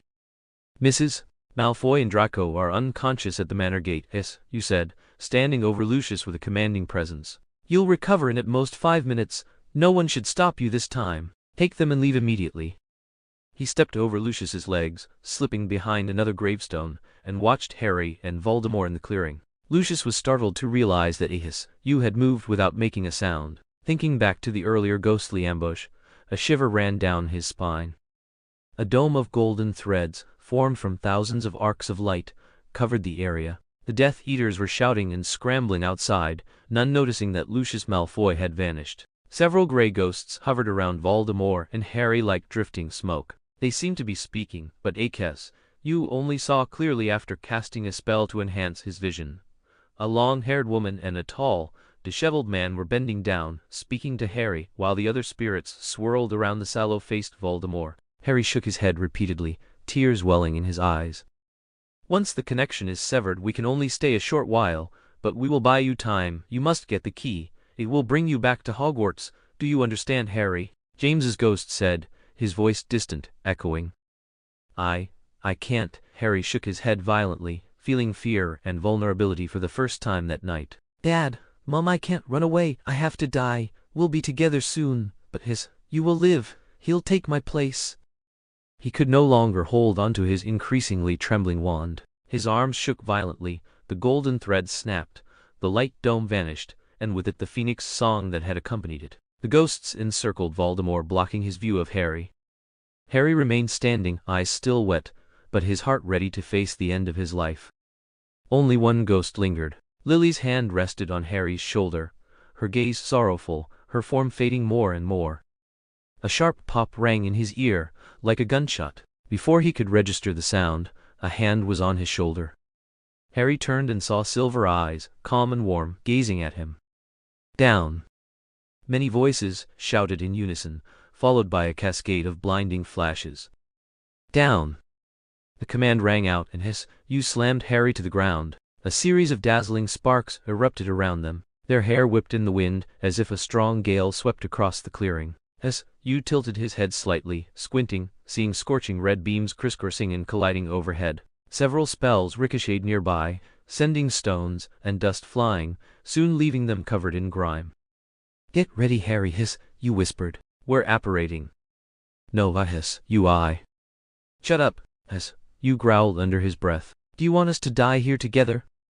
Harry met his gaze, catching the flicker of fear in Sue's eyes. After a pause, he whispered, "Tea together?"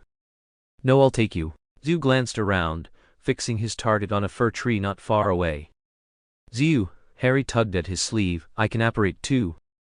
Zhu shot him a mocking look, lips curling. You think I'd let you go apparating on your own right now? What if you get all hot-headed and pop straight into Voldemort's wand point? Harry flushed and shut his mouth. Zhu tilted his head, studying the battlefield. The ambush had finally sprung. Order members surged forward, but only managed to stun 3 Death Eaters. Bellatrix was dueling a young witch with violet hair. The girl was inexperienced, but Bellatrix's injured arm slowed her enough that the two were fairly matched. Nearby, McNair was locked in combat with Lupin. The rest of the fighters had clashed their way farther off. Zhu fixed his eyes on the duels, waiting for the perfect instant when none of their spells angled his way. Then he shut his eyes, seized Harry's arm tight, and the two of them shot upward as if yanked by invisible strings. They spun in place and were instantly swallowed by the suffocating dark of apparition. Thud! Harry slammed headfirst into the fir trunk. Groaning, he clutched his scarred forehead and crouched on the ground. Zhu didn't so much as glance at him. He leaned against the tree, scanning the battle, frowning. Spells crisscrossed the air like sheets of rain, weaving flashes of light into a web that wrapped the entire field. Explosions cratered the earth. Someone stunned on the ground lay bleeding from the head, whether struck by a stray spell or debris. No one had the time to care. At the heart of it all blazed the fiercest clash: Dumbledore and Voldemort.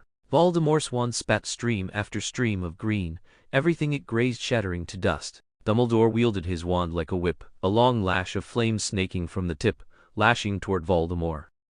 But where was Sirius? Zhu scanned, desperately nothing. He was about to assume the worst, when he caught sight of a dark figure slipping toward Riddle Manor. Stay here, Harry. Don't move until the battle's over. Zhu dug into his pocket and pulled out Harry's wristband. He'd taken it back before the tournament began and fished out the invisibility cloak, draping it over him. Listen to me. I know what you're planning. He seized Harry by the collar, eyes blazing, voice harsh. You are not allowed to die, hear me? So what if you are a Horcrux? There are worse things in this world. Muggles spend half their lives daydreaming about the earth blowing up, and they still get on with living. Believe me, we'll find another way. I swear it. But... And another thing. Zhu's voice dropped into a raw, rasping growl. You die, don't think for 1 second I'll play nice with that old fox Dumbledore. If you're gone, Harry, I'll make the whole wizarding world go with you. Ordered Dumbledore, all of them, no exceptions. And I'll keep that promise. Zhu, Harry stared at him as though seeing him for the first time. Why? Why? He'd thought if he died, Zhu would honor his last wish, protecting the wizarding world, defending the people he wanted safe. Wasn't that how it should be? Why? Zhu gave a cold laugh. If their safety is what's driving you to your death, why shouldn't I drive them to theirs? He tugged the cloak tight around Harry until he vanished from sight, then drew up his own hood, burying his face in shadow. When I'm gone, find another place to hide. Don't let anyone see you, and don't you dare meddle in that fight. Even if people die, you stay out. Understood? Where are you going? Harry asked, worried. Relax. I know my limits. Charging into that mess would just get us both killed. I'm only going to find Sirius. Come on, is that all you've got, Malfoy? Sirius's voice rang high and reckless, laughter spilling out with it. His black hair whipped wild in the night wind, blazing like fire. Lucius didn't say a word, relentlessly firing spells at Sirius, but with one hand gone, he looked precarious in the fight. In the vast Riddle Manor, their duel grew both silent and intense. The mermaid statue on the fountain appeared shattered, wilting plants lay scattered, and the smooth ground had become pockmarked and uneven. Beams of light flashed across the courtyard, and several times Lucius narrowly avoided being hit. Sirius fought with increasing ease, yet he didn't notice that Lucius was gradually steering him away from the direction of the door. Lucius knew Narcissa and Draco were still unconscious nearby. Even though the order would not harm a woman or child, there was no way to divide their forces in the midst of this fight. If he died here or ended up in Azkaban, he couldn't bear to imagine what would happen to his wife and son. His arm, hastily bandaged after being severed, was now soaked crimson as fresh blood seeped through his makeshift sleeve during the fierce battle. Snap! Hugh appeared at the manor gate, his gaze cold as he watched the two duel. Hugh, it's dangerous here. Get out! Sirius shouted, distracted for a moment just as a beam struck his chest.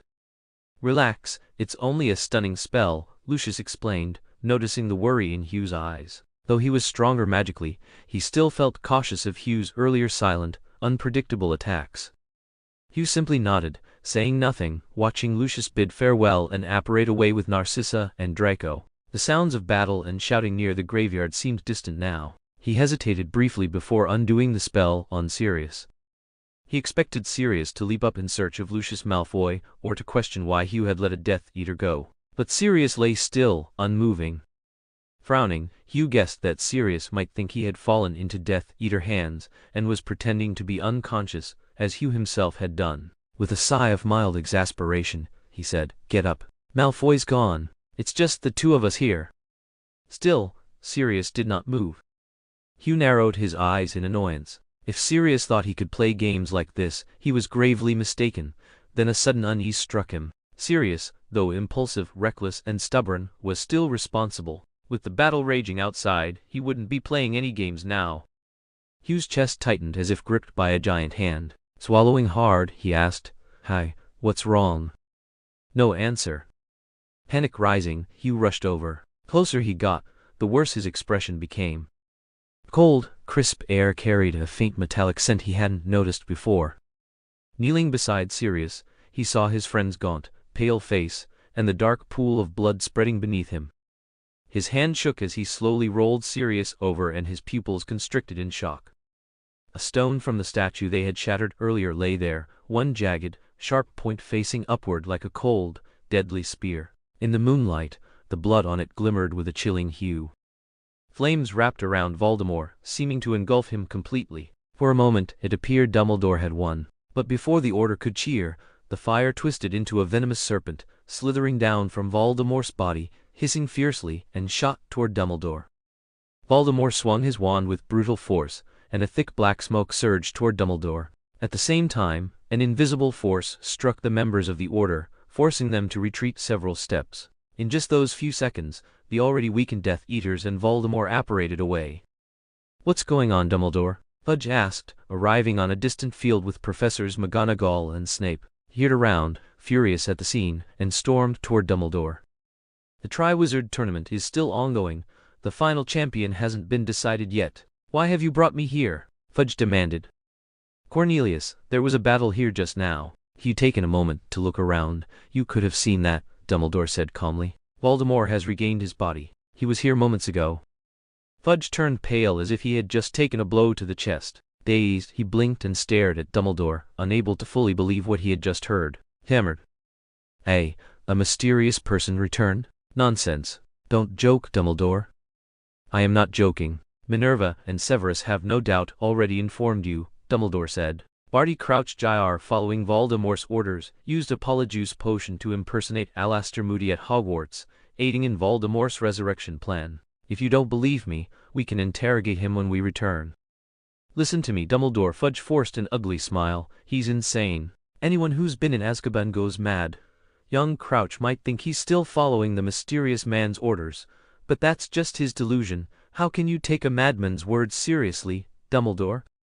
"Minister," One member of the Order of the Phoenix couldn't help speaking. Arthur Weasley, Ron's father. We just saw Voldemort ourselves. Dumbledore fought him fiercely, and he only escaped right before you arrived.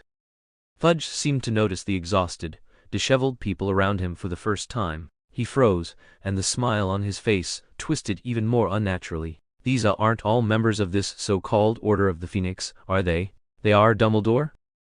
If the testimony of so many people cannot convince you, Dumbledore said sharply, fixing Fudge with a piercing gaze, as if seeing him clearly for the first time, then we also have 3 Death Eaters who were knocked unconscious during the battle. They witnessed Voldemort's resurrection firsthand. I believe using Veritaserum will make the evidence indisputable. Why, you have prisoners. Fudge sounded slightly panicked, but then his expression shifted into that strange smile again, though sweat gleamed on his forehead. Well, all right. An interrogation. We need an interrogation. Minister Fudge refused to admit that Voldemort had returned and would take no precautionary measures. Dumbledore said it was because he was too infatuated with his position to retain proper judgment. Aren't there still 3 witnesses? They're all dead, Hooch. Harry said grimly, his expression dark. On the morning of the day they were to be interrogated, they were all killed at St. Mungo's. Someone delivered enchanted devil's snare to their hospital rooms. They were all strangled. What did Dumbledore say? Huh? He didn't say. Hooch squinted. Any suspects? Harry thought for a moment, understanding what Hooch meant. You mean Fudge? Harry shook his head, handing Hooch the tea the house elf had brought. Dumbledore said that although Fudge is power-hungry and obsessed with blood status, he has limits. He would not deliberately murder witnesses without cause.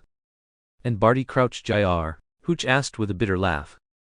Fudge's Dementor bodyguard sucked out his soul. Moody was furious. They say he looked like he wanted to eat someone, but Barty Crouch Jr. is different. He's an Azkaban escapee, unlike those 3. And Dumbledore? How did he react? He said that if Fudge continues to stubbornly refuse reason and act on his own, then they would part ways, Harry said with reverence, imagining the force behind Dumbledore's words. You let out a soft snort, saying nothing. By the way, do you know who the 3 Death Eaters that died were? Dead is dead. What does it have to do with me? You replied casually. Maybe a little, Harry said hesitantly. You raised an eyebrow, looking at him with a questioning gaze. It's Crabbe and Goyle's father, and that guy named Rabastan, Harry said with some sadness. Although he had spent most of the past 4 years in conflict with Crabbe and Goyle, thanks to ASU, the friction between them had lessened. They still argued and bickered frequently, but there was a certain bond. Hearing the news suddenly, imagining the 2 normally goofy giants now facing the loss of their father, it was hard for Harry not to feel sorrow for them, even though on that day, Goyle and Crabbe had followed Voldemort, trying to kill him as 2 of his Death Eaters. So it's them, you murmured thoughtfully. Under those circumstances, it would indeed have been difficult for the 2 big guys to avoid such a concentrated barrage of spells. But as for sorrow, he felt none. In Sue's eyes, Crabbe and Goyle's father had no connection to him whatsoever. While the 2 boys always trailed behind him and Draco as if loyal, you had often tutored them, even provided cheat sheets, and they had used his and Draco's influence to bully younger students more than once. Moreover, you could see clearly. Goyle might be dim-witted, but Crabbe had a spark of cunning, coupled with ambition completely out of step with his intelligence. Thinking this way, perhaps their father's death was even beneficial, at least until they reached adulthood. No one would force them to become Death Eaters, and the change in their circumstances might make them face reality sooner, while reducing a lot of unnecessary trouble. Aren't you going to ask how Crabbe and Goyle are? Harry couldn't help but ask, noticing that you hadn't mentioned it further. You sighed. Fine. How are they? Goyle will be taken in by some German uncle of his, Harry said gloomily. Next year he's transferring to Durmstrang. Crabbe, though, seems to be leaving school. I heard his father left unpaid debts, and their manor has been mortgaged. How do you know all that? You asked, frowning. Zabini, the one who often walks with you, told me, Harry said, glancing at you. I think he actually wanted to tell you. Him. Harry was silent for a moment, then asked, what about the Triwizard Tournament prize money? What are you planning to do with it? You want some? You chuckled lightly. Actually, half of that money should belong to you. If you want it, take it, no need to tell me. No, the money my parents left me is enough.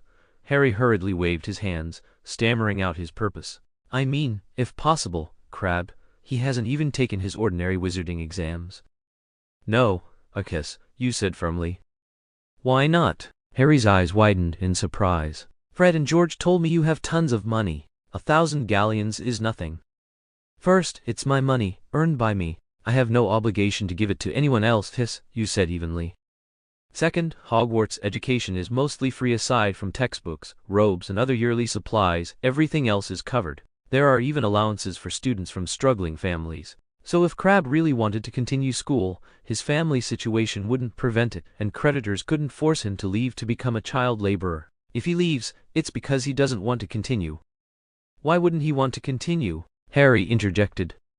That's an internal Slytherin matter, yes, you said vaguely. What kind of matter? Bullies? Because his dad died? Harry frowned. You're influential in Slytherin. If you helped him.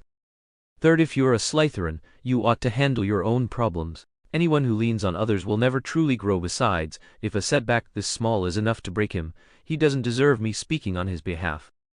Zio knew full well that he was the real reason Crabbe had been forced to leave. Ever since he and Edmund had struck their agreement, the currents in Slytherin had shifted. Harold, Edmund's successor as prefect, lacked his predecessor's force and ability. At best he was only a touch above ordinary. But Zio, though only holding a minor stake in businesses outside school, had seen his wealth and influence swell at a rate that left many wide-eyed. More importantly, he kept ties with some of the most renowned families in the wizarding world. So now, in Slytherin, even though Zio had no interest in building a personal faction, most students, if only for the sake of the 7 families, wouldn't dare cross his will. Whether that was fortunate or not was debatable. Zio never showed the slightest desire to seek allies or lean on anyone, leaving those eager to curry favor with him utterly at a loss. And then 2 Death Eaters had been killed, slain while plotting against Zio or Harry. Their sons still remained in Slytherin. Whether it was true hardly mattered. For Zio, the belief was enough.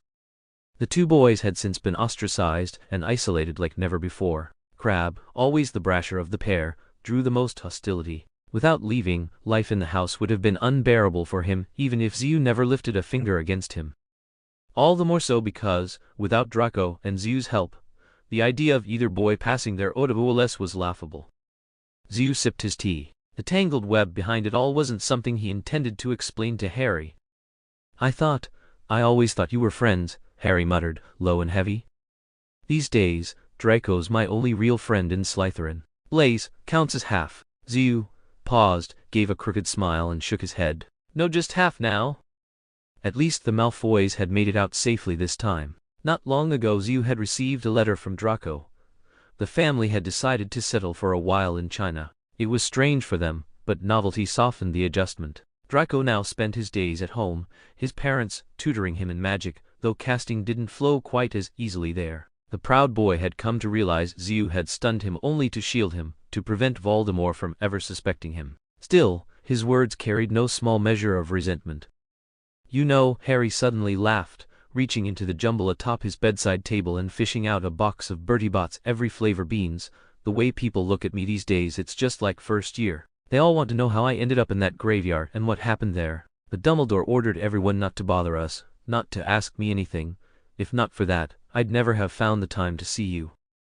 Did you tell Ron and Hermione? Zio asked. Yeah, Harry nodded, popping an orange-colored bean into his mouth. I checked with Dumbledore first. He said it was fine, Merlin. Bandage flavor anyway. Professor Dumbledore's planning to tell the whole school at tonight's feast. Oh, said Zio. If you didn't tell, and I didn't tell, how did what happened in that graveyard become the talk of the castle? Harry froze, then slowly shook his head. I don't know. Zio shrugged. Given how the tale of the stone's protection had raced through the castle in less than a day, it was hardly surprising this battle had already been spun into a tale of narrow escapes and high drama. In truth, Zio even felt a flicker of gratitude toward Dumbledore for not exposing Harry's maneuvering to slip into the tournament. But against the old fox's lifelong scheming, that flicker was crushed into nothing. All he wanted was for Harry to sharpen his wits, to stop worshipping Dumbledore so blindly. At present, that seemed a long road. You think, when Dumbledore tells them Voldemort's back, Harry spoke around a watery, green bean, grimacing at the taste, will anyone believe him? Well, Zio smiled. You're actually thinking that far ahead. It wasn't me. Harry's face twisted further, clearly the flavor was no better. Hermione said, "Well," she said a lot. But basically, without the Ministry backing him, people won't take Dumbledore's word as gospel.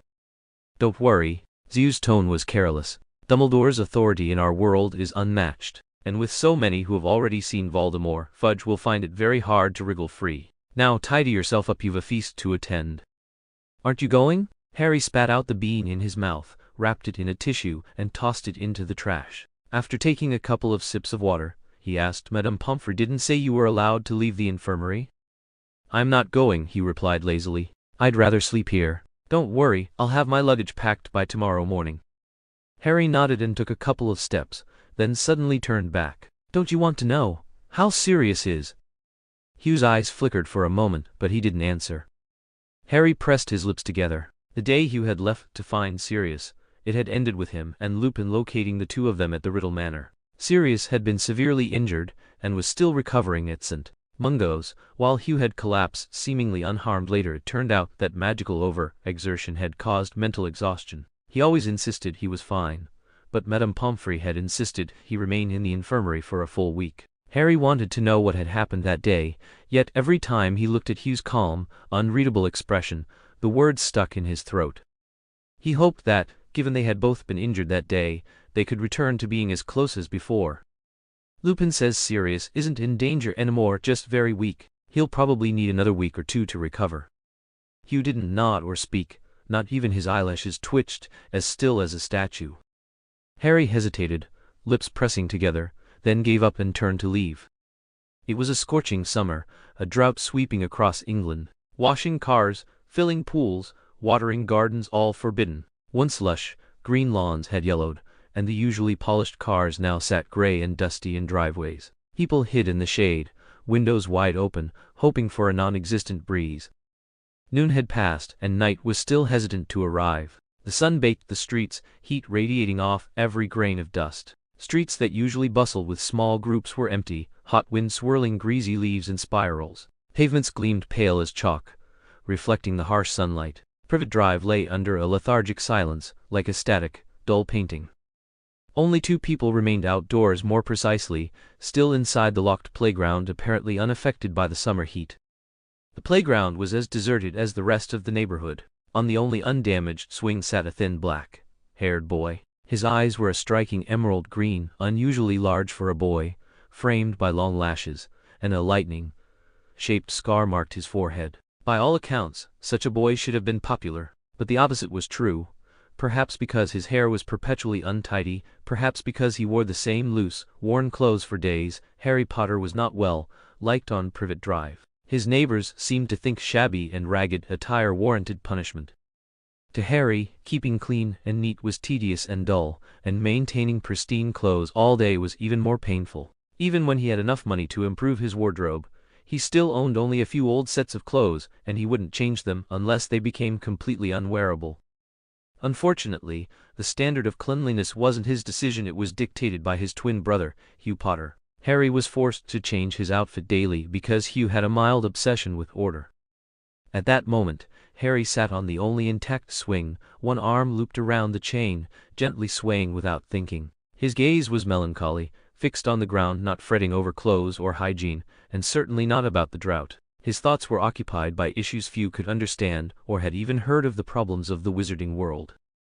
In truth, Harry was a wizard, currently studying at a magical school. Just a month ago, the once-infamous Voldemort had returned to life, and Harry had witnessed it with his own eyes. But after the summer began, he returned to Little Whinging and lost all contact with the wizarding world. Letters from trusted elders, family, and his closest friends all repeated the same vague messages: "We can't say too much, behave yourself, don't do anything reckless, and a lot has happened, we'll tell you when we meet." No one would tell him what they were up to, and no one shared Dumbledore's plans. He had simply been left out of everything.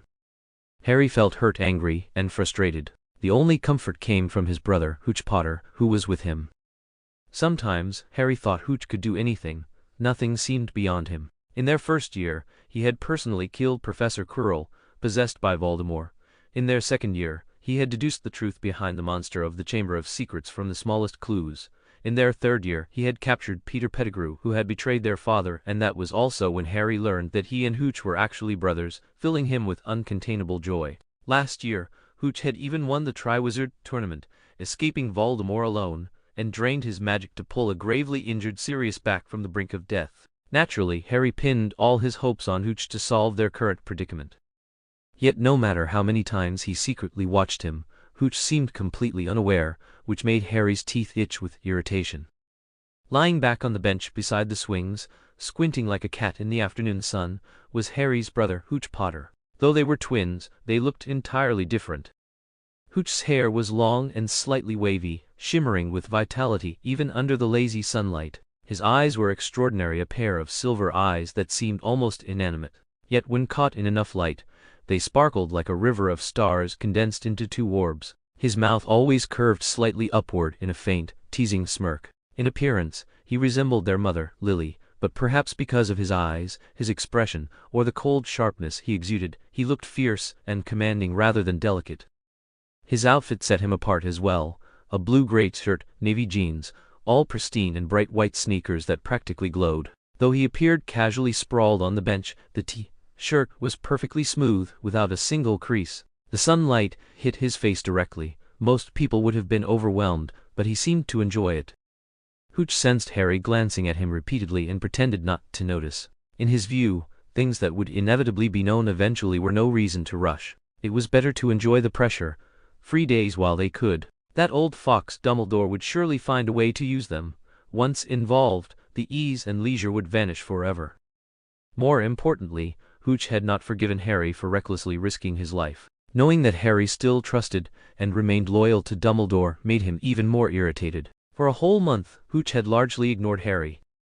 The two sat in silence until dusk, the air heavy with the scent of warm hay. Workers were returning home, and the low rumble of vehicles filled the air.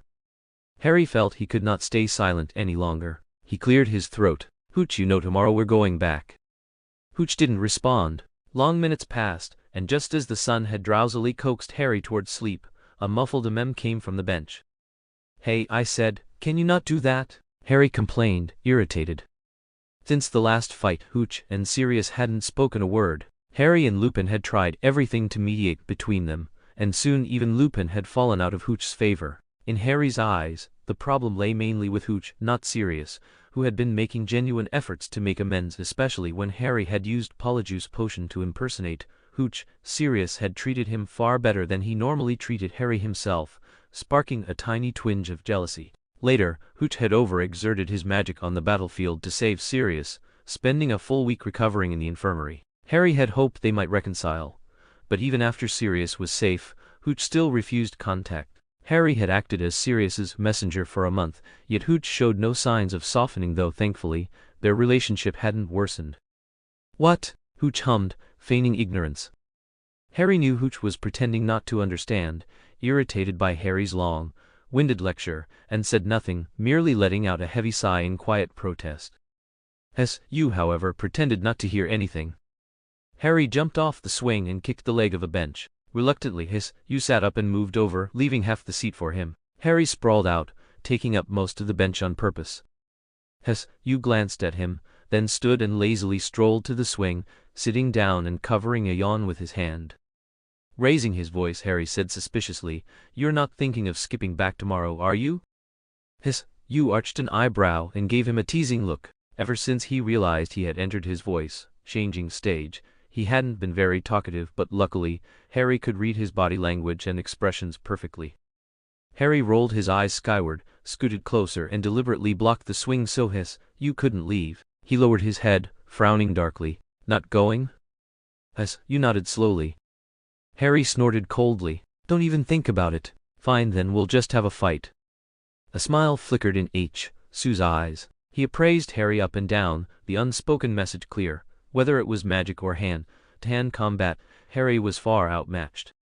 Harry's face flushed. He coughed to cover his embarrassment and squinted. "If it were just me, of course, I wouldn't dare, but if I had—" You clenched his fist. The pale fingers made a sharp crack sound and Harry went silent. Just 3 days ago, some boys who used to follow Dudley around causing trouble had tried to teach the notorious Potter kid on Privet Road a lesson. 6 big, strong boys had ended up with bruised faces, all thanks to SU, who had fought them single-handedly. When he finally relented, each one had fled in tears. Harry had even thought afterward that the rumor about Potter being a repeatedly delinquent kid currently serving time at St. Bruce's Safe Center for Juvenile Offenders was well and truly confirmed by Sue's actions. You tilted his head and asked, "Didn't they already think that before?" Harry shrugged. "But now, they'll definitely think you're a St. Bruce delinquent too." You only gave a cold chuckle. "Why should I care what they think?" Harry thought about it and didn't argue further, rubbing his nose instead. But now it seemed that Sue's exceptional fighting skills posed a problem if he really didn't want to go to the Marauder's castle. How could Harry possibly persuade him? Harry couldn't help but sigh. Even little Sirius had been seriously injured, though now fully recovered thanks to St. Mungo's. At the time he had been on the brink of death. Why still couldn't you forgive his godfather, even a little? What Harry didn't know was that it wasn't Sirius's careless words that mattered. You simply felt too embarrassed to face him now, after nearly causing Sirius's death. Night had fully fallen. Streetlights cast a soft, hazy glow over the roads. The large, square houses gradually lit up, with drawn curtains showing jewel-like patches of light against the darkness. The cool night air began to seep gently into Little Whinging. "Let's go back," Harry said flatly. Ever since you had paid Aunt Petunia, their treatment at the Dursleys had improved significantly, especially since you hadn't been teasing Dudley this year, but coming home too late would still earn Aunt Petunia a sour look. You stood and walked slowly beside him. The chains and rings of the swings creaked with a soft squeak. Harry hesitated, then said in a dry voice, If you really don't want to go, I'll stay too. I won't leave you here alone, no matter what." You chuckled softly, tilting his head to look at him. There was no surprise in his expression, rather, it seemed he couldn't understand why Harry had only made up his mind so late. Harry rubbed his hair, unamused, walking with his feet turned out in a wide stance. "Really unimaginative, you muttered under his breath, his voice a little hoarse. "What?" Harry glared at him. You smiled faintly. "I wasn't talking about you." Harry shuddered, sucking in a sharp breath as though a bucket of ice water had been dumped over his head. The deep blue sky, scattered with stars, turned pitch black in an instant, not a glimmer of light remaining. The distant rumble of passing cars, the rustle of leaves close by, all of it vanished. The mild, pleasant night had turned bitterly cold. Harry trembled uncontrollably, goose-flesh rising on his arms, the hairs at the back of his neck standing on end. In the blink of an eye, the two of them were swallowed by silent, suffocating darkness. From within it came the rattling, wheezing sound of labored breaths, danger closing in. Chapter 185. Dementors and the Attack. Ziu. Harry's voice shook. Even though he had once stood shoulder to shoulder with Ziu against dozens of Dementors, fear still gripped him whenever he faced these creatures. "Get your wand out, Harry." Ziu's voice was calm. The steadiness helped Harry recover a shred of composure. He pulled out his wand and held it tight against his chest, blind eyes darting left and right, seeing nothing. Lumos. Light flared at the tip of Ziu's wand. He raised it high, silver radiance spilling over them both. Harry's stomach twisted violently. Two looming hooded figures glided toward them, one from ahead, the other from behind. They hovered above the ground, faceless beneath their hoods, no feet beneath their robes, darkness seeming to thicken wherever they moved. The cold pressed in from every side. It meant more Dementors were nearby. Their rancid, corpse-like chill saturated the air, despair and misery rising like poison from the pit of Harry's heart. "Expecto Patronum." Harry gasped out the words. Silvery vapor burst from his wand, slowing the Dementors, but not stopping them. A shrill scream shrieked in his mind, his thoughts stripped of every scrap of happiness. The creatures drew closer, their frozen fingers reaching for his throat. He staggered back in panic and collided with Ziu. The solid warmth behind him was a jolt of reassurance. Ziu was right there. Harry had no strength left to wonder why Ziu hadn't cast a spell. All he could do was drag in ragged breaths and force himself upright. Expecto Patronum. A vast silver eagle erupted from his wand, soaring straight toward the nearest Dementor's heart. The creature screeched, twisting away like a bat, fleeing into the shadows. Harry directed the Patroness in sweeping circles around them. He counted 5 Dementors in all, scattered around the clearing. Under the eagle's assault they scattered, rising into the night sky before the dark swallowed them whole. The eagle wheeled twice above them, then dissolved into silver mist. Sound returned, light returned, the summer breeze returned. It was as though they had been dragged back into the living world. Harry bent over, bracing his knees, lungs heaving, heart hammering so violently he thought it might burst. Sweat drenched him, his shirt clinging cold and wet to his body. Merlin, why on earth would Dementors come to Little Whinging? Ziu, what do you think happened? Ziu? Harry turned only to see Ziu, half collapsed, kneeling with one hand braced against the ground, his body trembling as though in unbearable pain. Ziu, Ziu, what's going on? Harry dropped to his knees in front of him, then froze. Jagged gashes crisscrossed Ziu's chest, his blue-gray shirt soaked to a dark brown, his jeans drenched through with blood. No telling how much he had already lost. Ziu had his wand pressed to the wounds, lips moving as he whispered incantations. Slowly, agonizingly, the flesh began to knit back together, but his face grew whiter with every second. Harry's throat closed up. He wanted to reach out, to hold him, but the fear of breaking Ziu's concentration kept him frozen. Terror hollowed his mind to nothing. His eyes locked on the blood-staining Ziu's clothes, his expression twisted in anguish, looking for all the world, as though he were the one bleeding. Finally, the last torn flesh had knitted back together. Aside from a faint pinkness and the jagged outline of the healed skin, there was no visible trace of how severe the injury had been moments before. Don't worry, it's okay now. Hugh lifted his head, his voice hoarse and dry. His face was as pale as paper, his lips drained of all color, yet he gave Harry a weak, gentle smile, calm and reassuring. Harry's numb mind slowly began to wake. What happened? No, who did this? He ground out through clenched teeth. I don't know. Hugh frowned, standing and squinting toward the distant bushes, as if something was there. His tone was soft, almost detached. But I can probably guess a little. Guess what? Harry asked. For example, Hooch began slowly, why did the Dementors come to Little Whinging?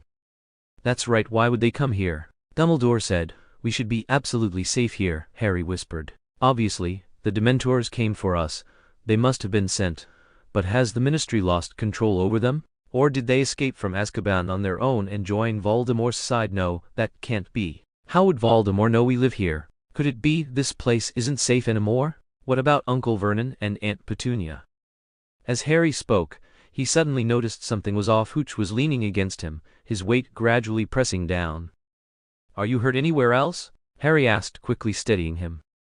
No, Hooch said with a bitter smile, breathing unevenly. Probably just lost too much blood or something. I'm a bit dizzy, Harry.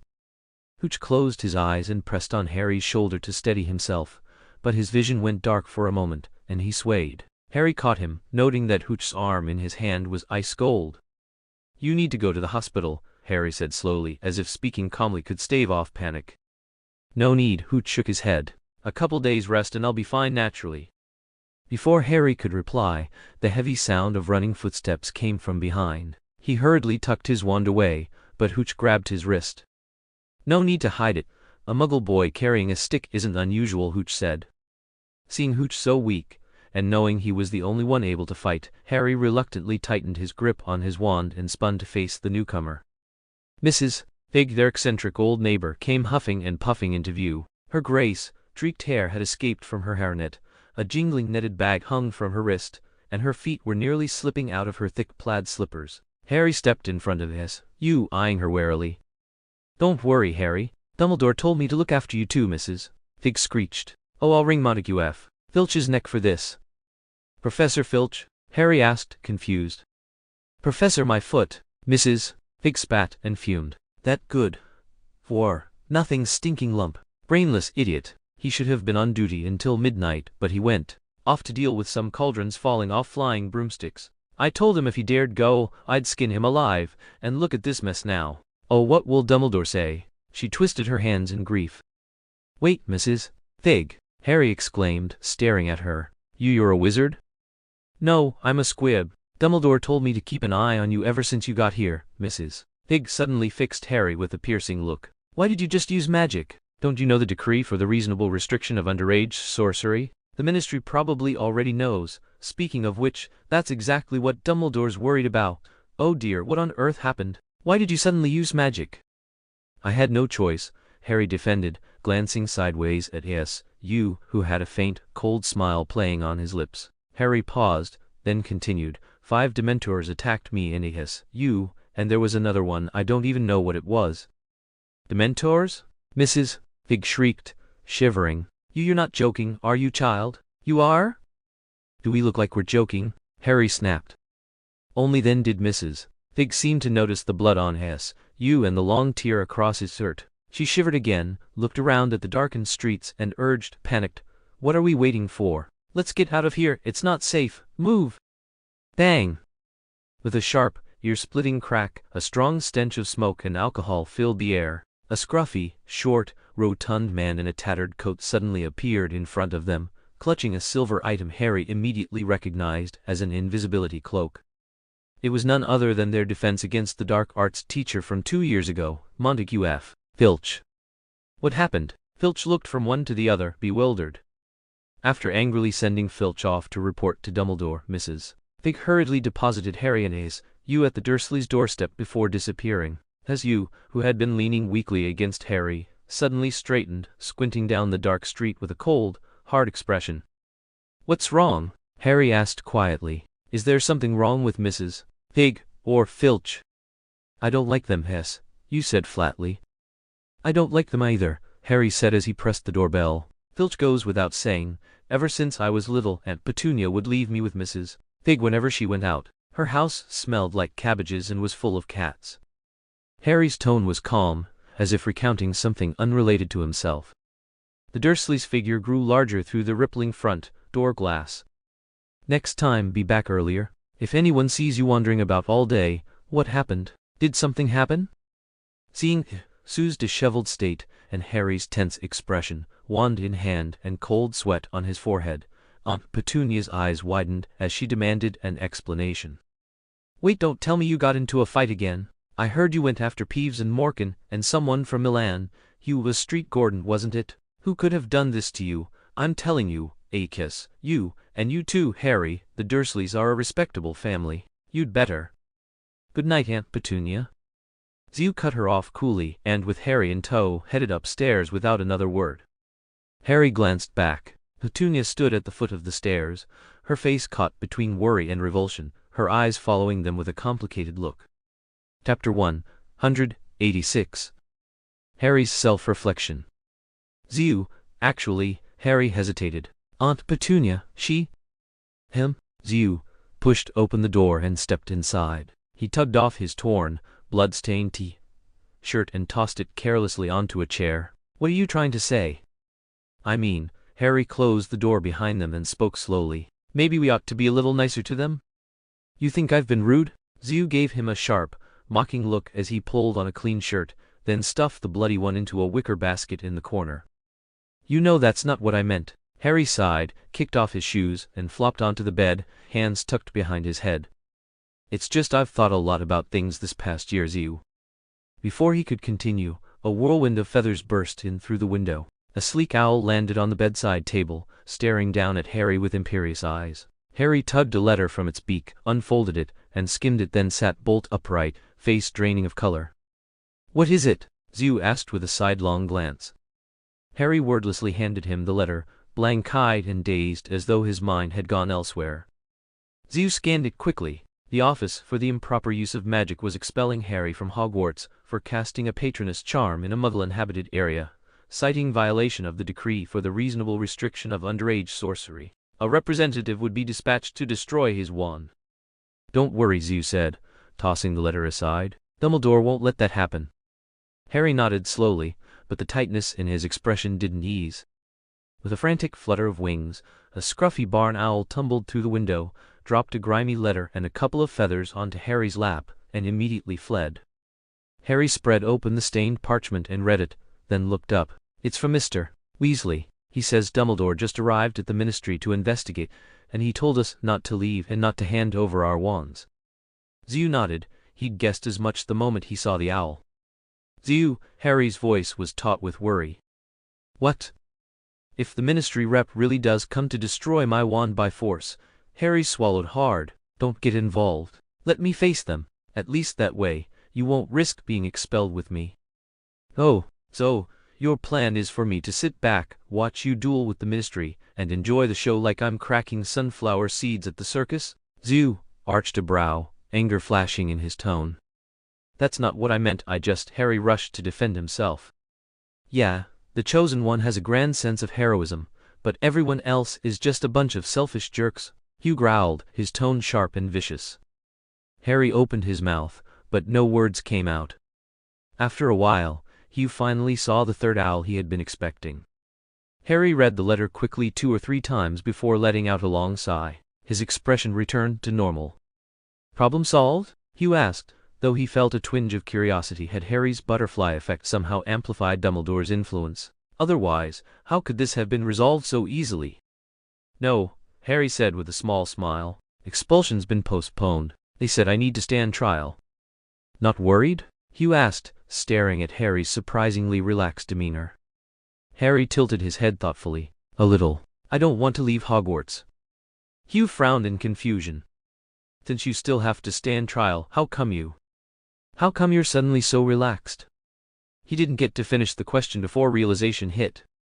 Compared to expulsion, Harry was far more worried about clashing with ministry officials and risking something worse, even criminal charges. So even though a trial awaited him, avoiding rash actions had already reduced his real worry, much more than the trial itself. Hugh thought silently, a faint warmth creeping through him. Harry stared at him, then suddenly blurted out, Hugh, don't push yourself. What? Lie down for a bit, Harry said, jumping off the bed and putting on his shoes. I'll get you a glass of carrot juice. For what? Hugh protested. Why are you acting so weird?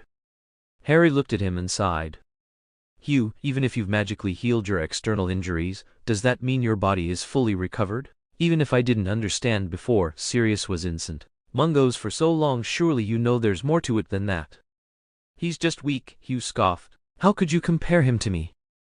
Look in a mirror at your own complexion right now, and you wouldn't say that, Harry said coldly, turning to leave. Hugh rubbed his nose and lay back on the bed, propping himself up on his hands. He couldn't figure out how Harry suddenly seemed 10 years older. Ridiculous, he muttered, touching his throat, still haunted by that hoarse voice echoing in his ears. When will this second adolescence ever end? As Hugh let his thoughts wander, a sudden commotion downstairs made him frown. He was about to get up when he heard Harry's footsteps outside the door. They giving you a hard time? Hugh asked, watching him closely. No. Harry handed him the carrot juice, avoiding Hugh's gaze, and said lightly, Mrs. Hare came by, I just said a few words to them. That's not like you, Harry. Hugh propped himself up on the side of the bed, and looked at Harry sitting on the opposite bed. I noticed as soon as you came back something felt off. Not only did you not want me to prank them, you're being polite too. What exactly are you thinking? I just thought Aunt Petunia and Uncle Vernon deserve some respect, Harry said softly. They're my elders. Huh. Hugh gave a short, incredulous laugh. That's news to me.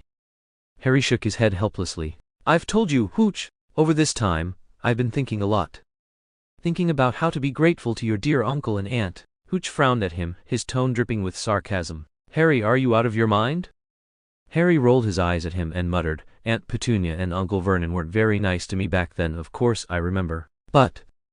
He gazed at the ceiling and whispered, if they hadn't taken me in, I probably would have died long ago. Dumbledore wouldn't have let you die, Hooch scoffed coldly. All right, but Dumbledore wouldn't have adopted me either, right? He probably would have sent me to an orphanage, Harry said bitterly. He once told me that if I grew up in the wizarding world, I couldn't avoid the burden and influence of reputation. Maybe I would have become arrogant. Would you? Hooch asked, though in his mind he thought Dumbledore would have probably pointed his wand at the Dursleys to make them adopt Harry. Harry was silent for a moment, then shook his head. I don't know. I mean, no matter what, Aunt Petunia and Uncle Vernon did take me in, even if reluctantly, but they gave me a place to live, a way to go to school. Sure, I wore Dudley's old clothes, my food got taken a lot, and I had chores every day. Wait, Hooch interrupted. Harry, are you really defending the Dursleys? Because it sounds more like complaining to me. Harry couldn't help but smile, then sighed. When I really think about it, the years I spent at the Dursleys weren't as bad as I used to believe. Maybe children from poor families had it worse. It's just that I was always compared to Dudley, so I felt. But Aunt Petunia and Uncle Vernon, what obligation did they have to treat me like their own child? And besides, they hated wizards so much. Hooch stayed silent for a long while. I remember back then, Uncle Vernon took us to a little wooden cabin on a reef in the sea, and Hagrid appeared out of nowhere. He told me I was a wizard and that I would go to Hogwarts.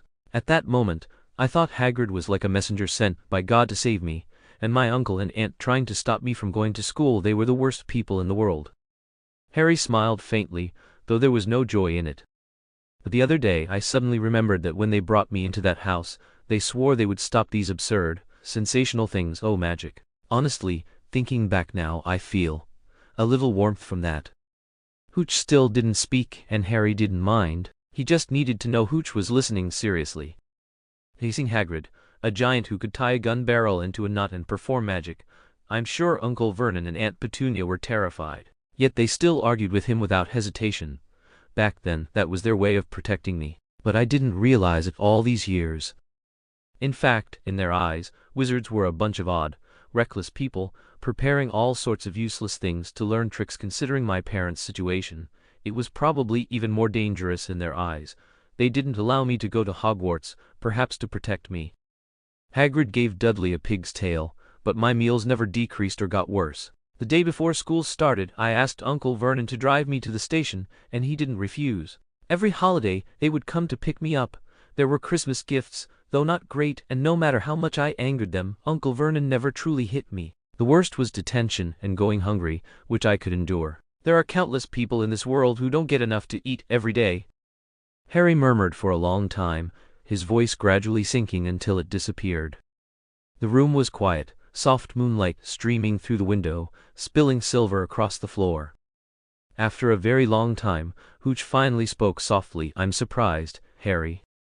Believe me, I am too, Harry said with a bitter smile. Tell me, when did you start thinking about all this? Harry's voice was so low it was barely audible, yet Hooch caught every word clearly. After you had that argument with Sirius. Chapter 187. 12 Grimmauld Place. After a blur of gloom, battles, tension, worry, memories, and melancholy, you and Harry's 15th birthdays had come and gone in a haze. They had stayed up talking late into the night, and the next day ended with them missing both breakfast and lunch. By the time hunger had their stomachs growling, they finally dragged themselves out of bed. After a long debate, they settled the question of who would go downstairs to get food with a coin toss, and Harry won. You sprang from the bed like a fish flipping in water, darting to the bathroom to wash up. By the time he emerged, adjusting his collar while stepping into the living room, he found Harry sitting comfortably on the couch, a huge box of potato chips in his lap, munching lazily while staring at the television. Wasn't Uncle Vernon strict about no TV? You asked, snatching a handful of chips from Harry's box. He paused mid-bite, alert. Did you wash your hands? Of course I did.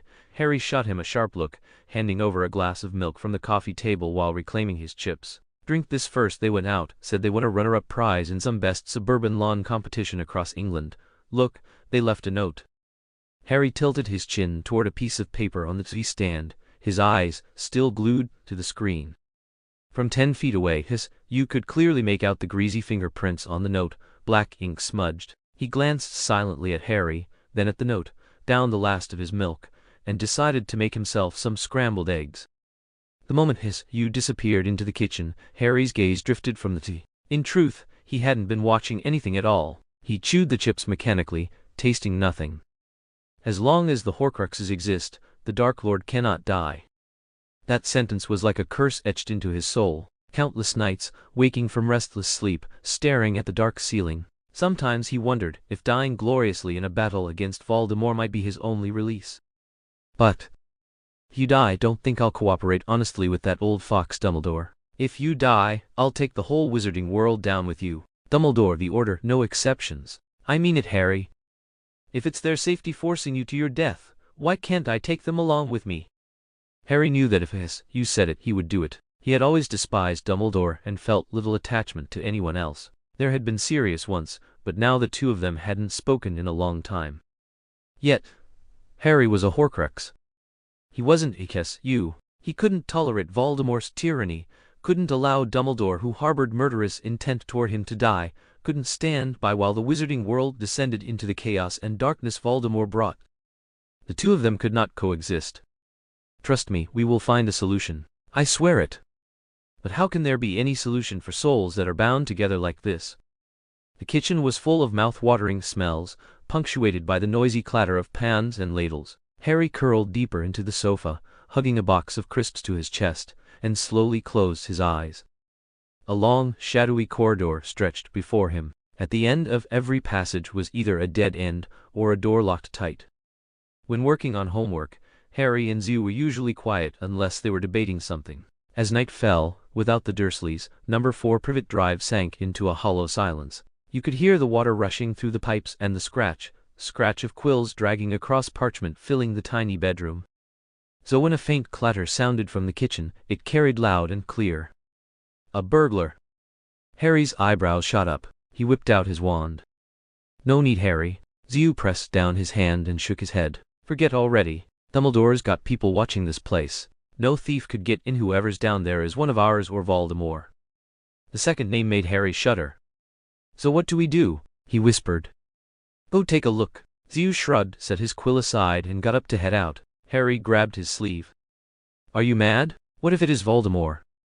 Harry hesitated, then pulled the door open quickly and quietly. Zoo, trailing behind, smirked at his cautious movements. He gave a deliberately fake cough. Harry nearly jumped out of his skin, whirling around to glare at him. Zoo rubbed his nose, stifling a laugh. Harry, if it really were Voldemort, he'd have rushed up here to kill us already. You think he'd bother sneaking about this quietly? Or do you think the two of us are even worth assassinating in secret? Harry still looked unconvinced, but after a moment he rolled his eyes, huffed, and lowered his wand. And then Zoo, without a word, drew his own wand, slipped to the doorway, and peered down, eyes narrowed. Didn't you just say it'd be one of ours? Harry asked, baffled. Maybe it's Sirius and Remus. No, Zoo shook his head. There's more than a couple of people down there. Could be the Order, but you can't rule out Death Eaters inside the Order. Sure enough, in the dim hallway below stood several figures. The glow of a street lamp through the glass door etched out their silhouettes, though instead of clarity, the light only deepened the oppressive gloom. You two Potters up there, come on down, stop skulking about, called a rough, gravelly voice. Professor Moody? Harry asked, uncertainly. Strictly speaking, Professor wasn't right. Last year it had been Barty Crouch Jr. impersonating Moody all along, while the real Alastor Moody had been locked in a trunk, until Dumbledore uncovered the truth. At the end of term, the retired Orr had personally subdued Crouch Jr. and helped the staff keep Hogwarts under control during the chaos of the third task. And, Harry recalled, Moody's intimidation proved far more effective than even Professor McGonagall's stern discipline. Professor, am I? Moody's gruff voice rumbled. Didn't get much of a chance to teach, did I? Come on down, we'd like a proper look at you.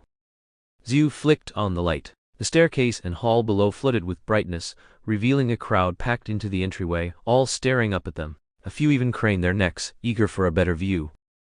Harry recognized Remus Lupin smiling broadly, Mad-Eye Moody, his magical eye whirling, sparking an eerie blue, a very young witch with a pale, heart-shaped face, sparkling dark eyes, and spiky violet hair, a bald, dark-skinned wizard with a gold hoop in one ear, a wizard in a tall purple top hat fairly bouncing with excitement, and half a dozen others besides.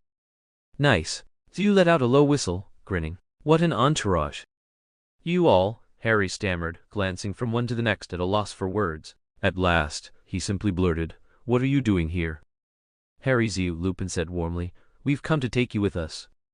The air whistled past their ears, as a cool night breeze ruffled their hair. They flew beneath a vast, star-studded sky, and the houses, streets, and vehicles below shrank quickly into a patchwork of dark greens and blacks. From above, the city lights intersected, and scattered like stars strewn across a map, dotted here and there with deep black squares. We're here! Tonks, the youngest witch, shouted. Moments later, everyone touched down. They landed in the center of a small, overgrown square, the surrounding buildings dark and forbidding, seemingly warding people off. Some windows were broken, reflecting the dim light of the street lamps, peeling paint flaked from doors, and a few stoops were piled high with trash. Moody extinguished all the lamps in the square, showed Harry and Hugh the address Dumbledore had written himself, and then at Grimmauld Place No. 12, a battered door appeared as if from nowhere. The walls were grimy, the windows gloomy, and the door marked with deep scratches running left and right. There was no keyhole, no mailbox, and the silver door knocker was shaped like a coiled serpent. Before they could take in more, Moody urged them inside.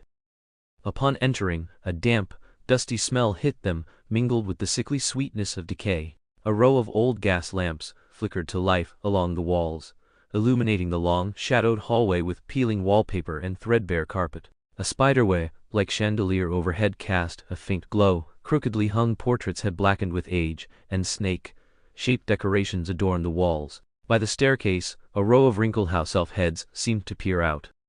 "What is this place?" Harry couldn't help asking. When he turned, he saw Hugh's face was drawn and grim. "Hugh?" Hugh shook his head, saying nothing. With Harry he didn't mind speaking, but surrounded by so many others, he wasn't about to reveal his changing voice and risk ridicule. Remus, misreading Hugh's expression, gently patted his shoulder in consolation. "Harry, this is the Black family ancestral home," he explained. Seeing Harry still puzzled, he added, "It's also where Voldemort stayed 5 months ago." Harry's eyes widened in understanding, but looking at Hugh, he didn't know what to say. Hugh gave a helpless wry smile. Even if he didn't mind personally, he knew no one would believe the truth. "Oh, children, it's wonderful to see you." Mrs. Weasley came rushing over, her face radiant with enthusiasm, embracing each of them warmly. The Order members who had escorted them greeted her and hurried off to a meeting in another part of the hall. Harry wanted to join, but Mrs. Weasley wouldn't allow it. "No, Harry, only Order members can attend the meeting. Once it's over, we'll have dinner. Keep your voices down in the hall."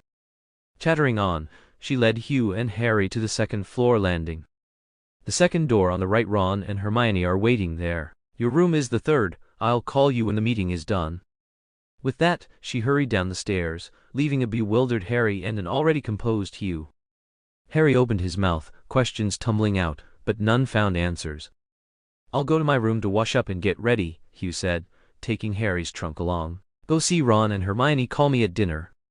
He waved dismissively and left before Harry could respond. The two trunks wobbled briefly and floated lazily behind him.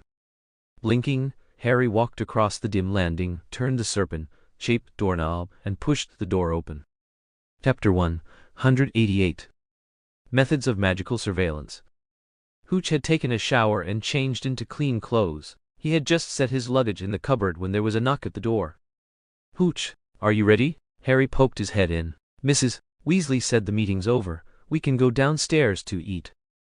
Let's go." Hooch stepped out and reached the stair landing, but before they could start descending, a terrifying, deafening, hair-raising scream echoed through the house. Harry jumped, nearly tumbling down the stairs, but Hooch grabbed the back of his collar just in time. Harry gripped the banister, still shaken. What was that? At the first-floor stairwell, 2 long, bug-eyed velvet curtains hung next to what appeared to be a coat rack made from a giant's broken leg. When they had come upstairs, the curtains were drawn, but now they had been pulled aside, revealing a life-sized portrait of a yellow-skinned old woman in a black hat, screaming as if being tortured, each cry sharper than the last. The other portraits in the hall had awakened as well, all shrieking in unison. "Beasts! Wretches! Dirty, sinful spawn! Bastards, freaks, hideous monsters! Get out of here! How dare you defile my ancestral home!" The old woman flailed claw-like hands while shouting. Lupin and the witch Nymphadora Tonks tried to pull the curtains closed, but their efforts were clearly ineffective. Mrs. Weasley was casting stupefy on the other portraits in the hall. "Shut up, you terrifying old hag, shut up!" A man with long black hair shouted, rushing out. Together with Lupin, he struggled with all his strength to finally close the curtains. The screams ceased, though sharp echoes lingered upstairs and downstairs. "Wastrel! Family disgrace! The bastard I bore!" That person is," Harry stammered. Obviously, Hooch glanced coolly at the black-haired man at the stairwell, the late Mrs. Black. Those downstairs realized that the two of them had witnessed the scene. Sirius stiffened, breathing slightly heavy, brushing his hair from his eyes and turning to face them. "Hello," he paused, seeming unsure of what to say, then put on a stern expression. "Looks like you've already met my mother." "Sirius!" Harry called out in delight and ran down the stairs to hug him. Since the end of the last holiday, when Sirius had been injured and sent to St. Mungo's, Harry hadn't seen him, though they had exchanged letters. Just thinking of Sirius unconscious and pale with a deathly gray face had worried Harry endlessly. Seeing Sirius healthy and whole now, he could finally breathe easy. Sirius hesitated for a moment, then returned the hug, patting Harry's shoulder and casting a quick glance upstairs, letting out a silent sigh. Hooch stood on the second-floor landing, his upper body shrouded in shadow, his expression unreadable. "Hello, Hooch," Sirius said, forcing his voice to remain steady. Hooch descended the stairs step by step, his face calm. Seeing Harry's pleading look, he nodded reluctantly. "Hello, Sirius." The slight rasp in his voice seemed to leave nothing more to be said between them. Sirius opened his mouth, then closed it, casting a pitiful, seeking glance at Lupin.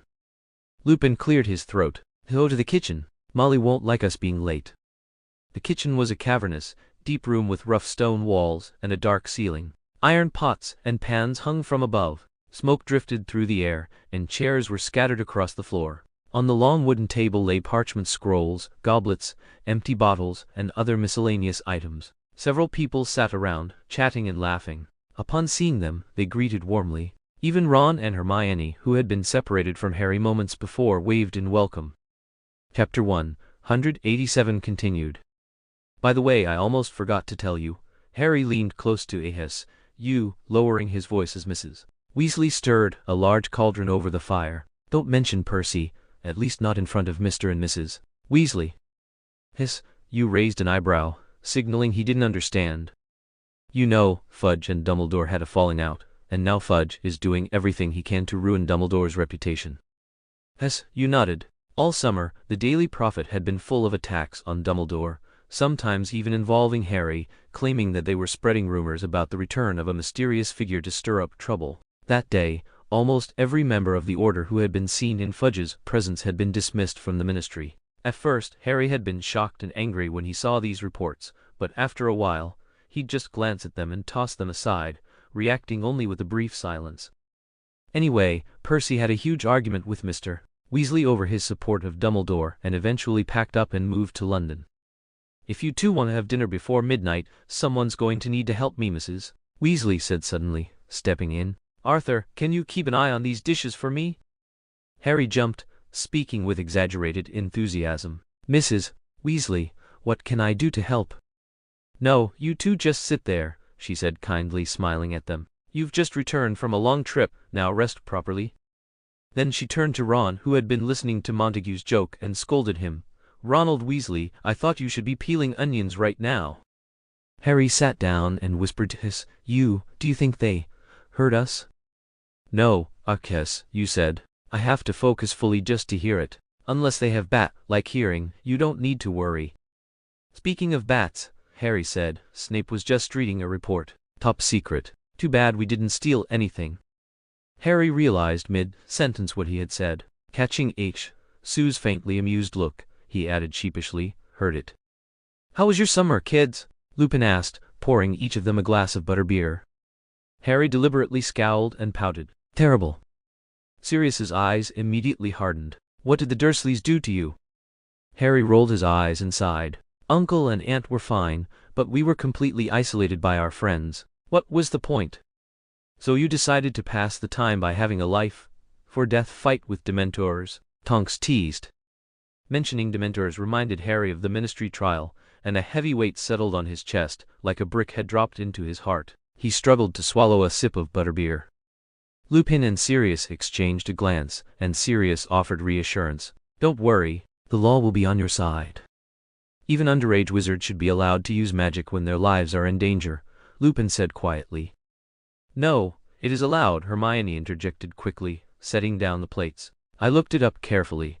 The decree for the reasonable restriction of underage sorcery permits magic to be used when life is threatened." "But he doesn't seem to have any evidence, right?" Tonks cut in. The table fell silent. Those trying to comfort Harry now gave Tonks disapproving looks.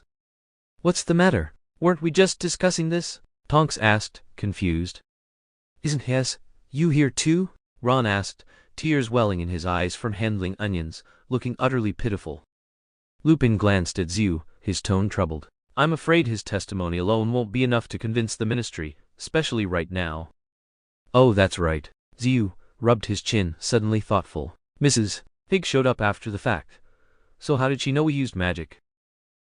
She probably has some sort of monitoring device," Lupin admitted, looking faintly embarrassed. There was no doubt that Mrs. Hig's tools weren't just for keeping an eye out for Death Eater activity, they were also meant to watch over Harry and Xiu. Harry, however, clearly hadn't considered that. He asked instead, but couldn't Mrs. Hig detect the Dementors themselves? No, Lupin shook his head. All she knows is when there's a surge of magical energy nearby, she can't distinguish the type or the source. Then could my clothes be used as evidence? Xiu asked. I haven't washed them on purpose. Clothes? Tonks gave a laugh. Clothes can't prove Dementors were there. Xiu narrowed his eyes. Not Dementors. Me. Someone attacked me that night, the clothes still have traces and blood. You were injured? Sirius shot up from his seat and strode over, grabbing Xiu by the shoulders, anxiously inspecting him. Where? How bad? Who attacked you? Xiu brushed his hands away, eyes fixed instead on the dark, soot-stained wall behind him. It's already healed.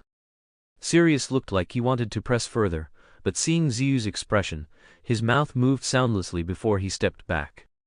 You used a healing charm? Lupin frowned. Then why didn't the Ministry send you a notice? I didn't use my own wand, Xiu explained. Whenever I'm outside school I switch to a spare. What's that got to do with anything? Lupin asked, puzzled.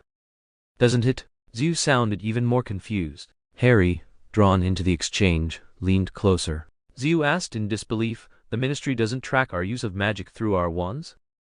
Lupin's expression turned stranger still. He shot a look at Sirius, then asked, who told you that the Ministry tracks magic through wands? Chapter 189, Supper Table Talk. I guessed. Xiu exchanged a glance with Harry before adding cautiously, isn't that how it works? I mean, ever since I started using a spare wand outside school, the Ministry's never caught me.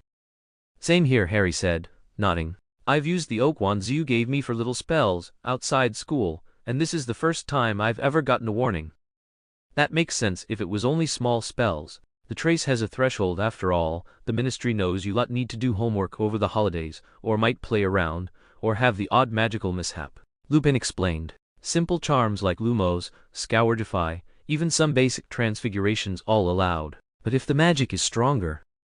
Hold on, Sirius cut him off with a raised hand, turning to stare at the two boys. Why are you even using spare wands? Ollivander should only ever sell a witch or wizard a single wand, under normal circumstances. Harry glanced at Hugh. Seeing no objection in his expression, he spoke honestly, the wands weren't bought, they're heirlooms from our family. Each of us picked one over the summer as a spare. Remus frowned. But changing wands isn't really a concern for the Ministry's monitoring. The real issue is trace. Sorry, what? Harry asked. Trace, Remus said, gesturing. It's a charm that detects underage witches and wizards using magic. The Ministry uses it to spot magical activity by minors. If you or anyone around you casts a spell, the trace is triggered, and the Ministry will immediately know. This anyone around you, Hugh propped his chin on his hand, pondering. How far does that reach? That's uncertain, Remus replied. At least 3 feet, probably no more than 15. Only the Department of Magical Law Enforcement knows the exact distance. But back then, Hugh said slowly, when I cast a healing spell on myself, Harry was right there. Yet neither my trace nor his was triggered. He scanned the surprised faces around him and continued deliberately, and I wasn't just using those so-called permitted minor spells. He looked at Sirius calmly. You know that. Sirius' expression darkened. Those days spent trailing Death Eaters with Hugh were when his suspicion first arose. No matter how much he tried to rationalize it afterward, a lingering unease remained.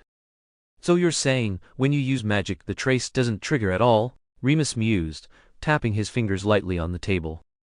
I suppose you could put it that way, Hermione, who had quietly sat beside Harry, interjected. Seeing everyone puzzled, she continued, trace is just a spell. It could be artificial, maybe cast when a child is born. But given Hugh's early health, no, that doesn't make sense. Or like Muggle, born such as me, it's difficult to detect. Perhaps it's an innate charm tied to his magical talent, but either way, it's magic. If it can be created, it can be unraveled.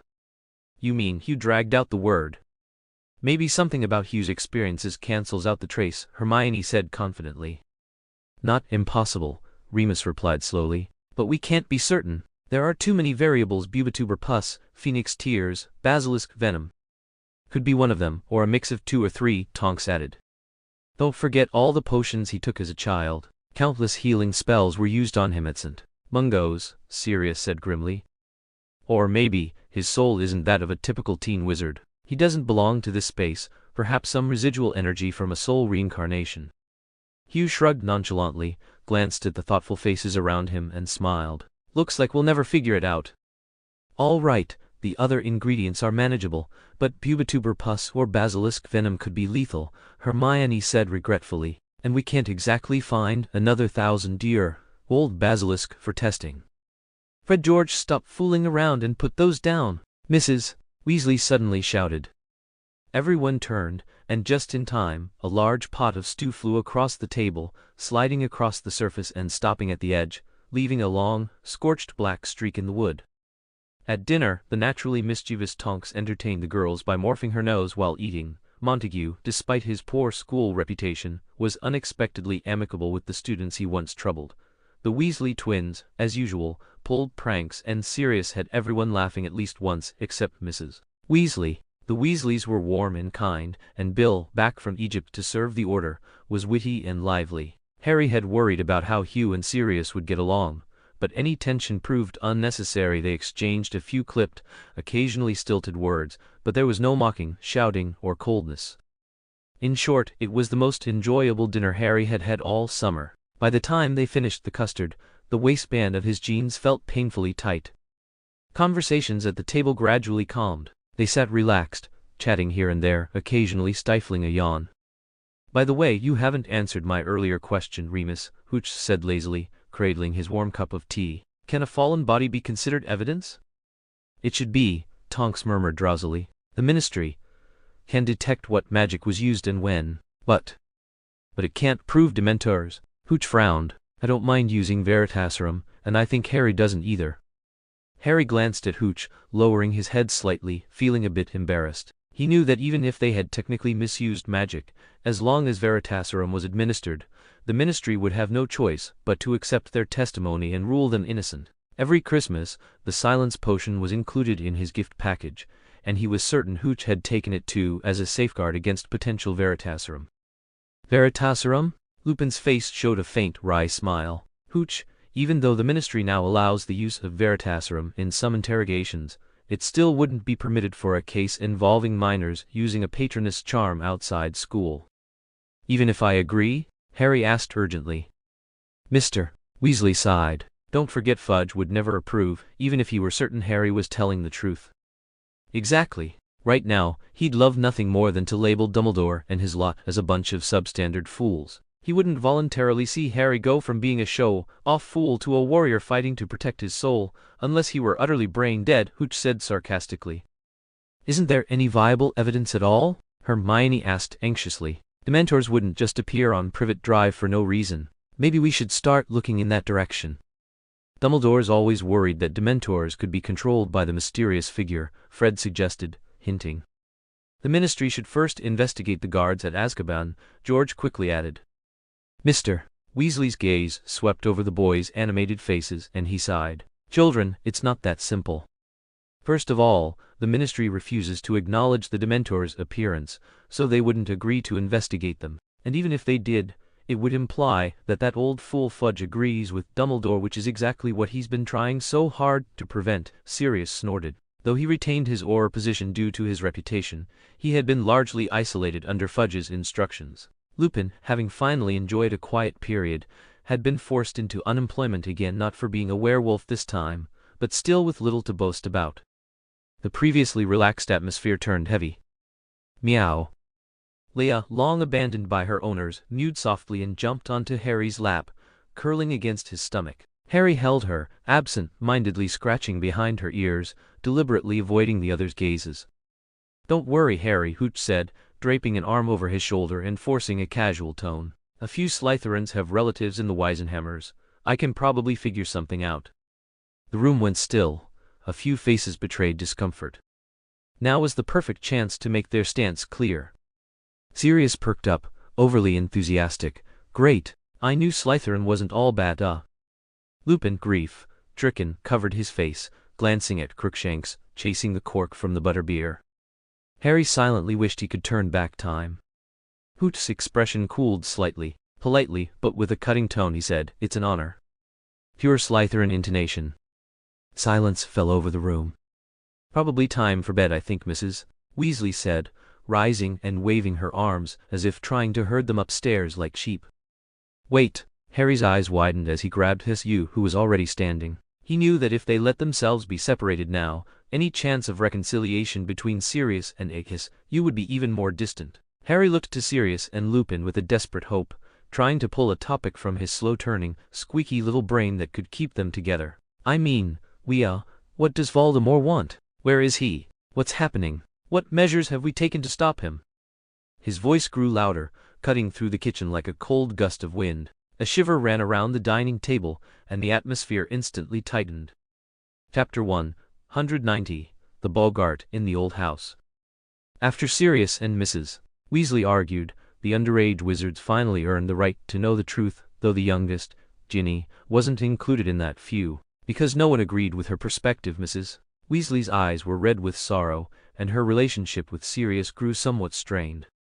Still, the fiercely protective woman interrupted at the most critical moment, imperiously and unquestioningly sending everyone off to bed. Naturally, no one could sleep at a time like this. What do you think it could be? Harry asked while changing into his pajamas. The weapon Sirius mentioned? Anything's possible, you said absent-mindedly, pulling out a piece of parchment from his trunk and spreading it across the table along with his best bottle of golden quill ink. What weapon could be more powerful than Avada Kedavra? Harry muttered to himself as he closed the door. And Voldemort already has the Cruciatus. What more could he need? If you ask me, the killing curse and Cruciatus aren't really the dangerous part, Harry, you said casually while writing. Muggles have countless ways to replicate the effects of those spells, and large-scale weapons are endless. But very few wizards understand these things. If Voldemort ever hired dozens or even hundreds of Muggle mercenaries, maybe the wizarding world really would fall under his control. Harry shuddered. That can't be real, you. Just speculation, you chuckled. Voldemort has eyes on the back of his head, and has always looked down on Muggle power.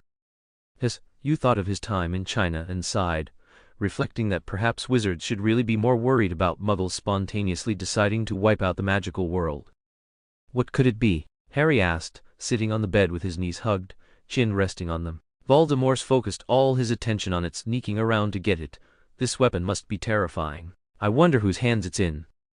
After puzzling over it for a long time without result, he was about to ask Sue's opinion when he saw him fling the quill like a dagger, striking the lamp switch by the door. The room instantly dimmed. You what? Even before you made the shushing gesture, Harry heard footsteps on the stairs. He held his breath, and soon the floorboards creaked outside the door. The steps paused for a moment, then slowly receded. Probably Mrs. Weasley, Harry whispered. You nodded and drew his wand. Heather, come. Blow. A soft light sprang from the tip of his wand, illuminating exactly the portion of parchment you was writing on. Harry couldn't help asking, curiosity in his voice. What are you writing? A letter to Edmund, replied. Edmund? Harry frowned, trying to remember. You mean, that Slytherin prefect from before? Can't it wait till tomorrow? He's connected to a few of the old families, explained patiently, signing his name at the bottom of the parchment. For your hearing, he might be able to help a little. Harry watched him read the letter over carefully before asking if I really do get expelled, what would you do? Then I'll leave too, answered without the slightest hesitation. His tone was calm, almost casual. We'll fight together, defeat the Dark Lord. After that, if you want the Ministry, we'll take the Ministry. If you want Hogwarts, we'll take Hogwarts. Let's see who dares stop us. Harry burst out laughing. After a while, though, his smile faded into a sigh. If only Fudge weren't so thick-headed. If he could just tell people the truth. Glanced at him, but said nothing. He rolled up the letter, tied it to Raphael's leg, stroked the owl's head, and watched it fly off into the night sky until it vanished from sight. To be honest, the Black family townhouse was not the kind of place anyone could live happily. Abandoned for too long, more than a decade of grime and poison had built up in every shadowy corner. Almost every object, tweezers, trousers, even snuff boxes, seemed infused with dark enchantments. Mrs. Weasley led them in endless cleaning, working them hard, as if sheer labor might scrub every dangerous thought right out of their young minds. To everyone else's frustration and envy, always found ways to shirk the worst of it, and because he was allowed to use magic openly, he actually worked faster than the rest of them combined. At first, everyone pinned their hopes on Dobby, but those hopes died quickly. Dobby had a perfectionist streak. He could ignore a cupboard caked in soot and mold, yet spend hours making sure Sirius's orders were carried out to the letter. Harry and Zu's bedroom was polished to a gleam, the wood table shining, the floor waxed. Sirius's own room came next, then Lupin's and the other guests', then the drawing room. Dobby worked in sections, one at a time, and if it wasn't his current area, he wouldn't so much as glance at it. When Harry asked, he learned this came from the Malfoy household. Each elf had its own assigned domain, and seeking help from another elf was considered a shameful admission of weakness. 2 years free hadn't erased the habit. So in the end, they still couldn't escape the drudgery of cleaning. The Blacks don't have a house elf left? Zu asked idly after 2 days in number 12 without seeing one. He slipped the question in while clearing out a glass-fronted cabinet. Sirius's face darkened. There used to be one creature, Hermione said brightly, but now he's free. Zu raised his brows. Free? What happened? Creature served the family for generations, Sirius said grimly, tossing a pile of old seals among them, a first-class order of Merlin into a sack of rubbish. He was devoted to my mother. For 12 years he's been half-mad, living off the orders she left behind in that portrait, muttering to himself, one way or another, by the second day we were back. He'd made himself free. He dared claim he'd been plotting it all along, tricking me out of a piece of clothing, and I'd bet anything he went straight to my dear cousin. Your cousin? Harry asked, pinning down a runaway button. Sirius's face stayed stern for a moment, then he sighed. You too, he glanced at Zu, might as well see something. He led them out of the room. Harry abandoned the button and dragged Zu, who had been thumbing through most noble genealogies of wizarding families. A huge, ancient tapestry covered the wall. The colors were faded, moths had gnawed holes through it, but the gold-threaded embroidery still glittered faintly. It was a sprawling family tree. Across the top were stitched the words, "The noble and most ancient house of Black, always pure." Sirius pointed at it, telling them how the Black family had been obsessed with blood purity, how his own name had been burned off when he ran away at 16 to live with the Potters, about his younger brother Regulus, dead young and likely another of Voldemort's victims, about the relatives struck from the tree for choosing decency, about their ties to the Tonks's, Malfoys and Lestranges, about his father's enchantments on the house, Dumbledore's additional protections, and his own role as secret keeper of the Order's headquarters. I thought I was rid of it all, forever, Sirius said at last, his voice low and bitter. A sad smile tugged at his lips. Never thought I'd come back. Harry looked at him, unsure what to say. Hugh, however, stood straight before the tapestry, head tilted back, completely absorbed by the names embroidered on it. The atmosphere was so stifling it was almost suffocating. Even the sudden, jarring clang of the doorbell downstairs and Mrs. Black's shrill screaming seemed oddly charming by comparison. Disgraceful scoundrel, filthy mongrel, shame of the family, despicable brat. I've told them how many times not to press the doorbell. Sirius snapped, storming out of the room, his footsteps heavier than usual. Hugh tilted his ear, listening to Sirius arguing with his mother's portrait, and drew the curtain closed. He smiled faintly at Harry. You think, Harry, if I made Mrs. Black's portrait look like a muddled photograph, would she be angry? Do you even know how? Harry asked, excited. Just saying, Hugh replied. If I'm right, this is probably the only portrait she left behind. I've never seen her visit anyone. Harry tilted his head, thinking seriously. If you could, Sirius probably wouldn't be mad. He hates that portrait. He'd thank you instead. Hugh blinked. Actually, listening to them bicker every day isn't so bad. Harry squinted at him, but instead of intimidating Hugh, it made him look like someone who had just taken off thick glasses. Sit. A short voice came from the doorway. They turned to see Fred leaning against the doorframe, smiling at them. Fred? Harry called out. Fred whispered mysteriously. George and I found something interesting in the sitting room. Want to see it? Please don't tell me it's a Niffler or a ghoul again, Hugh muttered as he walked over. Not yet. It's locked in a cabinet, Fred said, leading them into the sitting room where the others had gathered. Ron exclaimed loudly, Mom thinks it's probably a Bogart. She said we should ask Man I to check first. I don't see why we need to be so cautious. Keep your voice down. George smacked his head. Mom knew we were doing this, she'd be yelling at us again. Hugh vaguely remembered that Mrs. Weasley had little luck dealing with this particular Bogart. Frowning, he said, Professor Snape once said, a Bogart can be an extremely dangerous opponent. Oh wow, I can't believe those words came out of your mouth, Hugh. George, standing in the corner, laughed. The others chuckled softly too. They all knew Hugh kept a Bogart in his ring. Everyone here had been frightened by it more than once, and Hugh insisted on feeding the little creature with fear regularly. Hugh lazily drew his wand and gave them a sharp look, though he was confident inside. He didn't think much of the Bogart. After all, his own was completely under his control. The others drew their wands as well, forming an arc around the desk in the corner, standing at intervals. From within came heavy crashing noises, as if a three-headed dog were trying to break out. Ready? Fred held his wand up playfully. Whoever it appears in front of, it's theirs, okay? Yes. Got it. Hurry up, Mom might show up any second. All right, Fred counted down. 3, 2, 1.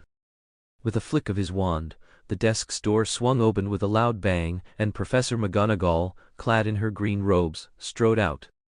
What are you all doing? McGonagall demanded, her eyes sweeping the group. Then, turning to Hermione with fierce authority, she barked, Miss Granger, I have always had high expectations for you, and yet this time you've finished dead last. You've utterly disappointed me. Hermione, Harry shouted, and Ron instinctively stepped forward. Shaking all over from Professor McGonagall's scolding, Hermione raised her wand, her voice trembling as she shouted, funny, funny. Crack! The Bogart snapped like a whip, and a spider the size of the room appeared, slowly advancing toward Ron. Ron screamed, forgetting even to raise his wand. The twins rushed to his side, hoping that their combined presence would confuse the Bogart, making it harder for it to choose a form. Crack! Mrs. Weasley lay sprawled on the dull, gray carpet, limbs splayed, eyes wide and hollow, staring blankly at the ceiling. No! Ron groaned, his voice hoarse. Funny, funny. Crack! Mr. Weasley, glasses crooked and blood running down his face. No, funny, funny, funny. Ron stepped forward again, wildly flailing his wand. Crack! Dead Harry. Crack! Dead Hermione. Hooch strode forward, drawing his wand, and spoke clearly and without hesitation. Funny, funny. Crack! Merlin. Harry instinctively took 2 steps back, collapsing to the floor. The others around him gaped at the creature in the center of the room, covering their mouths in shock, staggering backward, as if forgetting how to speak or move. Hooch's mouth hung slightly open as he stared, stunned at the Bogart's new form, all his strength seeming to drain away. Half kneeling on the floor, his eyes were locked onto the Bogart, his face nearly as pale as the corpses that had just appeared. Chapter 191. The Self That Is and Isn't. It was him, and yet it wasn't. A small boy, barely taller than a knee, stood barefoot on the floor. His matted red hair fell in clumps, some strands sticking to his face, though he seemed entirely unaware. His skin was pale and translucent, his face delicate and striking even in its slight thinness. The tattered clothes he wore went unnoticed, because this child seemed to have been pulled straight from a pool of blood, drenched from head to toe in crimson. The liquid dripped from his hair, his eyebrows, fingertips, chin, and hems, steadily hitting the floor. Soon a dark brown pool spread at his feet, making everyone recoil in horror. But what lingered most in memory were his eyes. Silver, yes, but not the familiar silver they had known. There was no sorrow, pity, or anger, no trace of joy, delight, or desire, not even despair, only an endless, utter deathly stillness, as if staring into an eternal void. Hermione even felt that the eyes of the corpses they had just seen seemed more vivid than these. This tiny child, fragile enough that even a slightly stronger hand could end his life, caused those around him to forget how to breathe in sheer terror. Who was he? The answer was obvious. Before him knelt a teenager. The same red hair, the same silver eyes, the same delicate, beautiful face. Only the teen's features were sharper, flushed with life and color, imbued with vitality. What happened? Sirius burst into the room, followed by Lupin, then a throng of others rushing in, and finally Moody, trudging heavily. Before they arrived, the adults who had come first regarded the sudden child in the room with uncanny fear, unsure of his origin, and dared not approach. The other children were too frightened to speak. Only Hermione retained a fragment of composure in response to the adult's questions. We. Her teeth chattered, her mouth opening and closing without forming a word. Mrs. Weasley half embraced her, noticing the girl trembling. Moody hobbled over, pushed Mrs. Weasley aside and produced a long-necked, round-bottomed glass vial from his robes, forcing Hermione to drink its contents. Bent over, she coughed painfully twice. Once her breathing eased, she pointed at the child in the center of the room and screamed, "A Boggart! That's a Boggart!" Lupin released Harry, drawing his wand as he strode forward.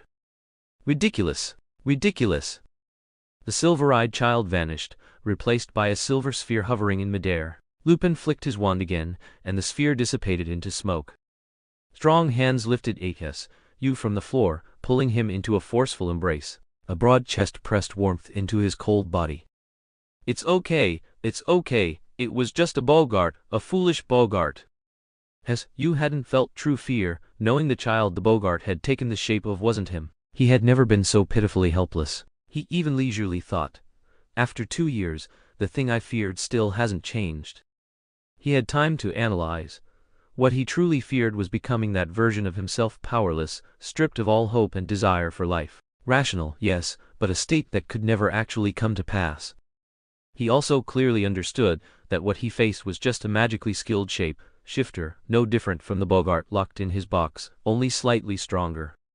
But like in a dream, even knowing perfectly well that he was dreaming, he found himself unable not to believe, no matter how absurd the dream's facts were. His mind was lucid, yet suddenly felt hollow, as if the Boggart opposite had poured that loneliness, that near, thoughtless emptiness, straight into him.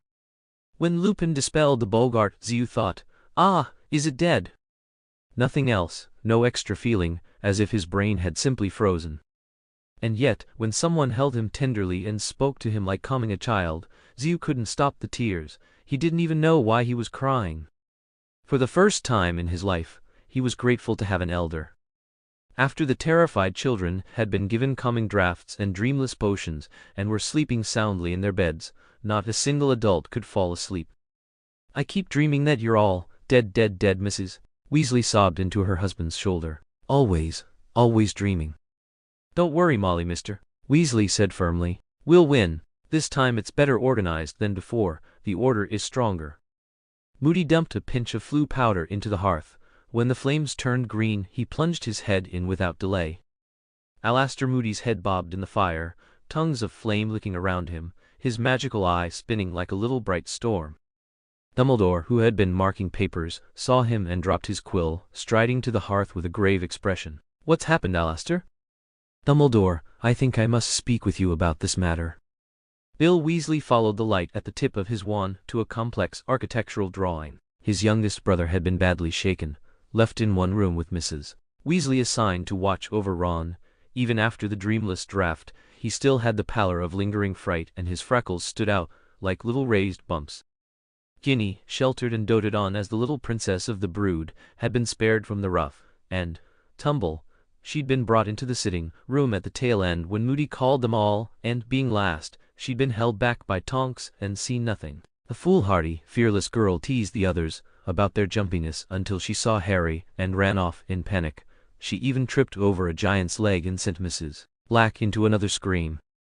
Bill shook his head, yawned, rubbed his eyes and concentrated on the plans, jotting notes and sketches. Lupin leaned on the balcony railing watching the black sky and the slender moon. The gray in his light brown hair showed sharply. Tonks stared at her shadow on the ground in silence. Harry slept on the left bed, lying on his right side. Ziu slept on the right bed, lying on his left. At that moment the two faces, so different in other ways, looked remarkably alike, each showing a fragile vulnerability like crystal that could shatter easily. Yet beneath the fragility there was an unbreakable strength. Sirius thought, only now did Ziu look like a 15-year-old boy, an orphan child tossed about by fate. But whenever Sirius closed his eyes, he saw the small, pale, bloody child. "If I hadn't been a Slytherin, I'd be dead already." "Yeah, I remember." Ziu tilted his head and smiled, the smile sweet and almost innocent. "I remember the little things. I remember how Voldemort broke into my house and killed my parents. I remember how you took me from Hagrid and then how you dumped me. I remember being bullied in the orphanage, and later when I ran away and was taken in by Neil, how I was whipped for not learning to steal, and later still, when some man tried to cut off my arm. Do you know what I did? He leaned forward slightly. The smile on his lips was serene, almost pure. I killed him. Sirius clenched his fists, stifling the sobs that threatened to escape. A crushing weight of pain and confusion pressed down on him. James. Lily. This child. What am I supposed to do?